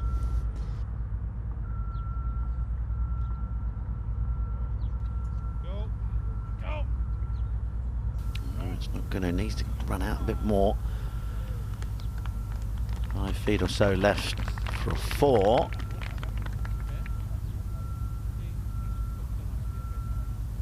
It's all beginning to really take its toll, these last 3 or 4 holes on the players now coming in under pressure. And Campillo's played 3.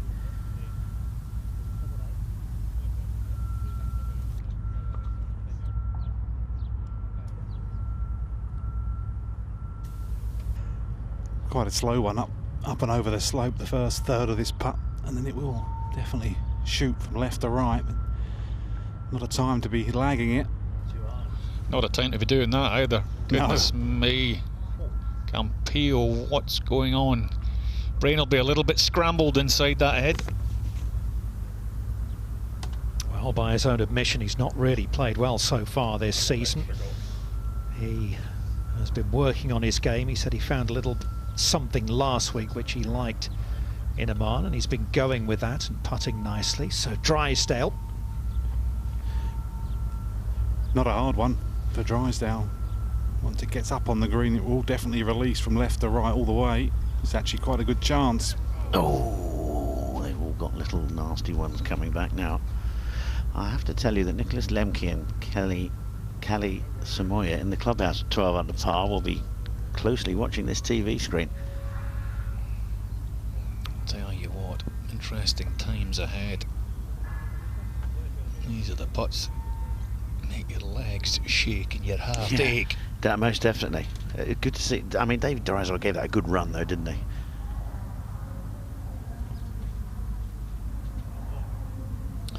So this putt here for Campillo is to drop just 1 shot.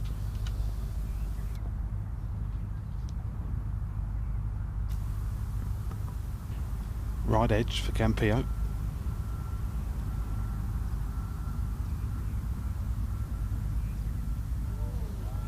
A double bogey 6 for Campillo, and this is wide open now. He's back to 13 under.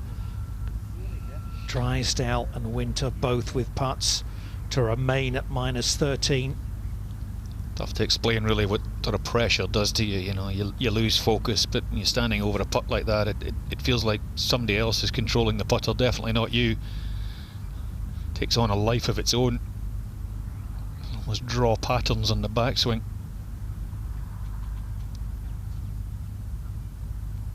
What a moment for Drysdale.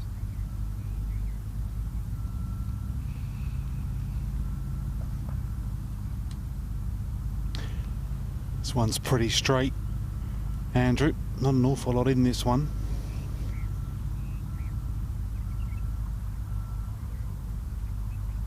How are the 44-year-old nerves?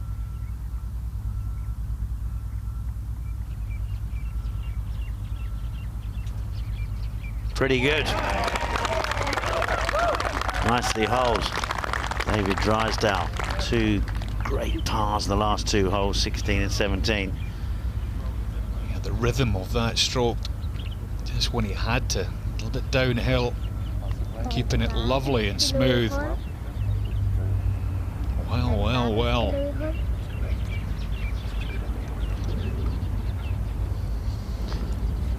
Yes, well done, dear.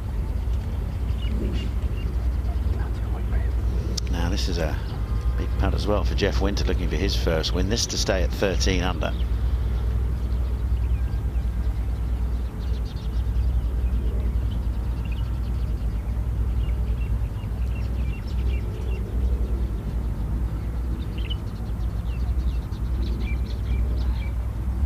Oh, no. Tee shot in the bunker down the left. He's played all the way down the left-hand side of this hole. Feel his frustration. What a dramatic turnaround in 20 minutes. Quite incredible. Drysdale's got a real golden chance now. You've got to put him as favourite right now. You'd have to say, wouldn't you? He's, at the moment, a level par for this back 9. Winter 3 over. Campillo 1 over. And it is back-to-back bogeys, I'm afraid, for Denmark's Jeff Winter in pursuit of his European Tour breakthrough. Back to 12 under, one behind our co-leaders, Campillo and Drysdale. Let's hear from Kalle Samoja in the clubhouse, talking to Shane O'Donoghue. Kalle, how do you feel? 69, a lot of putts hold out there in the heat of battle. What did you learn most? Well, I think it was just a good lesson to be up there and have a chance. Jorge is quite far ahead, so I'm going to be a couple short. But it was I think a good day in the office. I gave myself a good chance in the end. Could have held a few more, of course, but I think I just gave too many shots away on 5 and 6. That kind of maybe cost me the tournament. But overall, good attempt. So what was it, the lob wedge that you just missed left on 5, missing in the wrong place and just putting yourself out of position effectively? Well, yeah, it was a good number for my wedge. A little off from the 60. I just was too aggressive on that line. Pulled it a little bit, so it flew a couple meters too more. I should have played a little more right and be more conservative maybe, and leave a 3-meter putt for birdie. And now I faced with a 2-meter par putt, which I missed. So little things make the difference in the end, and I think that was one of the turning points. So what will be the big takeaway with regard to you getting back into contention the next time you're out? Well, I think after holding the good birdie on 8 and then the massive one on 9, it just felt like I'm back in it. So just I kept myself pretty calm and hit a bunch of good shots, but it quite wasn't there today and this week. And so but if I'm top 5 with this kind of game, it gives me a lot of confidence. Crowd love it though. Well done. Oh yeah, thank you. Crowd love it. Could he be 2 swings away for his first European Tour title in the 498th event? Well, Samoja clearly not aware of what happened to Campillo there in the double bogey. Only one behind in the clubhouse.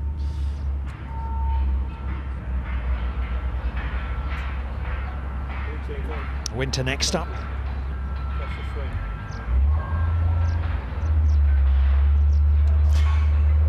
Playing quite short, the 18th.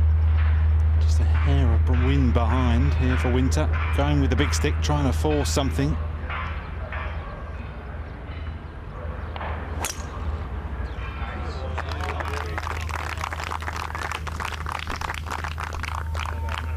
Yes, good tee shot. Finding the fairway. Campillo's going to be last to go. 3 shots gone in the last 2 holes. And has not driven it well over the last few holes.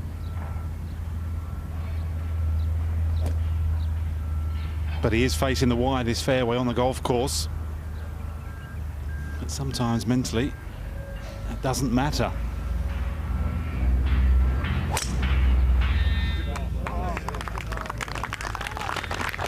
Crowd like it. Yeah, looked a good swing. Committed, went after it. Flushed it right down the middle. Well, it would have been a real shock to the system for Campillo. A double at 17 after the drop shot at 16, and all tied up with David Drysdale heading down the last.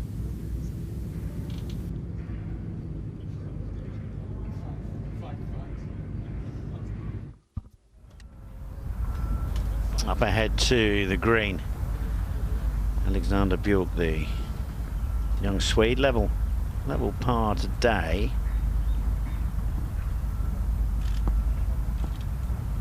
Nice to finish under par, not to be. 71 he'll finish with, Alexander Bjork, which he will then collect 6th spot on his own. That'll be worth just over $60,000 to him, so good week for Alexander Bjork. Yeah, and after some pretty moderate play by his own admission over the last few months, he will be delighted to see the game returning. Top up for Lara Tharbel to finish at -10. Yes, well done. Slip putt from there. Lara Tharbel, 72 to finish off today. Good round yesterday, 63, but hold a couple of good putts to make the cut right on the line. Just goes to show you have a good weekend. And there he goes, he finishes in a tie for 7th. Samoya with last week's winner, his fellow Finn Sami Välimäki. I'll be heading for extra holes as we had in Oman last week. We will wait and see. 2 tied at the top at the moment. They are both in the fairway at the 18th. By the way, Jorge Campillo has dropped more shots today than in the first 3 rounds combined. I guess that's what being in contention and the pressure on Sunday can do to you. Well, it's these last 4 holes really. 15th's a par 3. It's a tough one. It's a long one. What's it playing today? 221. And there's not been many birdies around this around these last 4 holes. Yeah, it's interesting, and it also, you know, just shows you that just because you have won a tournament out on tour, it doesn't mean that necessarily you're a shoe-in for anything out there in the future. Anything can happen. It's an incredible sport, and pressure does strange things to you.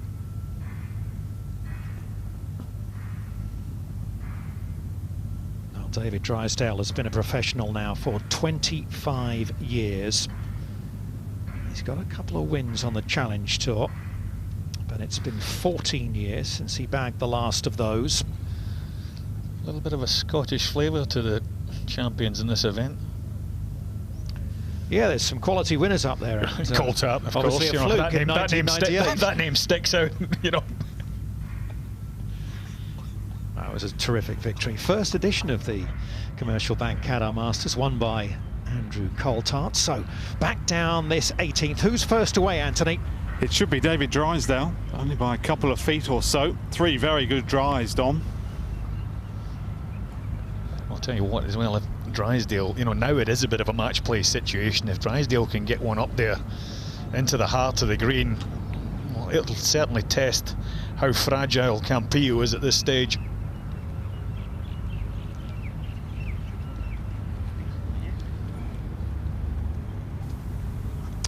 They've both tarred it every day.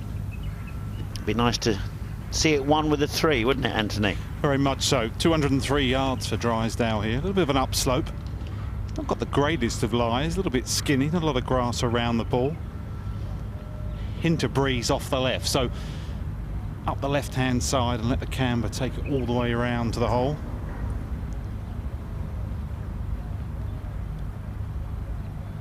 Maybe the most important shot of his life.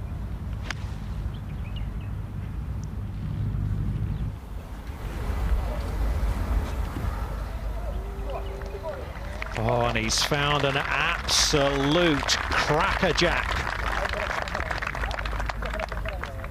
Over to you, Campillo.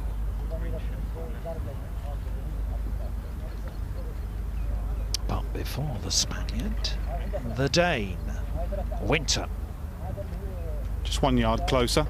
202. Wind's just picked up a little. Quite a large target. Just take on the left-hand bunker.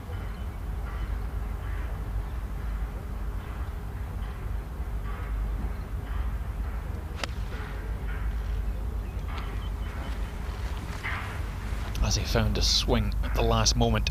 Sit. Oh, just releasing to the back.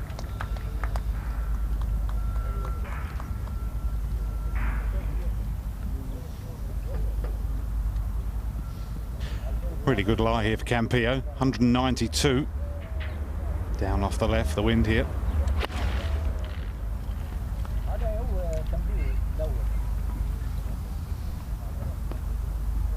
Yeah, nicely played as well. I'll tell Paddy's got that. Good answer to David Drysdale. 6 only hitting that. And he will get to putt before Drysdale there. Oh, it's tense stuff, isn't it? Exciting stuff. Closing stages of the Commercial Bank Qatar Masters.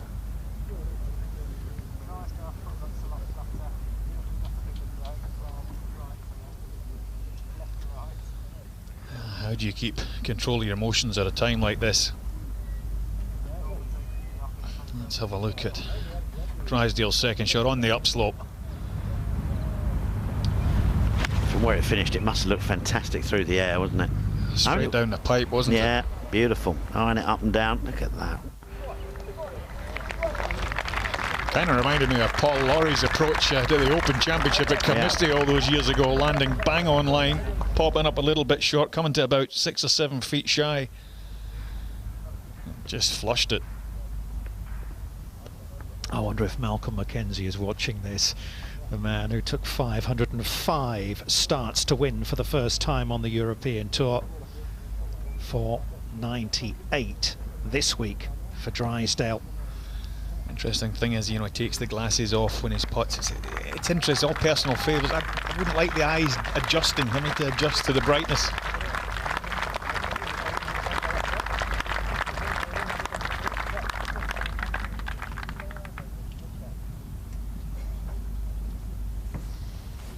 Didn't look entirely comfortable, I think it's fair to say, in the middle part of the round, David Drysdale, but he kind of looks as though he's got a little more confident over the last few holes, holding a couple of putts finally. Yeah, and he's had his chances as well. You know, he's missed a few short ones. He missed a short one at the 8th hole, which would have really shaken him up. 2 foot and maybe a little bit less than that. Cracking birdie at 14. It gave him hope. Slipped it by at 15, but certainly managed to wrestle a bit of composure out of these final 3 holes and 2 beautiful shots into the last.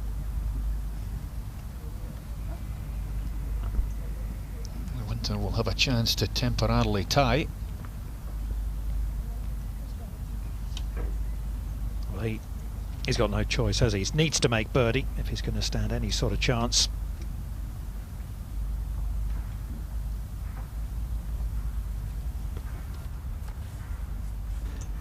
Predominantly left to right here for Winter. A little straighten out towards the hole, but got to go for it, hasn't he?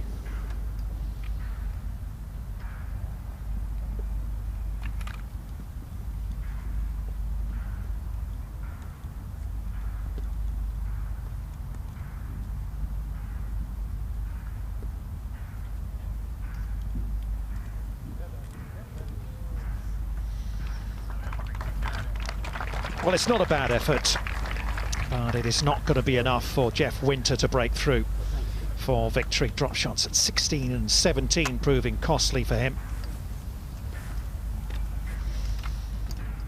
And Campillo gets to putt first here for the birdie.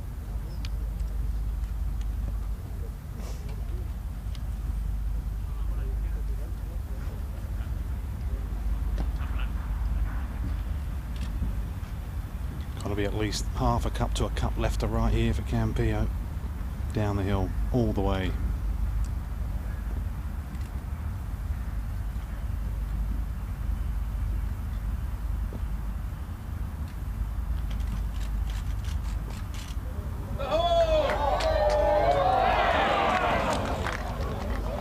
So nearly. He's left it in the jaws. It is a par for Campillo. And he will have to stand and wait, because David Drysdale, at 44 years of age, and in his 498th start on the European Tour, has this putt to win for the first time.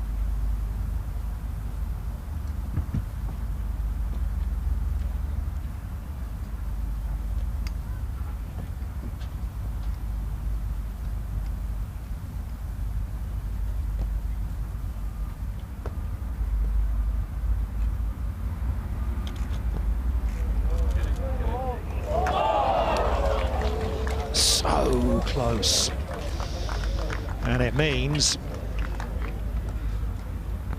we are going in to extra holes. It's a playoff at the Commercial Bank Qatar Masters between that man David Drysdale and Jorge Campillo of Spain. They will go go back down this 18th hole, which will decide the playoff a little bit like last week in Oman. It was a good try, that, as well, from David Drysdale. It really was.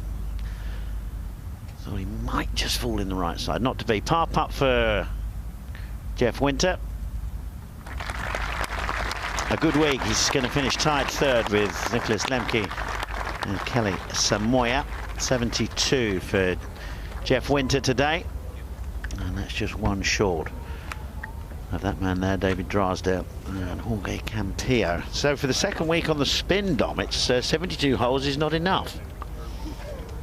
Yes, indeed. Well, last week we had someone who won on the European Tour, Brandon Stone, and someone who hadn't, in Sami Välimäki, who went into extra time, and it was Välimäki, the rookie, in just his 6th start on the European Tour, who broke through for victory. And David Drysdale has played 492 tournaments, more than that,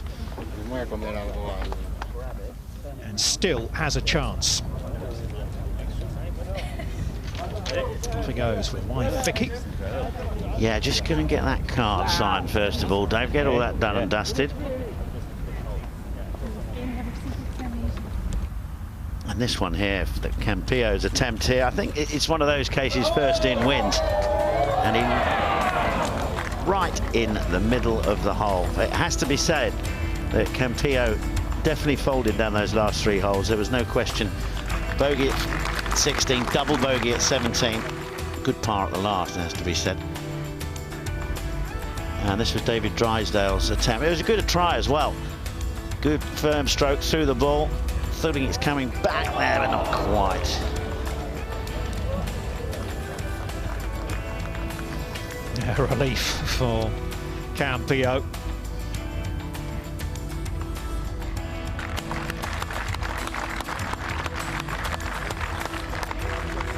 And now it is a match play situation between these two. Mano a mano down the 18th.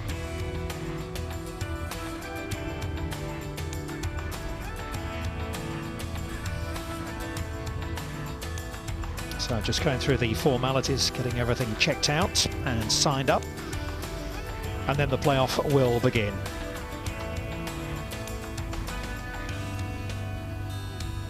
Lemke and Samoya only just missing out. It'll be worth a nice few dollars for them. They'll end up getting, well, about $87,500 US each, those lads there tied in third. It's a very nice Sunday afternoon if you can get it. George Cassier's got a tremendous record in this tournament. It is another top 10 finish for him. He's been a runner-up twice. Likes playing in the Commercial Bank Qatar Masters. And we are going to a playoff, and David Drysdale will face Jorge Campillo.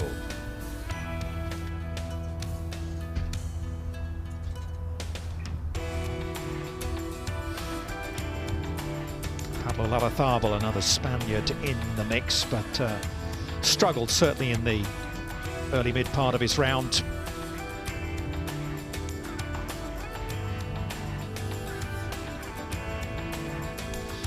Loughton, much fancied, fell away with a disappointing round yesterday. Keep an eye on young Matthias Schwab, fantastic player, but he's not quite falling for him just now. Justin Harding, a former champion, Vilko Nienaber, just still a teenager, the young South African, who's won everything just about in Southern African golf and has turned professional with high expectations. He got it 5 under through the first 6 holes today, but gave all those shots back, shot a level par 71 in the end.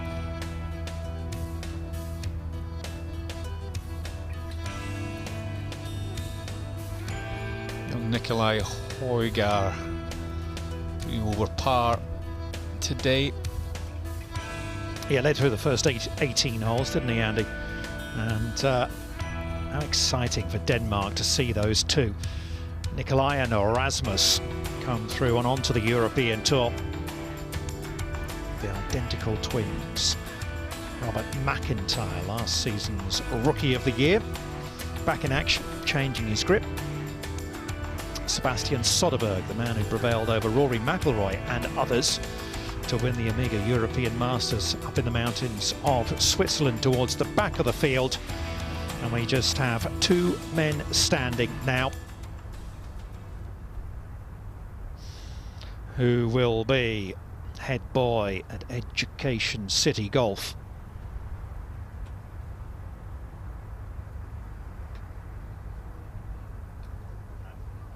Yeah, I got to say, look remarkably composed in that situation.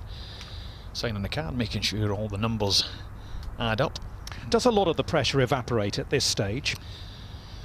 Yeah, from my experience, it does. You know, you now only got to beat one person. Completely different dynamic. Campillo's try, can you believe it, had the line. Forgot to hit it. What he must be thinking over those last few holes. Where was you? You've had a playoff or two, haven't you? Where was it? Did you not have one in Singapore? Yeah, Singapore, Ian Wisdom, yeah. And then Drysdale looked good for most of its journey, just over the last foot or so. Yeah, that wasn't a bad putt. It was a decent effort. Yeah, I thought it was a very good try.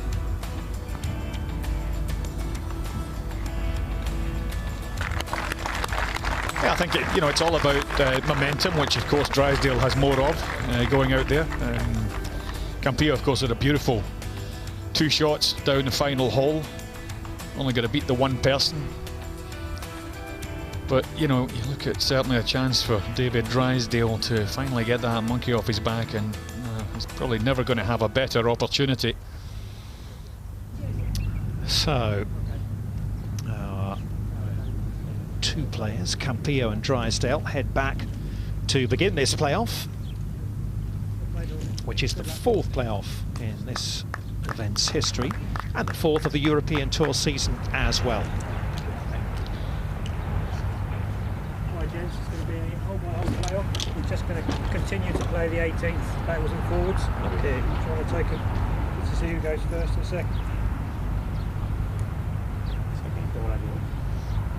Mark Litton, senior referee. Good luck, gents.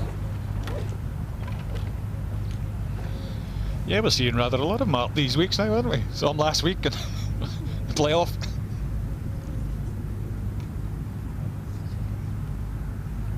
And the honour goes to the Scot. Well, Tim Barter's going to follow David Drysdale, and Anthony Wall will keep tabs on Jorge Campillo.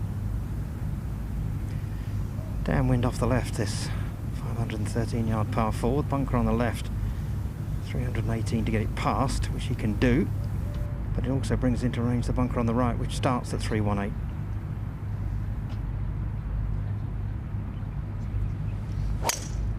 Fairway is 32 yards wide at that point, so going away, Matt, not under this pressure.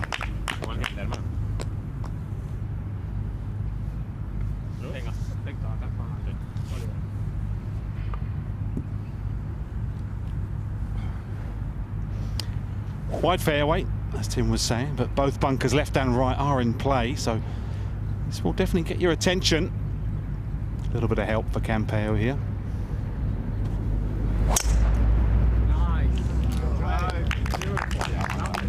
Well, body language would suggest possibly a little down the right side, and it is, and he's going to find that bunker. He looks like he's far enough back. As long as it's sitting up, it won't be too bad from there. Still, advantage to David Drysdale in this first extra hole.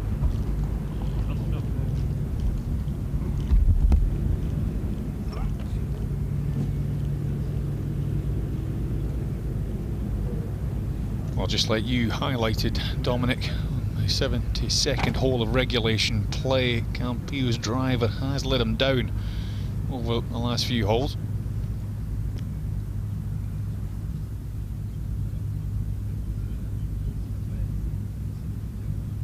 You'd rather go first or second?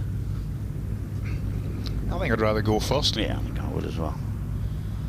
Top of the backswing, that club never really gets to horizontal. Shoulder turn still more than 90 degrees.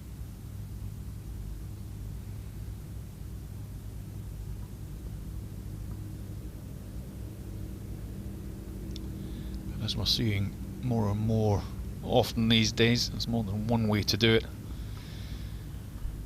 Interesting to see what happens with his right foot. We've seen a fair few swings from Campillo this week, and that right foot does a little bit of dancing on the way through. Again, swings it just a little bit further than David Drysdale. Out comes, look at that right foot, a little bit of slide on it. I remember, do you remember Neil Coles? He used to slide his right leg up towards his left leg. Do you remember that? Yeah, I do remember old Neil Coles, one of the founding fathers of the European Tour. Just the odd year older than you, Richard. Well, there's Campillo's ball in that fairway bunker. It's not a particularly steep lip, is it? And it looks to be lying okay.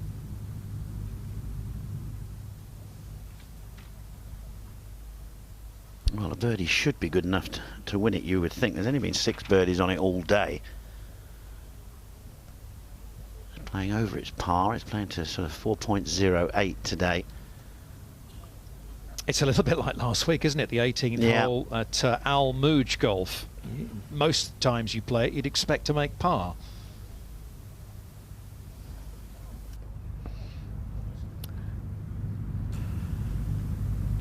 Well, Tim's down there. He's following David Drysdale. Not a great deal to say, I wouldn't have thought, Tim. Just safely down the fairway. Yeah, beautiful tee shot, Richard. The first time around he had 203 yards to the pin. This time he's got 206. So he's in very familiar territory up that right side of the fairway as he was the first time around. So the breeze is coming from behind and off the left-hand side. Slightly uphill second shot. Flag at the back of the green. We know that anything pin high left, you can get mixed up in some nasty slope over there and potentially end up with an almost impossible chip. So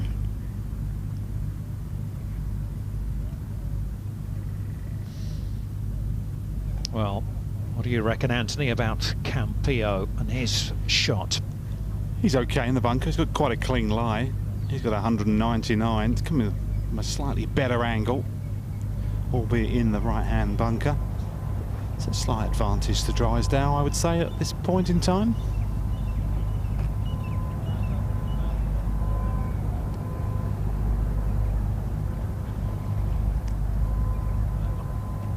So he and Wifiki have come up with the right club. I would think this is 7-iron. It's a big 7 for David because there's a little bit of help in the breeze and also adrenaline filled, I'm sure.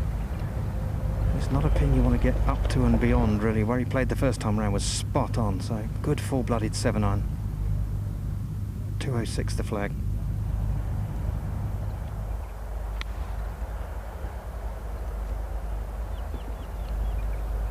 Looked a good swing. It's another cracking shot from Drysdale. Even better than the last one. Superb.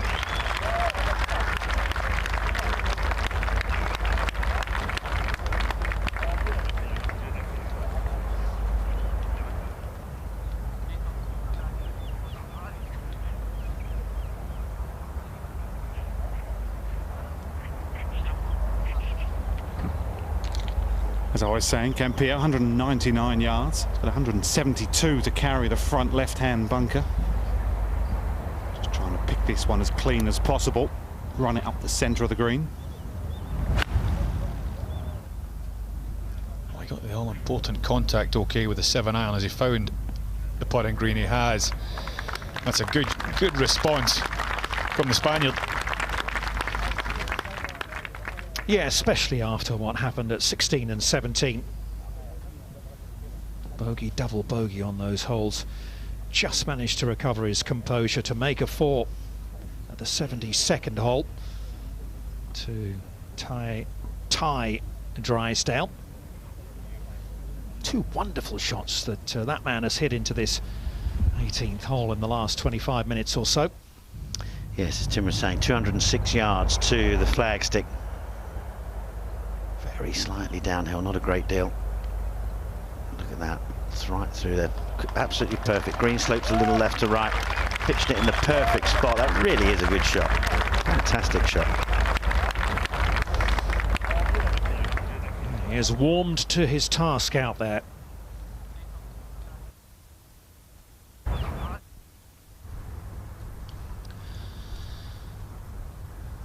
This one wasn't easy. Maybe tension helping somewhat, you know, a little bit of tightness in the arms, allowing him to clip it off, but he could so easily just have thinned it into that lip right in front of him.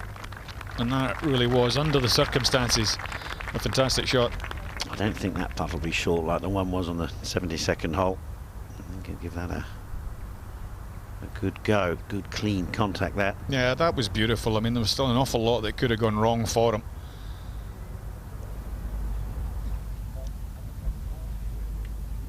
Putting competition again. Both fairly quiet men, aren't they? David Drysdale goes about his business, say too much. Campillo doesn't do social media, says he likes to put all his efforts into his game and making birdies.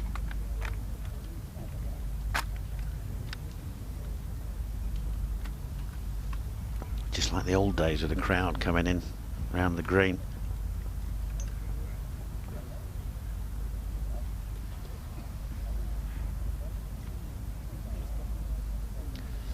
Right, well, let's hear what Anthony Moore thinks about the line for Campillo. Yeah, not easy. Right to left early doors and then straightening. So it is a chance. Beautiful surfaces even late in the day, as I look at all the greenkeepers next to me here. About 25 foot for Campillo.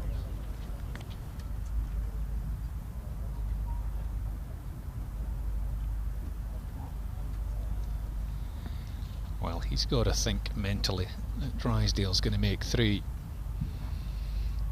But I'll tell you what, just in case Drysdale doesn't hole that one, he also doesn't want to leave himself a tricky little 3-footer.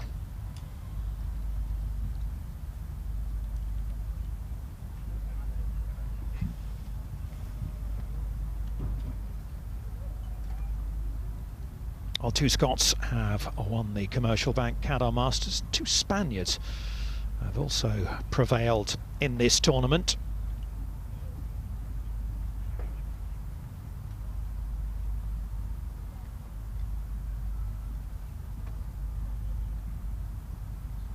Campillo for the birdie.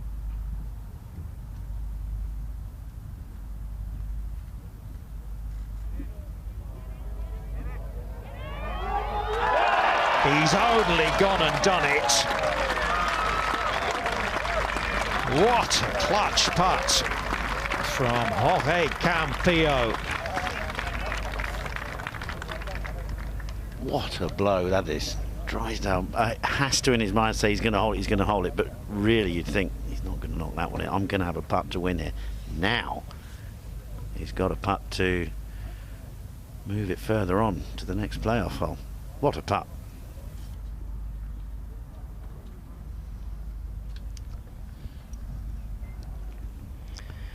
Well, after 2 fabulous shots, David Drysdale deserves a 3. It's a downhill putt that moves just a little from left to right. And he had to imagine that Campillo was going to hole his to prepare himself for this.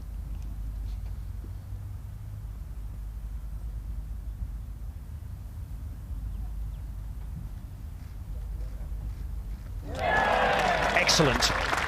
Gutsy stuff from Drysdale. And we go again.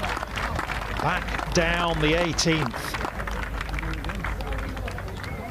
Well, it's astounding, really. You know, you think there's only been 6 birdies all day long. First playoff hole, they both birdie it. Quite remarkable, really.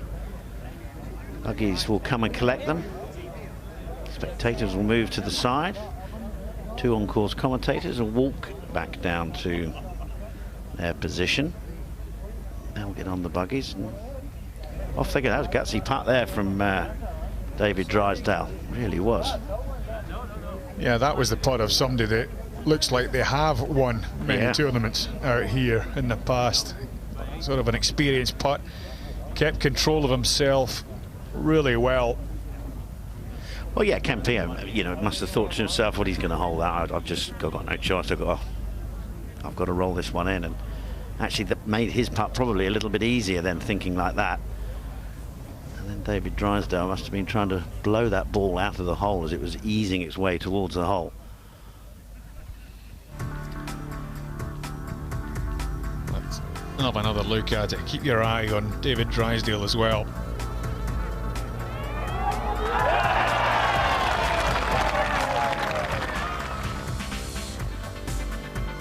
No reaction from the Scot, except for this. That was brilliant. That was brilliant. A leaky little left to right. It'd been so easy to slide that one by the right side. Oh, it's nerve-tingling stuff.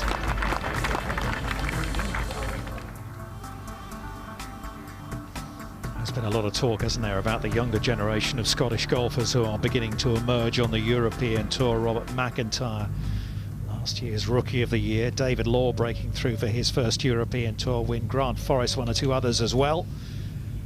But it would seem that David Drysdale wants to get his win before he packs up the clubs. Joins the senior ranks.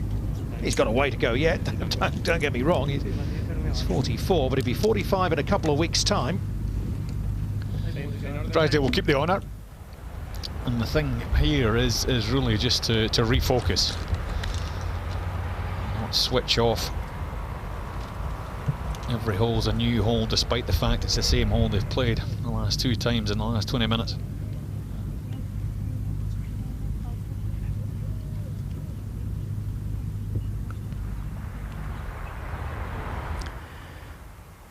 Well, David had a cracking tee shot down here in regulation plan, another one at the first extra, so he's just got to cut and paste. Same again. He can reach both bunkers, as we've talked about. The one on the left is the bigger threat to getting to the green in 2. If you get up the face of that one, it is a problem, but the one on the right, you'd have to be unlucky not to be able to get to the green in 2.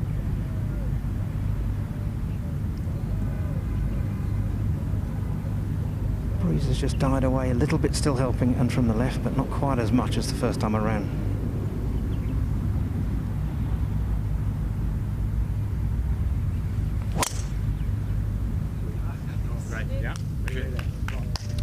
Picks the tee up, means they likes it. He's hit that pretty much where he hit it the last 2 times he played that. It's not far off. I can almost tell you that's probably 204 yards from there to the flag. Well, after the putt of his life, Campillo, time to refocus, get back to business. Fairway finder with the driver.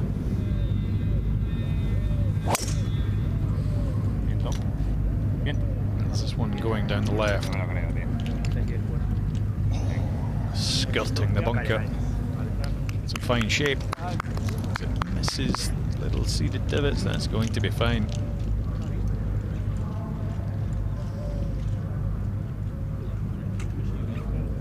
Second extra hole in this playoff between Jorge Campillo and David Drysdale.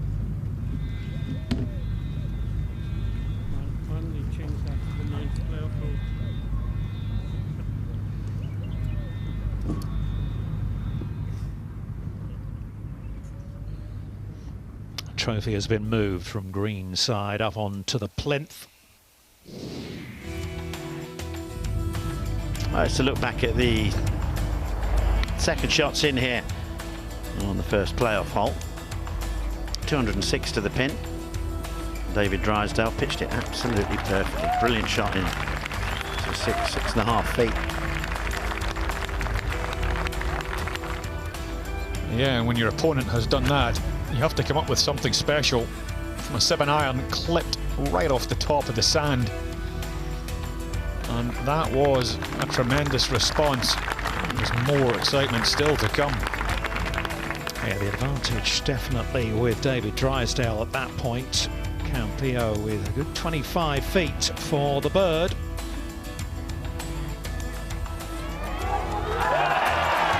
Deadweight putt. And he did hole it for the 3 to put the pressure on Drysdale. Downhill, left to right. Nerves of steel from David Drysdale. And back they go, all the way back down, 513 yards back down to the tee.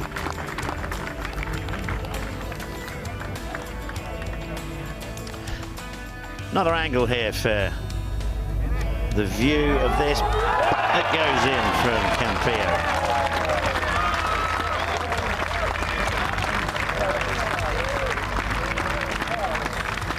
Nice bit of acknowledgement there from Drysdale of that putt from Campillo. Slippery. Little left to righter.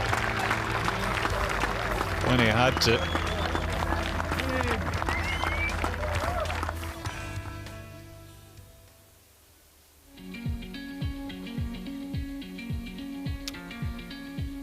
So 13 under in the end, enough to get into a playoff. Predictions were a little bit lower than that midway through the final day, but Campillo with a bogey at 16 and double at 17 really coming back to the field and giving others a chance. Right, who's first away here? I think it is Drysdale again. Tim? Yeah, correct, Dominic. 326 yards off the tee, down that right-hand side, basically using up the same bit of turf he's been using, a little bit further on this time. 9 yards closer to the pin than the 206 he had last time, so 197. So there's a little bit less breeze now than there was the last time around. I thought it was an adrenaline-fueled 7-iron last time, but actually it was just a smooth 6. So 9 yards closer now, with a little bit less wind. Will he take a little bit off a 6 or go for the really full-blooded 7?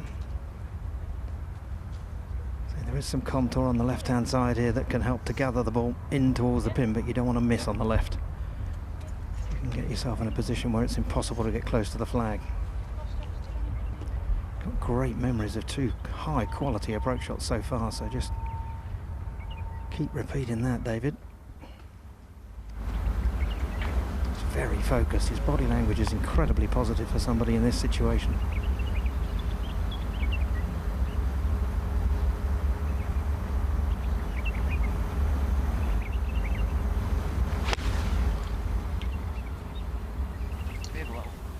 Oh, fade a little left of the flag. Oh, it's not bad again. It's it's better than that. That's better than the other 2. What a shot! What a shot! Fantastic.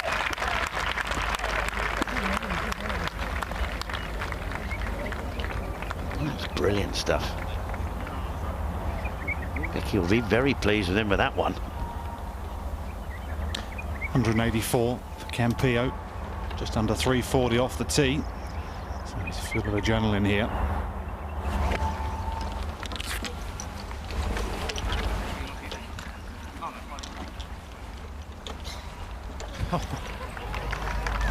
Firm bounce, trundles on a little bit. He would have liked it through the air. Goodness me, almost deja vu again, isn't it? Good response again from Campillo. And for those of you who don't know, it is the Drysdales, Team Drysdale. David and his wife Vicky. Worth another look. He knows what club it is from here. And you hear him just say fade a little, and it does with the ground help. Look at this, easing round left to right.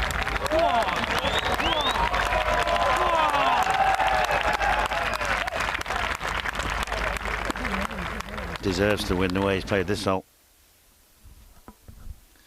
I think the way he's played this final stretch as the regulation play, and then when the heat is on in the playoff.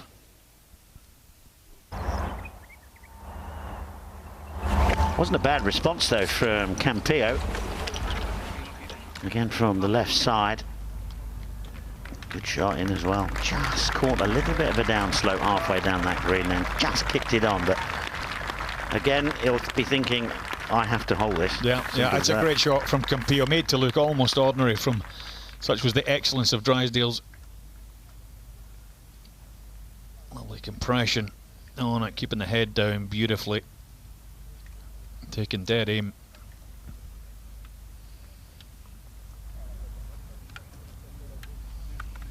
We've been here before.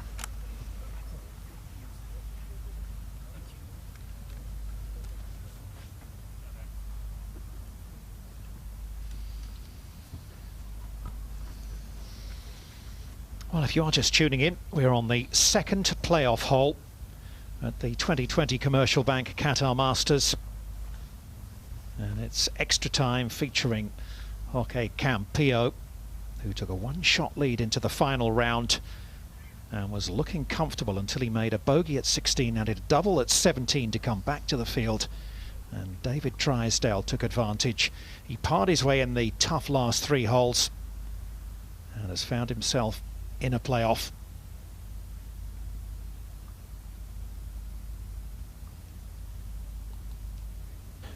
Well, we saw this putt earlier on from Jeff Winter. It's a slow one, double breaker, up the hill. Predominantly left to right.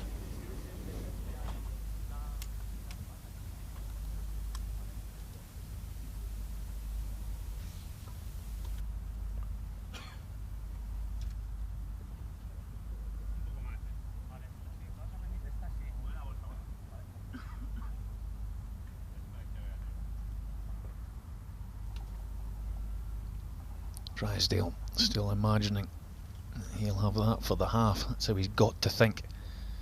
Peel thinks Drysdale's got his. This for the half. This for a birdie.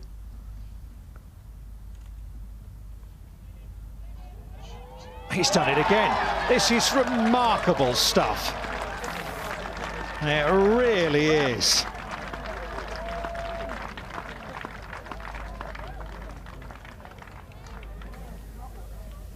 He managed to smile there, David Drysdale, but he must be thinking, what have I got to do to win? It's such a punch in the solar plexus, isn't it?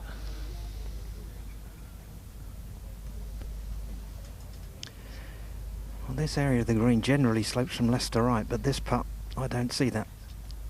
It's just incredibly quick and straight.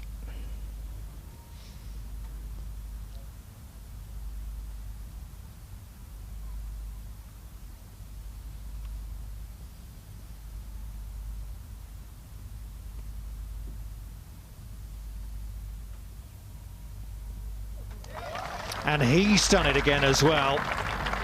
Would you believe it, on this tough 18th hole, 6 birdies all day in regulation, we've seen 4 in the playoff already in 2 holes. Unbelievable, isn't it? Quite incredible. Well, setting a high benchmark. You're starting to get the feeling that it might be a mistake that decides this contest. So, on the buggies again, like last week. We're going at it for a 3rd time.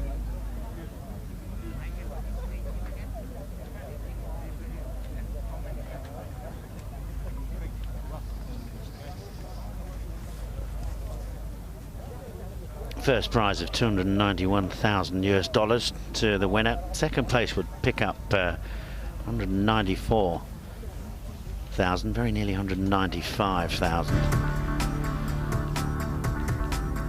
Let's have a look at this again. I mean, how's this, Andy? Test of nerves, isn't it? And skill. Not easy. That's a couple of 20-25 footers he's had to hold. And again, great acknowledgement there from the Scot. 2 fantastic approaches. And this one's not so easy either. 3.5 feet downhill. Incredible, yeah. Sterling stuff. A little look and nice acknowledgement as well from the Spaniard. And off they go again. Bag must be getting quite heavy. I would have thought, yeah. Baggies of wisdom right back to the tee. It's great that they've gone down to this very difficult, let's not forget, 513 yards, 6th hardest hole on the golf course. It's caused problems all week, and these 2 men, when it's come down to it, have stood up there and fired birdie after birdie in the playoff. Fantastic quality. You think only 1 tournament victory between them both. Give the appearance that they've been there so many times before in the heat of battle. The Gladiators Cauldron. Well, just looking at the card set out, and this is actually played for the whole week. It's played the 3rd hardest hole on the course. I think that testament to the quality these boys have at the moment. Just fantastic, and delighted that certainly to this stage nobody has lost it.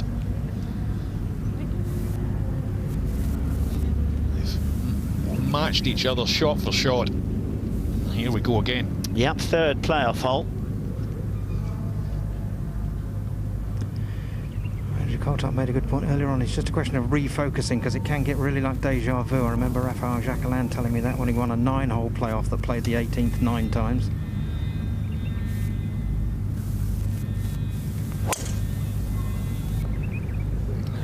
So he made it lucky for Vicky again, or easy for Vicky again with the yardage.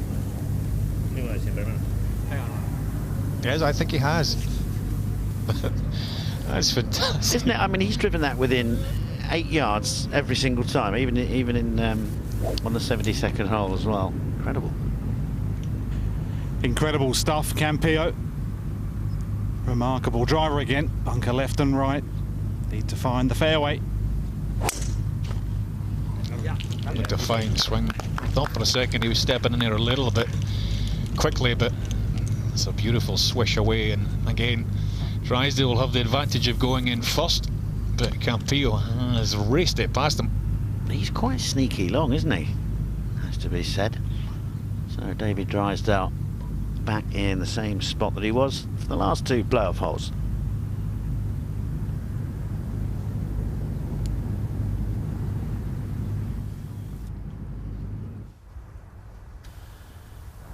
David Drysdale keeping the honour.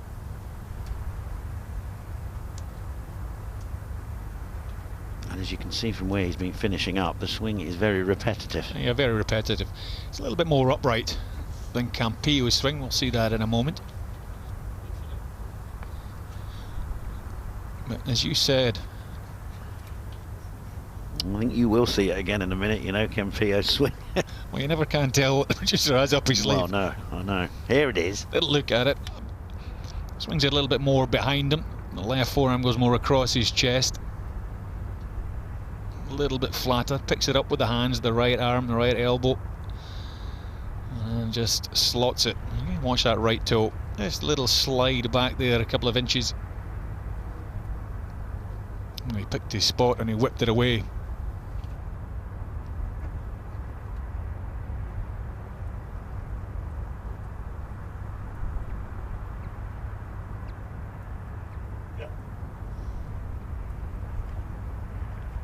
Well, massive drive there, gentlemen.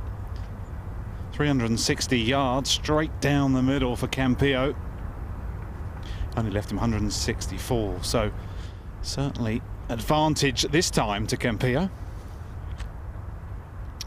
Yeah, you wouldn't think they could keep on birdieing this hole, would you, Tim? You wouldn't think so, Dominic, but I wouldn't have believed they could do it both times round in the playoffs so far. So sometimes under these conditions, these guys produce incredibly special golf, and they're doing that right now. So far, David Drysdale had 203 yards to the pin in regulation, 206.197. This time he's got 210, so he's the furthest he's been from the pin.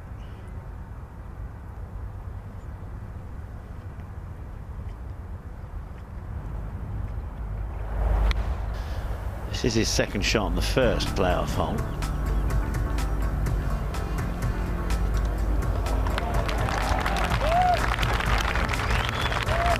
Great stuff. Well, that was excellent, wasn't it? Well, this was even better. True to form, I think he's going to have to hold. It's looking a little bit like that, isn't it? Wanted it to fade a little bit, but the ground certainly helped this one out. Watch this swing round from left to right down towards the hole. Beautiful. Well, it would be very difficult to hit 2 better golf shots than that. Campillo further away on both occasions, but hold his birdie putts. And in the end, forcing Drysdale to follow him in just to keep things going. How's the energy levels, adrenaline coursing through your veins, keeping you alert? How much have you got in the tank?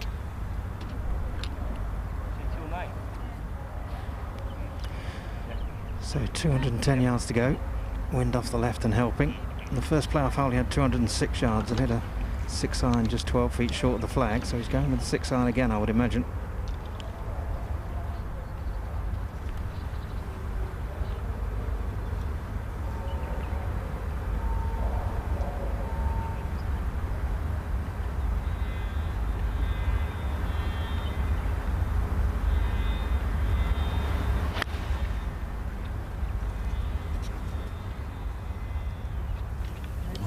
Up and down again.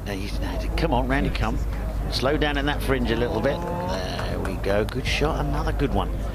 Stay there.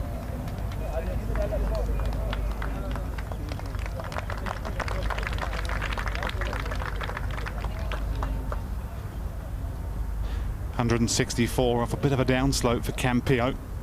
Can pitch this one further up the green. 9-iron here.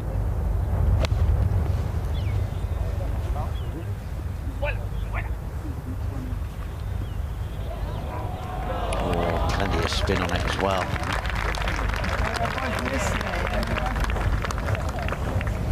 Well, it's going to be David Drysdale's turn now to roll one in. Try and put the pressure on Campillo.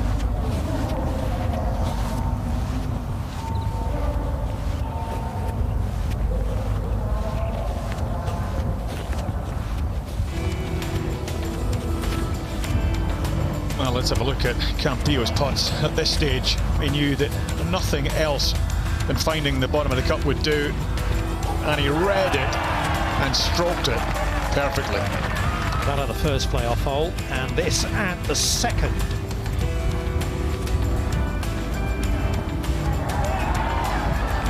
A little bit of left to right. Drysdale was in there tight. Goodness me, two fantastic putts from Jorge Campillo. Yeah, the tables are turned though here. He's going to have to wait for Drysdale to putt first.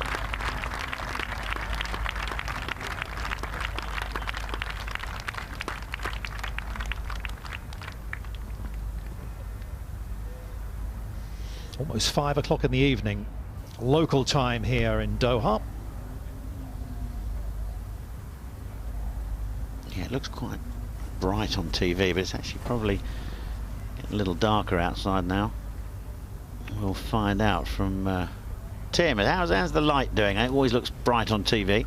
Yeah, it certainly, I would imagine it looks much brighter on TV than it does out here. They've still got time to play at least 2 or 3 more holes if that was necessary, but it is getting lower in the sky and a little bit more gloomy, slightly more difficult to read the putts.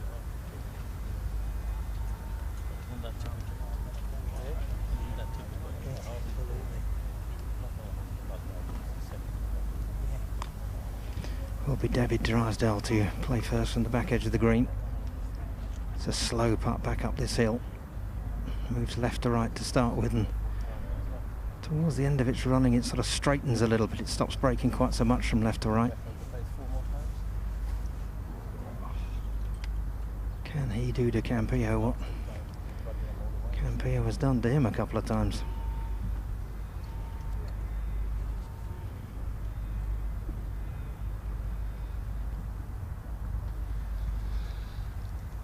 As Tim said, this is quite a slow one. It's quite a quick one. Moments before, did it the last time. Tough to get it all the way back to the hole.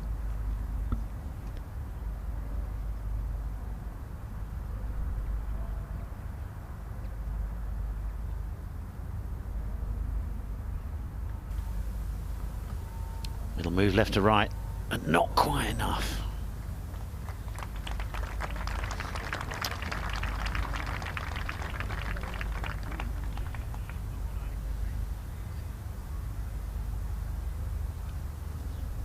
So a chance here for Campillo to finish this. Yeah, huge opportunity, Dominic. He's already seen Drysdale from this side of the hole, so he's had a couple of goes at it mentally. Just a smidgen left to right. Every chance here.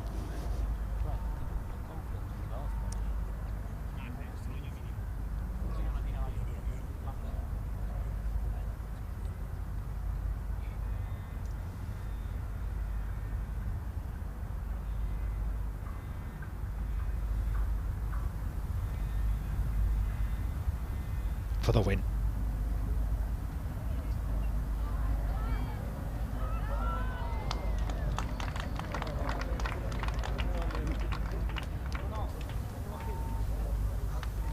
Not to be. Maybe Drysdale left with a couple of feet here. Just maybe a little bit left to right on this left half. But this will be for David Drysdale.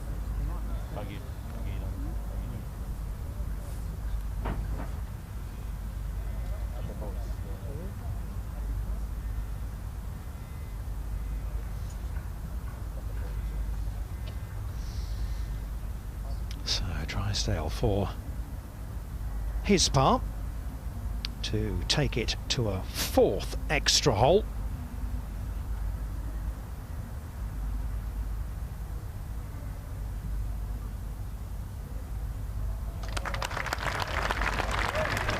Safely in, back they go again.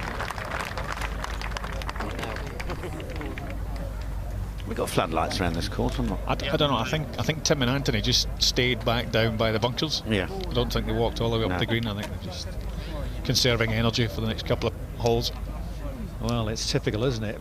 Barty out there with his blister. Yeah. And it's 4th extra hole. Well, he loves this on-course gig. He's been desperate to get back out there again, and this extra golf bit right up Tim Street. Well, so far over the last 2 weeks we've had 7 extra holes, haven't we? Well, I haven't completed this hole yet. No, we.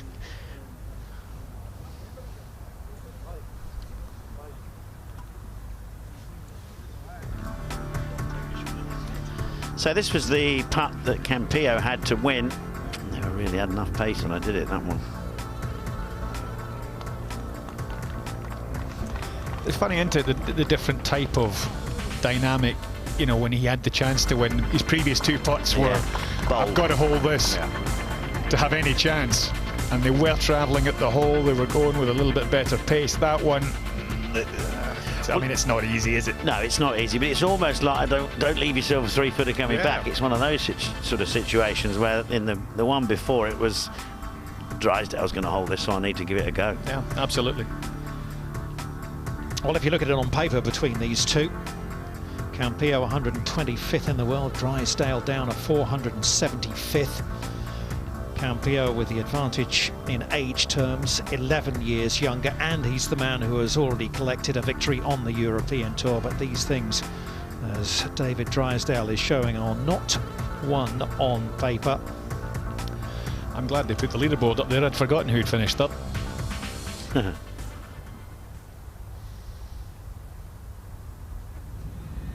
And we go again at the 4th extra hole.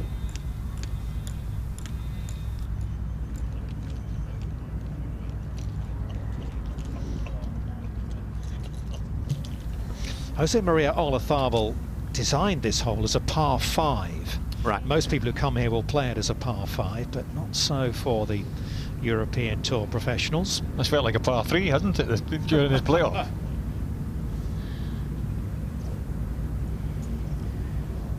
David Drysdale for the 5th time in the last hour has to hit the tee shot off the 18th. The previous 4 have all been within 13 yards of each other. Can he do it again? Incredible focus. He's showing to produce the same shots time and time again.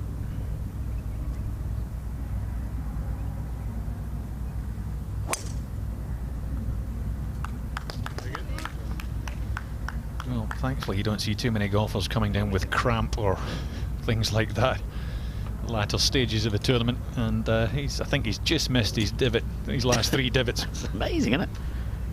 Incredible. Light is definitely fading. Same. Bunkers left and right. Refocus. Jorge Campillo.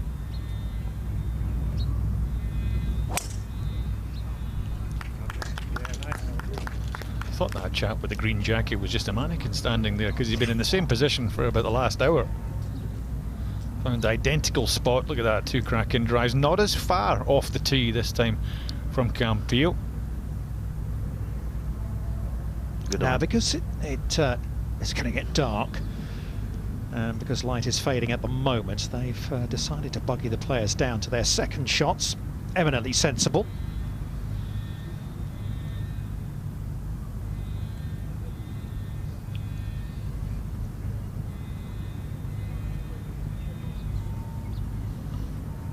Not sure we'll get to the 9 playoff holes that it took to decide the playoff for the Open de España at El Soler a few years ago.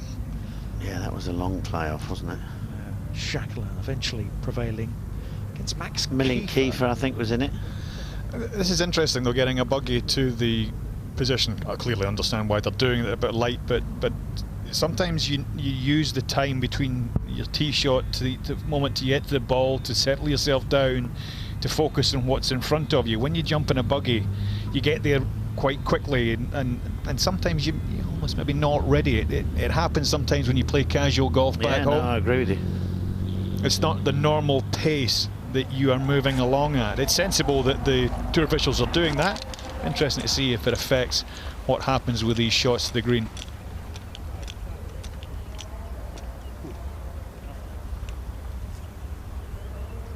A miniature version of the Pearl Monument, this week's trophy, found on the waterfront in Doha.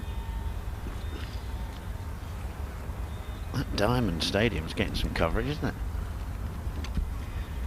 Well, David Drysdale's done it again, driven it in the same little window, this time 321 yards off the tee, 202, so back in that familiar slot that he's been in so many times. The only person I've ever seen drive the ball as consistently as this, Colin Montgomery. It's like Groundhog Day.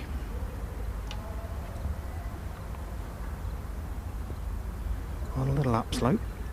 What breeze there is off the left, but there's very little of it right now, and helping a little.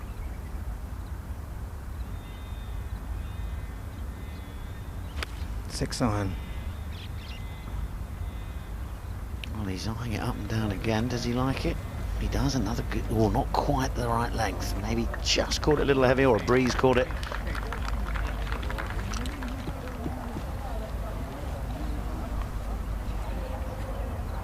Yards further away for Campillo, 194 yards here, so maybe fatigue is just slightly setting in.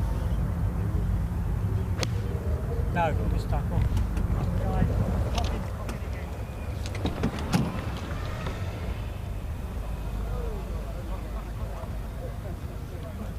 Well, I think it'll be David Drysdale to go first, I think, and deciding to, well, he wants to walk it. They both want to walk it. Yeah, I think, look, there's an awful lot at stake here. This is David Drysdale's, might be his last opportunity. It's all about getting yourself in the right place by the time, you know, mentally, by the time you get up to the green. I don't think anybody wants to rush down there. You know, if we run out of light, we run out of light, but there's an awful lot at stake here for these players.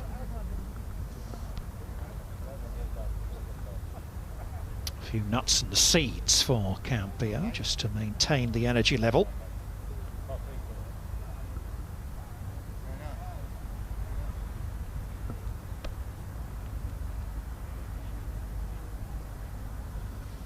Yeah, so you can understand them being offered the lift, and you can likewise understand them declining the offer.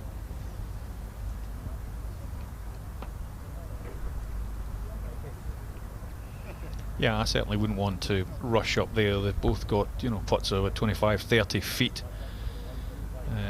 Incredible amount at stake. Obviously, it's a Ryder Cup year. An Olympic year. And I'm sure there'll still be people switching on, so if you are one of those, let me just tell you, we are into the fourth extra hole of a playoff to decide the Commercial Bank Qatar Masters between Jorge Campillo from Spain, that man, and Scotland's David Drysdale. Drysdale looking for his first ever European Tour victory at his 498th attempt in the age of 44. Campillo going for a second win in the space of less than a year. Yes, both these performances really coming a little bit out of the blue. If you think David Drysdale's best finish is 36 in the Alfred Dunhill Championship and 55th in Abu Dhabi. Go over to Campillo, 34th he was in Abu Dhabi, and he played in the WGC in Mexico, finished 67th there. So really completely out of the blue, really. Not massively in form, Andy, right now? No, you just never can tell. They've played their way into it.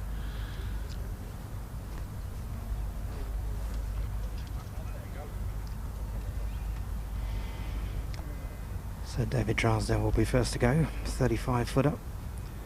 This pin's cut on the crest of a rise, so putting from short, you're putting uphill, and if you go over the back as David did last time, you're also putting uphill. So this is an uphill putt that doesn't break a tremendous amount to start with, but in the last 10 or 12 feet it starts moving from left to right significantly enough.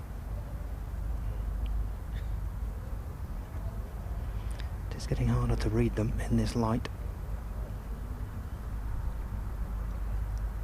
Yeah. 2 putts here. I'll get it in there close.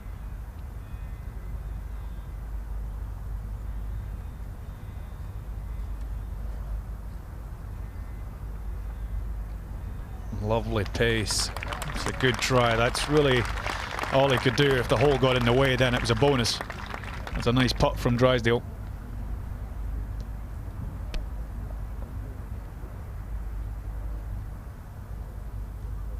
Taps in for his par. Well, once again, Campillo will have a putt for the win. Anthony can tell us about it. Probably the hardest one he's had on this green in the last hour or so, Campillo. It will run away from him, so he needs to be mindful. Clearly he wants to win, so 1 putt is needed, but he just needs to be careful. Left to right, pretty much the whole way downhill here.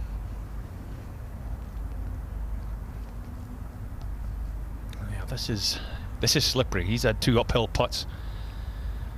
This one's got a bit of pace to it from the left.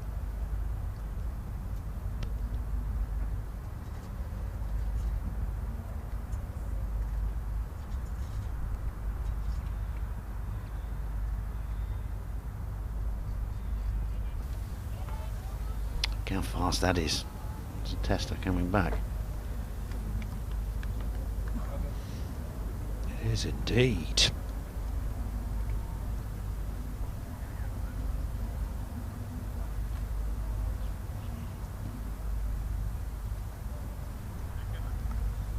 Different scenario now. It's one of those. One of those. Not wasting any time.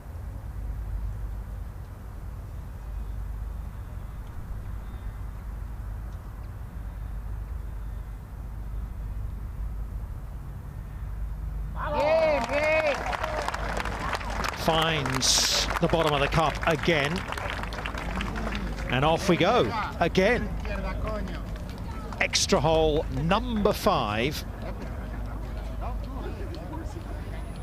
Big question now becomes, how many more holes can we go before this has to go to a Monday finish? What do you think, Tim? Well, certainly 1. 2, you'd probably be taking it a little bit too far. It depends how quickly this sun goes down, but certainly 1 more hole is not a problem. 2, you'd be pushing it.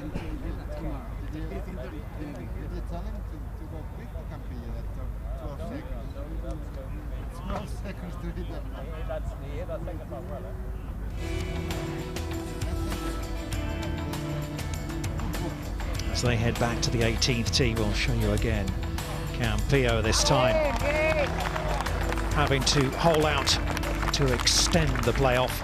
I think the interesting thing about that was he didn't waste any time. He didn't allow his mind a chance to wander. He kept in the zone. He kept in his pre-shot routine and stepped up and stroked it beautifully into the cup.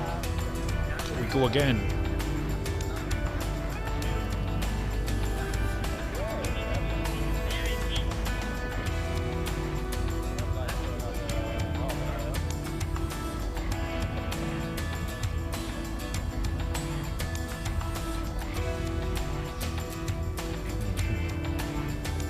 See, it's getting fairly gloomy out there now.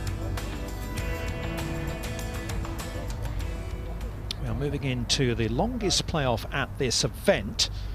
Sergio Garcia won the title in extra time after 3 holes, that in 2014. Tim Bartlett just going out the picture.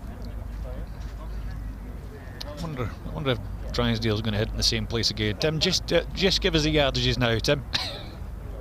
Well, 203 in regulation, 206, 197, 201, sorry, 210 and 202. So they've all been within 13 yards of each other, and they've all been on the right edge of the fairway within sort of 6 or 7 yards in terms of line. It's incredible. It's been an incredible display, hasn't it? Really has, and for him to be going through this, you know, coming so close to his 500th tournament, he's got his wife Vicky out there with him. I mean, it must be just the most incredible experience to go through. I think this counts for an extra tournament. It's going on that long. Driver once again, and why not? He's got the winning recipe so far. Just keep maintaining that focus. It must be so difficult.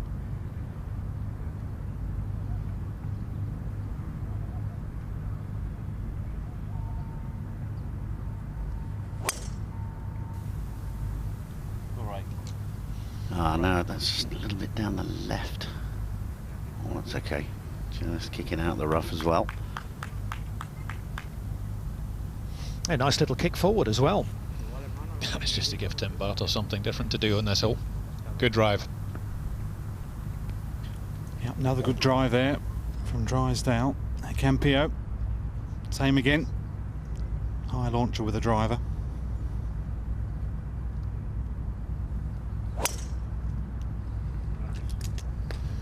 Quickly down for the tee. He's happy with this one.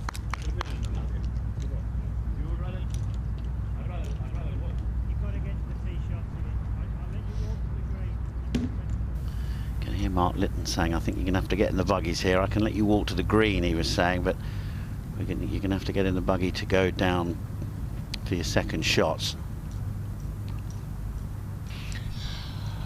I always thought with light it was a personal choice. Yeah, it is a personal choice, isn't it? Being encouraged to use the buggies. Campillo and Drysdale, 5th extra hole.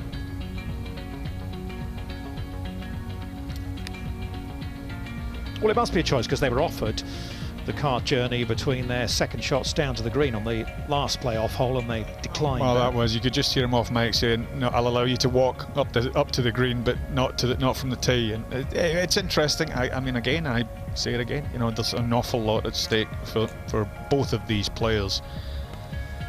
I understand why they're doing it, but I have to say, you know, if I want to walk, I want to walk.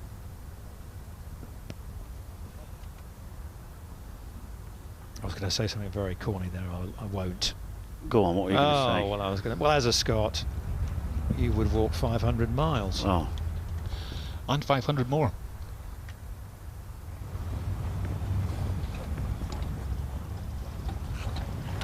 Okay, Tim, speak to us. Well, he's varied it up, hasn't he, by going down the left instead of the right, but the drive yardage is virtually the same. In fact, it's slightly the longest he's had so far. So the second hole of the playoff, he had 197, and this time he's got 195. It is a little cooler now, so the ball isn't going quite as far as it was. I think that puts David between clubs, between a 6 and a 7 iron. Interesting to see how he goes about this. Any moisture in the grass at all, Tim? Yeah, a little bit, yeah. Everything's, as I say, cooling down at the end of the day. A little bit of moisture there. Very little breeze now. It's died away just momentarily, so it is tricky. It's not a flag, as I say, that you want to go past, particularly. The putting is easier from the front. You don't want to go pin high and long on the left-hand side, as we've talked about already. So the 7 iron puts him in the heart of the green very happily. If he wants to get to the pin, he might have to take a bit off a 6. Wife Vicky beginning to squint a little bit now in the gloom.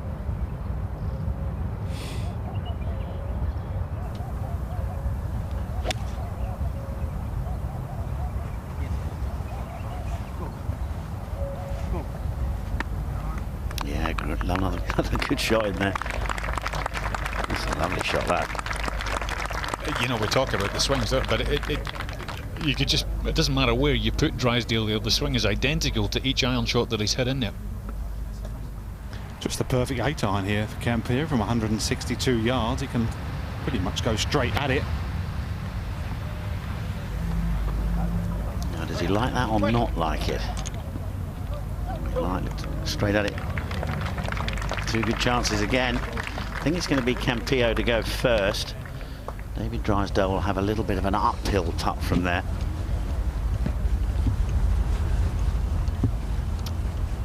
Didn't Campillo have a very similar putt to that? Yeah, he did, yeah. A couple of holes back. Drysdale will be putting from below the hole.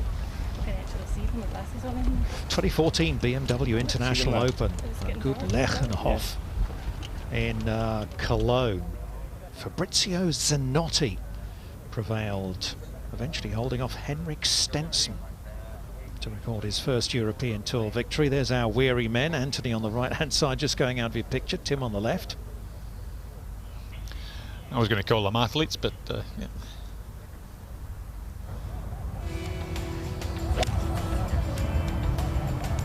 Not once has he taken his eyes off the ball on this 18th hole. Every iron shot has been right down the flag. It's been sensational stuff from David Drysdale. And every single time Campillo has had to respond, and he's come up with another nice one. Couldn't tell where the ball had been dispatched, but it was straight down the flagstick. A little bit unfortunate. It drew up quickly. Two lovely approaches again. So, fifth extra hole. What did we have in Turkey? It was 6, wasn't it, under the floodlights? I think it was, yeah. I think it was 6 holes. What are your thoughts, Anthony? Can we go one more after this, if necessary? Yeah, no question for me. At least one more the way they're playing this. Anyway, they keep making birdies. We're rattling through these holes in about 8 minutes.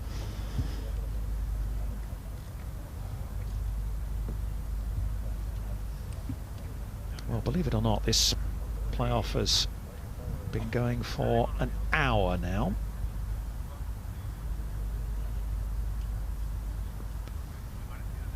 Canizares, Larrazabal, Carlos Pijem, the Spaniards, Larrazabal. Come on, guys, get a move on.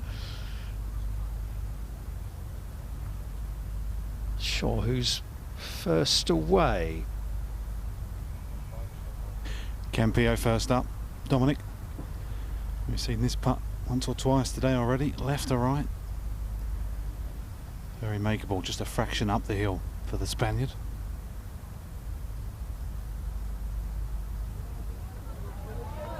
He's got it again, my word. How well has Campillo putted in this playoff? I think he learned a little bit from his putt the previous time round. He just sort of undercooked it when he had a chance to win. Now Drysdale has to step up again.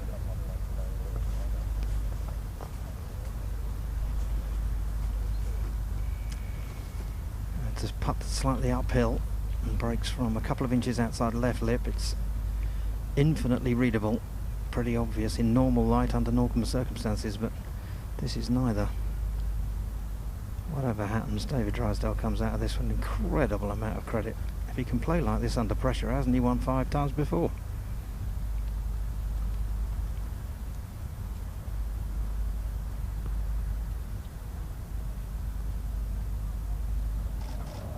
No, up and out of it straight away. And Jorge Campillo wins the 2020 commercial bank Qatar Masters at the 5th extra hole. It took him 229 starts to win for the first time. It has taken him just 21 more to bag his 2nd European Tour victory. You have to feel for David Drysdale. The weight goes on. Yeah, I do. Congratulations to Jorge Campillo. I do feel for Vicky and David Drysdale. Very emotional. David must come away from there. You're quite right, Tim Batter, with a tremendous amount of positives, but wondering whether he could do it. Right, let us hear from our champion Campillo with Shane O'Donoghue. Just so everyone knows, there's no champagne allowed, so that's why it was agua. Oh, really? All right. 2 countries in a row without champagne winning, eh? But you will drink champagne, or you will drink beautiful sparkling wine later. Talk to us about what happened there and how you composed yourself, because you had ups and downs, Jorge. Yeah, I played not so good at the first few holes, and then middle of the round I played okay, and then yeah, I was, for some reason I was a little bit scared of 17 tee shot, and you know how mine works, you know, sometimes. I wasn't expecting on making a bogey on 16. That was a bad tee shot. I was confident on the 3-wood, but a little bit scared about the driver on 17, miss it there, and then all of a sudden I hit a bad putt, which I normally don't hit bad putts from off the green, and I was on 18, but I know I still was in the game, and I was be able to pull it off. You mentioned as we walked off the 8th that you were not playing well, you just had to be patient. You tested every bit of that patience today. Yeah, well, I hit some good shots coming in, well, in the middle of the round, but yeah, you gotta be patient, you gotta try hard, you know. I know I was going to make some putts, you know, it was a tough win, but I'm glad I pulled it off. It's victory number 2 after that sensational win in Hassan Trophy 2 in Morocco last year. What does this mean in 2020? You've gotten married, you have a new caddy, you've been working tirelessly on your game these past few weeks. It's been busy, and this is the reward. Well, it's been tough, yeah. Well, I didn't get to practice that much, you know, as you said, too many things to do. Getting married and then the honeymoon, and then so I didn't get much practice, new caddy, new clubs. So everything was a little different, and my game was a little off, but I knew that with practice I would get where I was. Jose Maria Olazábal designed this course, your famous compatriot from Donostia. You are from Cáceres, outside Madrid. There's a lot to celebrate. There's a great Spanish connection, and you are representing them so well. You must feel so proud. Yeah, well, I am proud, and thank you, Jose Maria Olazábal, for making a golf course that fits my game, really. But really, no, it's just a good golf course. It's a true test. It's fair, you know. You can shoot low, you can shoot high if you miss shots. But yeah, so I guess, as you said, there's a lot to celebrate. But I'm already thinking of the third win. Well, good for you. Well done, Jorge. All right, thank you, guys.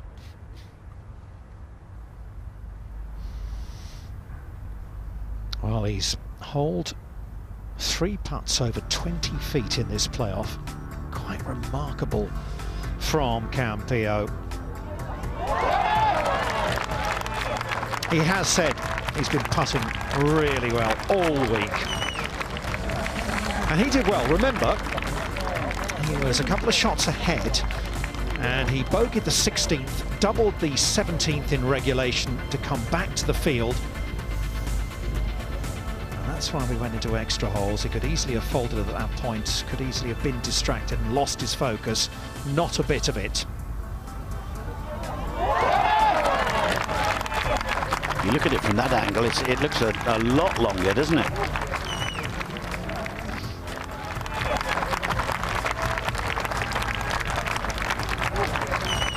Time for the Spanish to celebrate another victory. And how appropriate it is on a course designed by the 2-time Masters champion and legend of European and Spanish golf, Jose Maria Olazábal, that we should have a Spanish winner.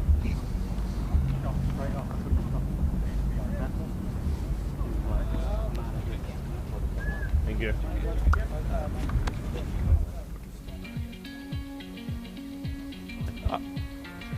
And that's how it's all finished.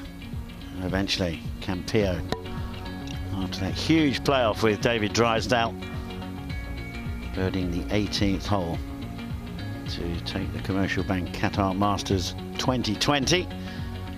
Good weeks also. Nicholas Lemke posted a 65 early on. He was the leader in the clubhouse, and then Samoya joined him with a 69. Jeff Winter had a putt on the last hole to try and join them at 13 under, just came up a little short. And nothing really happened for Bjork today. 71 for him, but another good week. We've had some excitement over the last couple of weeks, haven't we, with the putts hold on the 72nd green, on the 18th hole anyway, at Al Mouj in the Oman Open last week. Sami Välimäki, remember that one he holed, and before that Brandon Stone. Took them 3 extra holes to sort it out. It's taken 5 to separate David Drysdale and Jorge Campillo. Excellent closing round from Gavin Green.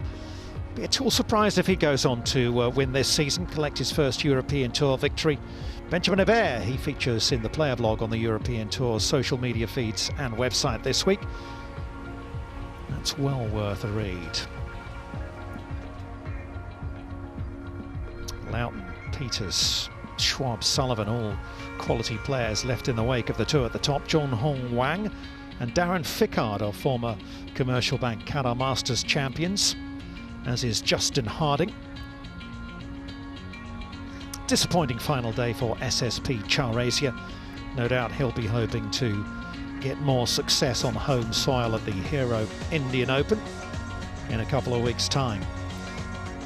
tournament he's already won twice. Sami Välimäki, last week's champion, just faltering a little bit on the final day. No surprise there, running out of energy maybe.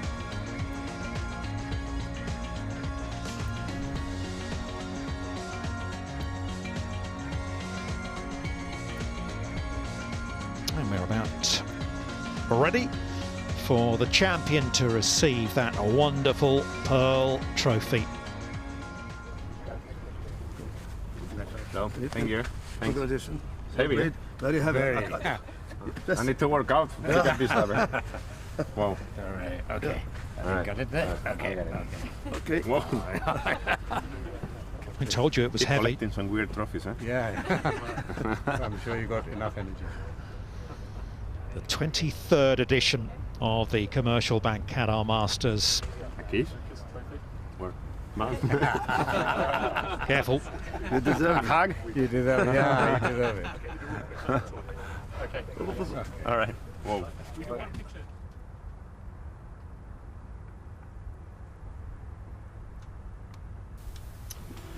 I'll have a look at the winning moment. Left to right. About 20 foot this putt.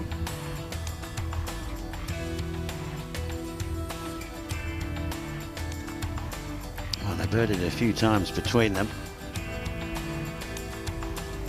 And David Drysdale had one about 18 feet, I would say, or so, to see whether he could extend it even further. This is a different angle here. Look at that, it's quite long. It's about, must be what, nearly 25 feet, that. Yeah, incredible. I saw some fantastic putts on that final hole. Incredibly brave professional golfers. You do feel a little bit tough for David Drysdale. It's one of those wonders, really. He didn't want to see anyone lose that. They both had to dig very, very deep. And hopefully David Drysdale can take the positives out of that. I'm sure it's going to sting for a little bit.